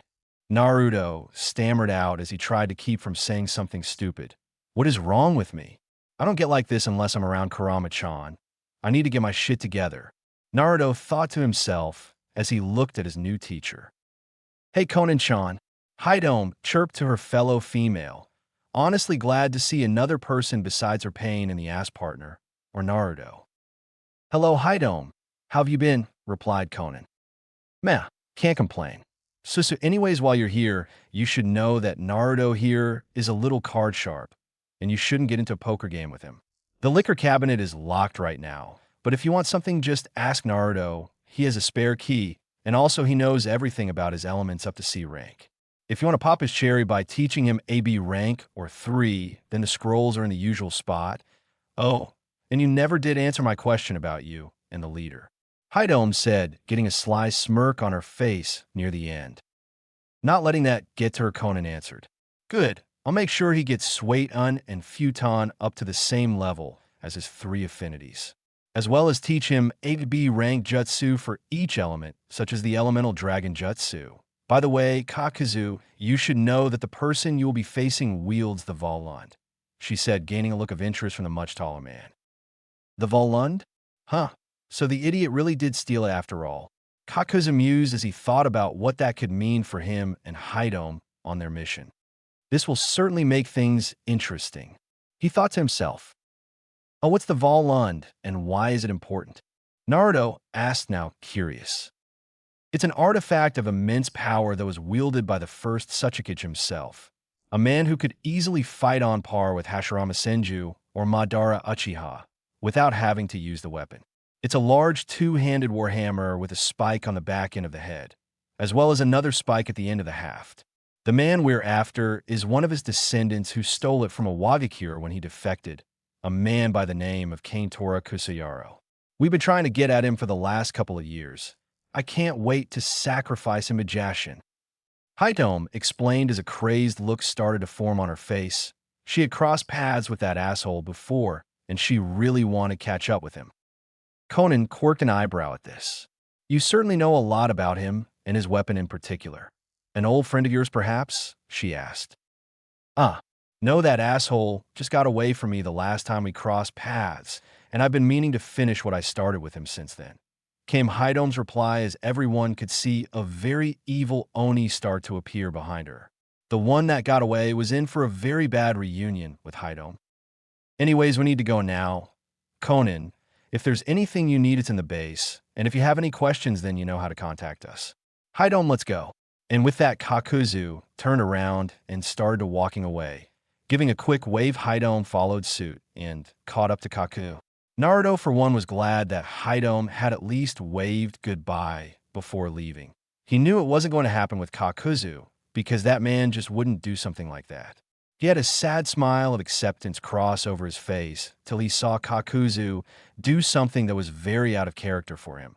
While he was walking away, he simply raised his hand and waved without looking back, as if to say, see you around. After getting over most of his shock, Naruto let out a genuine smile as he watched his 2 senseis disappear.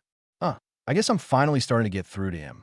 Who knows, in another 10 years, he might actually say good morning to me. Nea. Naruto thought to himself as he chuckled. He'd never admit it, but he would miss those 2 while they were gone. Deciding to get things over with, he looked back to Conan.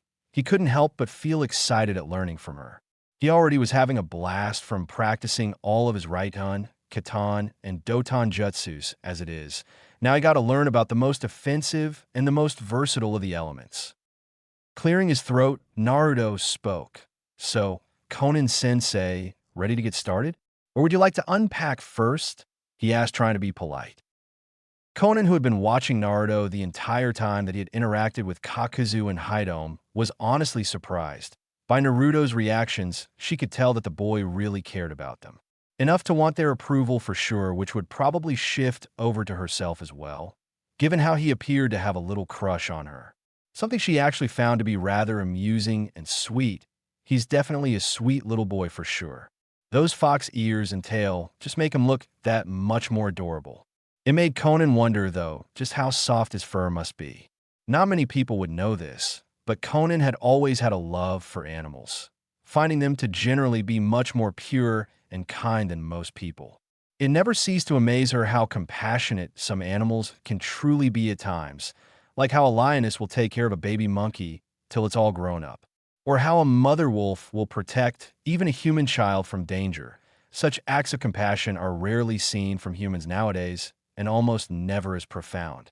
From watching Naruto, she could tell that the boy had a lot of love to give, and deep down probably saw Kakuzu and Haidom as some form of surrogate parents. Yes, we can start right now. I can unpack later, but for now, let's go over to the river to begin your lessons, she said, walking in the direction of what she knew had recently become Naruto's personal training grounds. Ugh. Naruto responded happily as he walked beside his new sensei in somewhat comfortable silence. Upon reaching their destination, Conan turned around to Naruto and spoke.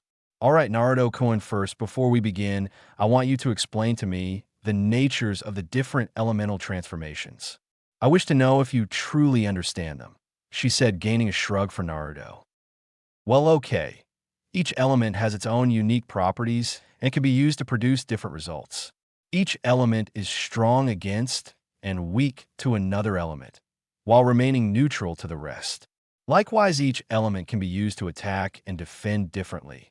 Katon is the most destructive element and could be described as a flamethrower or a bomb. It will generate intense amounts of heat. You can also create certain substances that allow you to spread flames in different ways all over the place. Suedun is the most versatile element of them all. Due to its ever-changing nature, it can be used in more ways than the other elements. Be it offense or defense, supplementary, or even healing jutsus, and when it is used to attack, it will deal internal concussive damage and could be characterized as a shield and flail. Doton is the stubborn and defensive element. It is the most neutral element which is why it is the easiest for anyone to learn. It could be described as a tetsubo or a hammer, because Doton is the crushing, pulverizing element which deals all blunt force damage. Raidun is easily the fastest element that there is, with the natural ability to pierce its way through anything and any defense. While also electrocuting whatever you strike with it, it can pierce right through your targets. It can be transferred through many different mediums such as water, metals, your weapons, your fists, or the ground to your targets, allowing you many different ways to get at your enemies. And finally, Futon is the most offensive element that there is, as it has almost no defensive qualities or capabilities to speak of. It's almost all offense. Futon is the cutting element, creating razor-sharp and thin blades that can cut damn near anything to ribbons. The best part is that they're incredibly difficult to see. You can use Futon to blow away your enemies or cut them in half from almost any range. And when you use it with Kenjutsu, you can sharpen and lengthen the reach of your blades.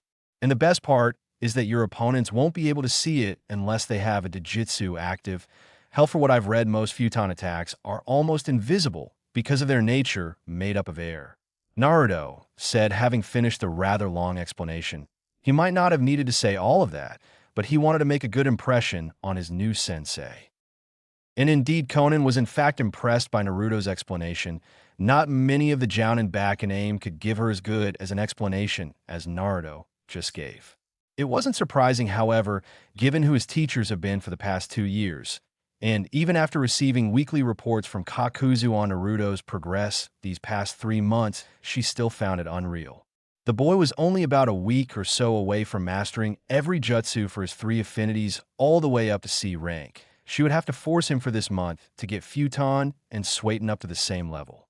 Then she would have him spend their 2nd month truly mastering each jutsu he knew till they only required a hand sign, which would be easy since none of his known jutsus are even B rank.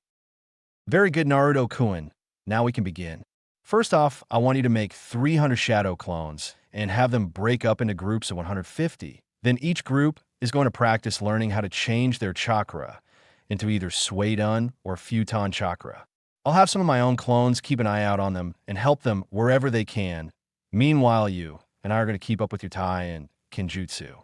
I know from Kakuzu's reports that you have been apparently enjoying your Kenjutsu lessons immensely. Even Haidome said you showed a great aptitude for it. So leave however many clones you want to continue practicing and come with me. And without saying another word, Conan turned and left for the spot where she had last seen Naruto practicing his taijutsu. The walk to Naruto's taijutsu field was silent as neither said a word. Internally, however, was a different story for the both of them. Naruto was wondering if Conan was just naturally a bit of a stiff or some kind of robot. And Conan was wondering how far along Naruto had truly come with his taijutsu. As they arrived at the clearing, Conan's eyes briefly widened as she saw just how ruined the place was. There were scorch marks and destroyed trees everywhere. Boulders that looked like they had been eaten away by acid and dead grass. It looked more like a couple of Chunins had decided to put this area through hell instead of a little 7-year-old learning taijutsu. Conan was now starting to wonder just what Kakuzu had really been teaching Naruto. Looking over to Naruto, she decided to test him to see what he was really capable of. Knowing Kakuzu, she just knew that this boy was capable of more than he had let on. Without warning, she grabbed Naruto by the front of his shirt and threw him through the air. She watched him passively as he caught himself and turned in midair. As Naruto landed in a crouching position, his body subtly tensed as he started to sharpen his senses and focus. Having gone into his own little battle mode, he was now hyper-aware of everything around him. Kakuzu told me she might try to test me. This is going to be fun. Naruto thought as a grin split his face wide open. Sliding into the appropriate stance, he focused as he prepared to attack, his face now changing from a grin. Conan, meanwhile, was wondering what was going on with Naruto, as she saw him go from having an ear-splitting grin to a look of pure hate, which was unexpected given his rather chipper demeanor until now. She looked on as Naruto charged her at some rather impressive speeds for a 7-year-old. Certainly Chunin-level speed, but not enough. Deciding it would be best to fight at a level that would be just out of his reach, she quickly moved to dodge. After all, she needed to see what he could do. As Naruto's kick made contact with a tree that was behind her, Conan narrowed her eyes as she watched the trunk explode from the impact. That can't be normal at all, she thought to herself. She, being a sensor, decided to expand her senses to study just what Naruto was really doing. As her senses touched Naruto, she could feel the rolling chakra that was coming off of him.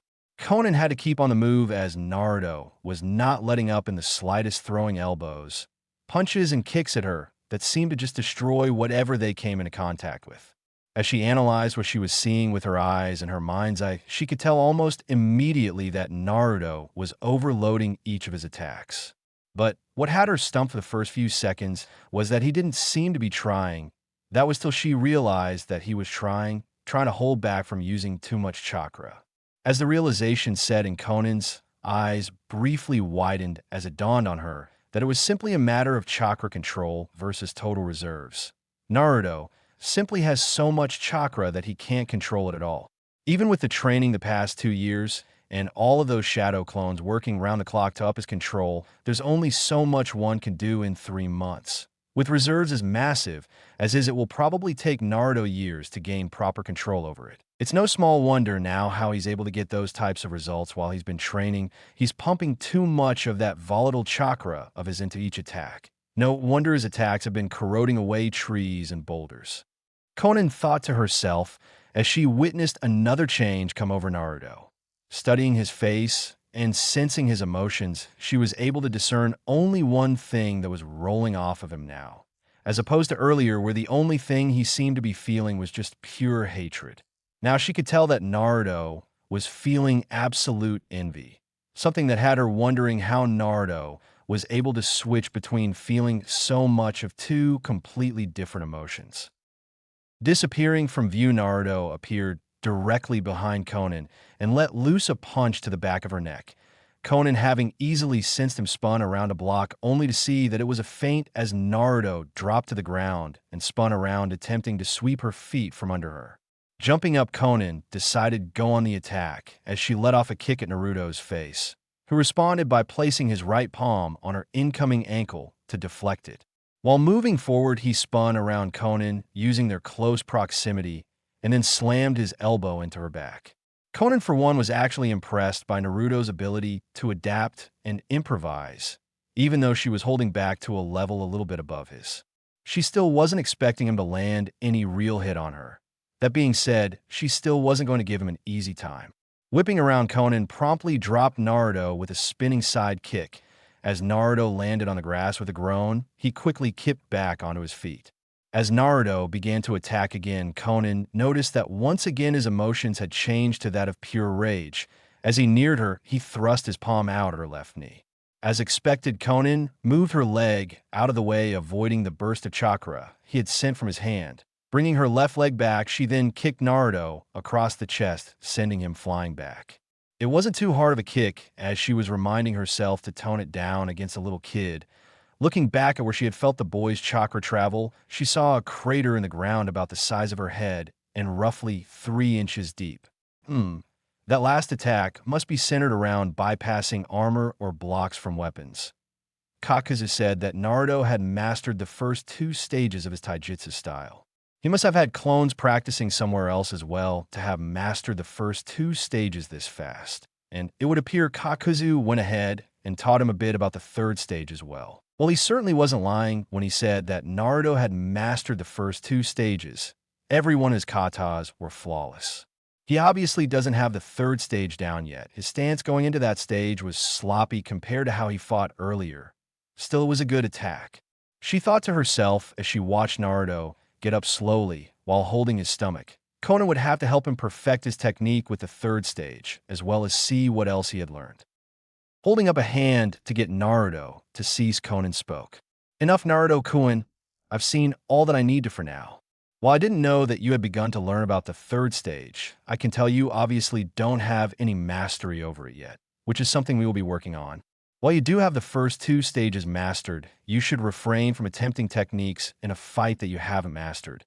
Only the desperate or the foolish do such things. Conan lectured, getting an affirmative nod from Naruto, who appeared to have reverted back to his usual self. "Hi, Sensei," Naruto said, rather pleased to be receiving any sort of praise from her. "While we were fighting, I noticed that for each stage that you used, you were only experiencing one particular emotion at a time, and to extreme degrees. Do you mind explaining that to me? Because from what I have been able to gather, your fighting style seems to be based solely off of your emotions." She asked, genuinely curious about the particulars of his taijutsu style. Kakazu had never really gone into any great detail about it. "Well, Conan-sensei, you're right about it being based off of my emotions. Each stage is dedicated to one particular emotion, and with it a different set of moves to perform very specific functions. Some are more defensive or offensive than others, while others can allow me to attack from a distance. I can only feel one emotion at a time when I'm using a specific stage of fighting, and it's always to the extreme, so that way that one emotion will always act like a fuel for my taijutsu," Naruto explained, gaining an understanding look from Conan. Makes sense that someone like Kakuzu would know a taijutsu style like this, she thought as she looked Naruto up and down. "All right, well, while we improve your taijutsu, we're going to make sure that you master your 3rd stage, so that way you can move on to the 4th. I'm not familiar with the various stages, however, which is why you will be learning from a scroll that Kakuzu left for you. It should have everything you need to know about the 3rd and 4th stages," she said as she took off her Akatsuki trench coat. Looking at her, as she took her coat off, Naruto couldn't help but feel a slight blush come up as he was finally able to see what she was wearing underneath it. She was wearing a revealing navy blue robe for a top that had a very large hemline in the front and left her arms and back exposed.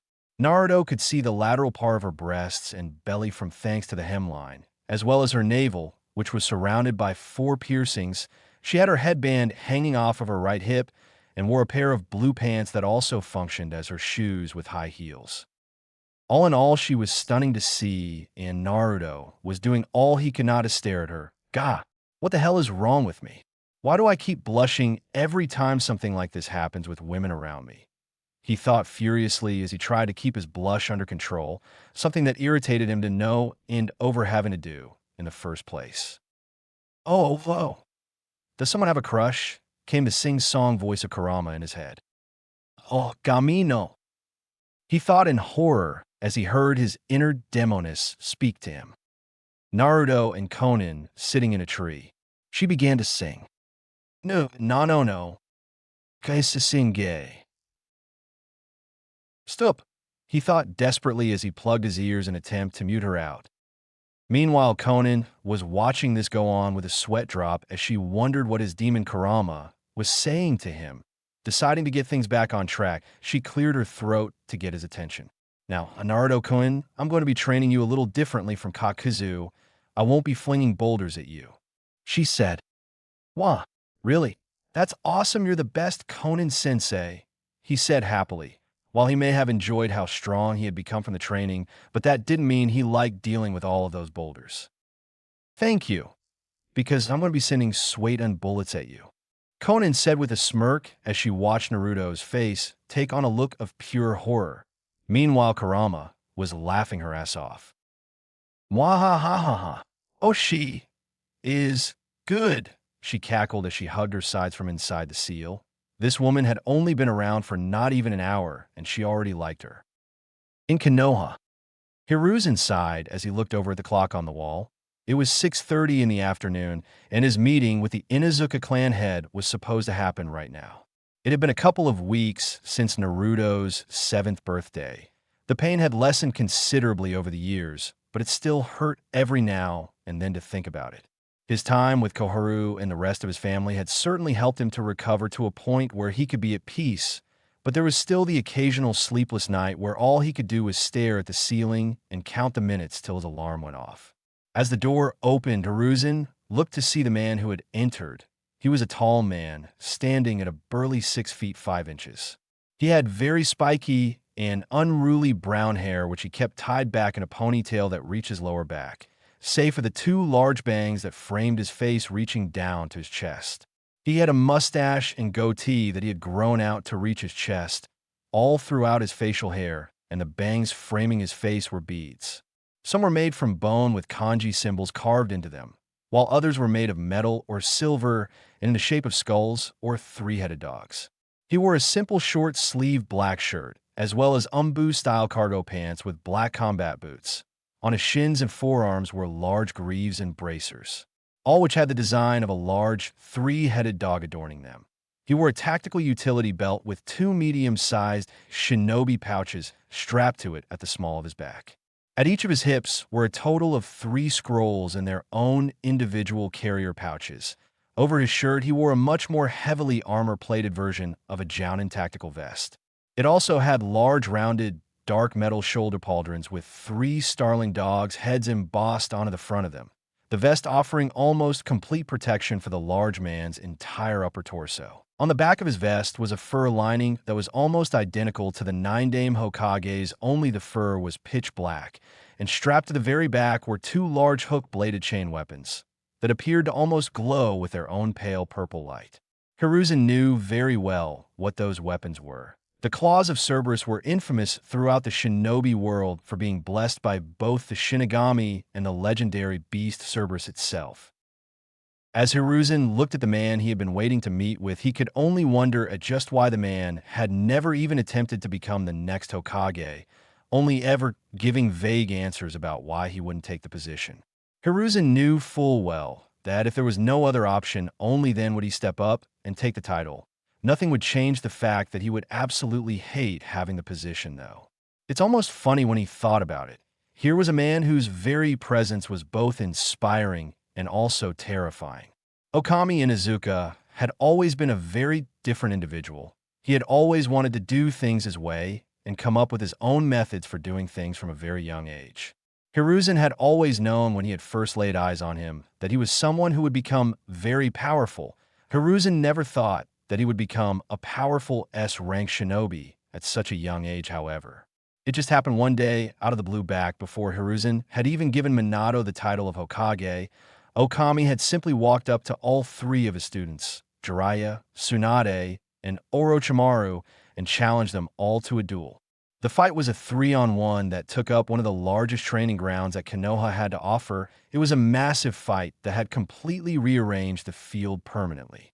It had drawn the attention of most of the shinobi populace and many of the civilians as well. At the end of the day, Okami had won the duel. That was the day he became the new clan head of the Inuzuka clan and was officially recognized as a S-rank shinobi. That was also the first time he demonstrated his mastery over all 5 of the elements, and even incorporating all of them into all of his clan jutsus. From that moment on, he had begun to drastically change all of his clan's original laws, as well as teaching his mate Sum and many of his chief lieutenants as much as he could. Within a 2-year time period, their clan scroll had easily tripled in size.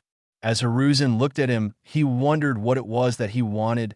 Okami had never in his life personally asked for a private meeting with him before. And Okami Inuzuka was never a man to speak unless it was actually important, a trait that had many people heeding his advice whenever he seldom gave it. "Oh, Kami-san, how good to see you.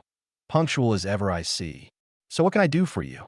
You've never requested a meeting with me before now, so it must be important," Hiruzen said with a small smile. Quirking his lips into a small smile of his own, the larger man nodded his head. He had always enjoyed the company and conversations that he shared with the elder shinobi. Sitting down with a small chuckle, he responded, "It's good to see you too, Hokage-sama. And it's true I've never requested a personal meeting with you till now, because I never saw the need for one until now," he said, looking his leader square in the eyes. Briefly flicking his eyes across the office from side to side, he looked back at his leader. As if answering to an unspoken request, Hiruzen nodded and made a very subtle signal for his A and BU to leave. Once they had gone, the air seemed to crack around them as unseen security seals activated around the office. The looks on both men's faces having lost all of their humor as they looked at one another. "Now," Hiruzen said as the last of his seals was activated. "What is this about?" he simply asked as his face took on the mask of the god of shinobi. "It's been 3 years, old man," Okami said, now speaking plainly. "It's been almost 3 years since all of these rapes first started to happen. I think we both know by now that our mysterious little phantom was most likely practicing for those first 7 months before Naruto was lost. Hi, I believe that that man, whoever he is, was indeed preparing for that horrible night as well. Why else would we have found his semen there along with everyone else's?" Hiruzen asked, confirming what Okami had already suspected. "Yes, but that's the problem. Not only that, but the sheer length of time that he has been able to walk scot-free. Old man, no one is that good." "What do you mean exactly?" Hiruzen queried, now truly curious as to what Okami was getting at. "What I mean is that after almost 3 years, you, the ANBU, my hunter Neens, and all of the military police force have not been able to find this one man. A man who has been able to elude capture in the very heart of the strongest major hidden village of all, whom not even the entire Inuzuka or Uchiha clans are able to find." "Hiruzen," Okami said, stressing the importance of what he was about to say. "No one is that good. I believe that our phantom rapist is somebody who is in a position of power here within the village, someone who knows the entire system of this village inside and out. Someone who also has access to all of the military police files pertaining to the rapist. If a police force made up entirely of Sharingan users are incapable of finding one man within this village, then someone is tampering with evidence. It must be either one of the higher-ups within the police force or their leader." Hiruzen froze at this. Those were some incredibly bold words to speak, even to imply. One does not just spout such things like that off without some concrete evidence to back the theory up. The problem, however, is that Okami was right. Nobody has been able to get a single lead on this man for almost 3 years, and given all that has happened in that time, Okami was once again right in saying no one is that good. Hell, I doubt even I am that good. Even if I was committing all of these rapes, I still would have been caught by now. Hiruzen thought to himself. But what of these past 2 years? He has laid low till recently picking back up again. Sigh. Hiruzen, you know as well as I do that anyone who is smart enough to elude capture here for longer than 6 months, while committing dozens of rapes, is certainly smart enough to figure out when to lay low. Especially with you turning the entire village upside down and inside out for an entire year, that would scare anyone into hiding. Those 5 rapes he committed throughout his 2-year hiding were merely for him to let off some steam and to reward himself for not getting caught. Okami interrupted, knowing full well what Hiruzen might have said in response. It's a hard pill for anyone to swallow. Hell, it was hard for him when he finally came to the realization in the first place, and that was when his memory had decided to kick in. Yes, you make a very good point. This will not be an easy thing to prove at all. If what you're saying is true, then Fugaku has been abusing his power and position this entire time, constantly staying ahead of us all. And what's worse, he has been right there in the perfect position to get away with all of it. Hiruzen spoke, though mostly to himself. There's one more thing, however, Hokage-sama. That day 2 years ago when you held the emergency meeting for Naruto's disappearance. Yes, what of it? I remember smelling hormones and light amounts of semen coming off of Fugaku. I didn't give a lot of thought because of the meeting we were in, and with everything that has happened that year alone, I just forgot about it altogether. Okami said, looking down in shame. It wasn't until just last night when I was thinking about how the rapist could have eluded capture for 3 years. That's when it hit me. He said, looking back up into the eyes of his leader. I see. Hiruzen replied whilst closing his eyes, trying to take in all that the man was saying. That 1 year alone saw more executions than in all of the village history. He himself had personally sent Okami and some of his most trusted men, such as Kakashi or Guy, after more criminals than he could count. How could anyone remember such a small detail in the wake of the storm that hit the village?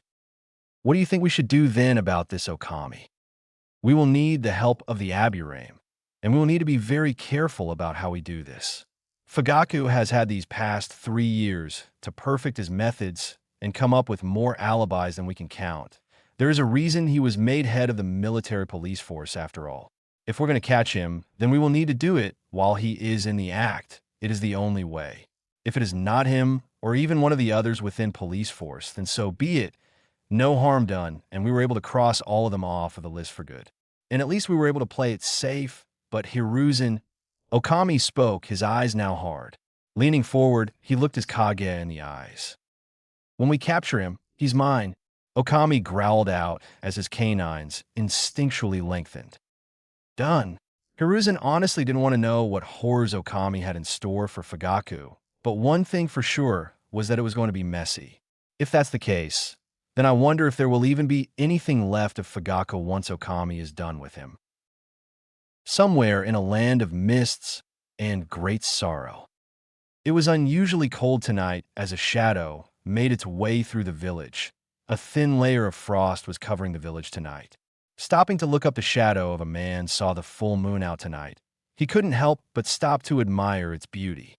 It was so large tonight that it illuminated the entire village, the hunter's moon, a sight he had rarely had the pleasure of seeing. Shaking his head, he pressed on as he made his way to the building at the center of the village. He had business tonight with the Mizukage. As he made his way to the Mizukage Tower, he thought about what had been going on in the most recent years. He couldn't figure out why his friend had changed the way that he did. Yagura was one of the most peace-loving saps he had ever known, and the way he used to talk about reforming Kiri. It had even had him convinced that Kiri could become so much more than just being the Bloody Mist village. He remembered how Yagura was so passionate about helping everyone within the village, saying how he wouldn't rest until everyone was happy. It had all started that day 4 years ago when he had at the last second changed his mind about doing away with the old graduation method for the Shinobi Academy. He should have questioned him right then. He should have kicked up a fuss and raised hell, forcing Yagura to undergo some sort of test. Looking back, it was so clear to him now that at some point somebody had gotten to his best friend. Somebody had been controlling Yagura, and he was going to put a stop at all tonight, even if it meant killing his best friend.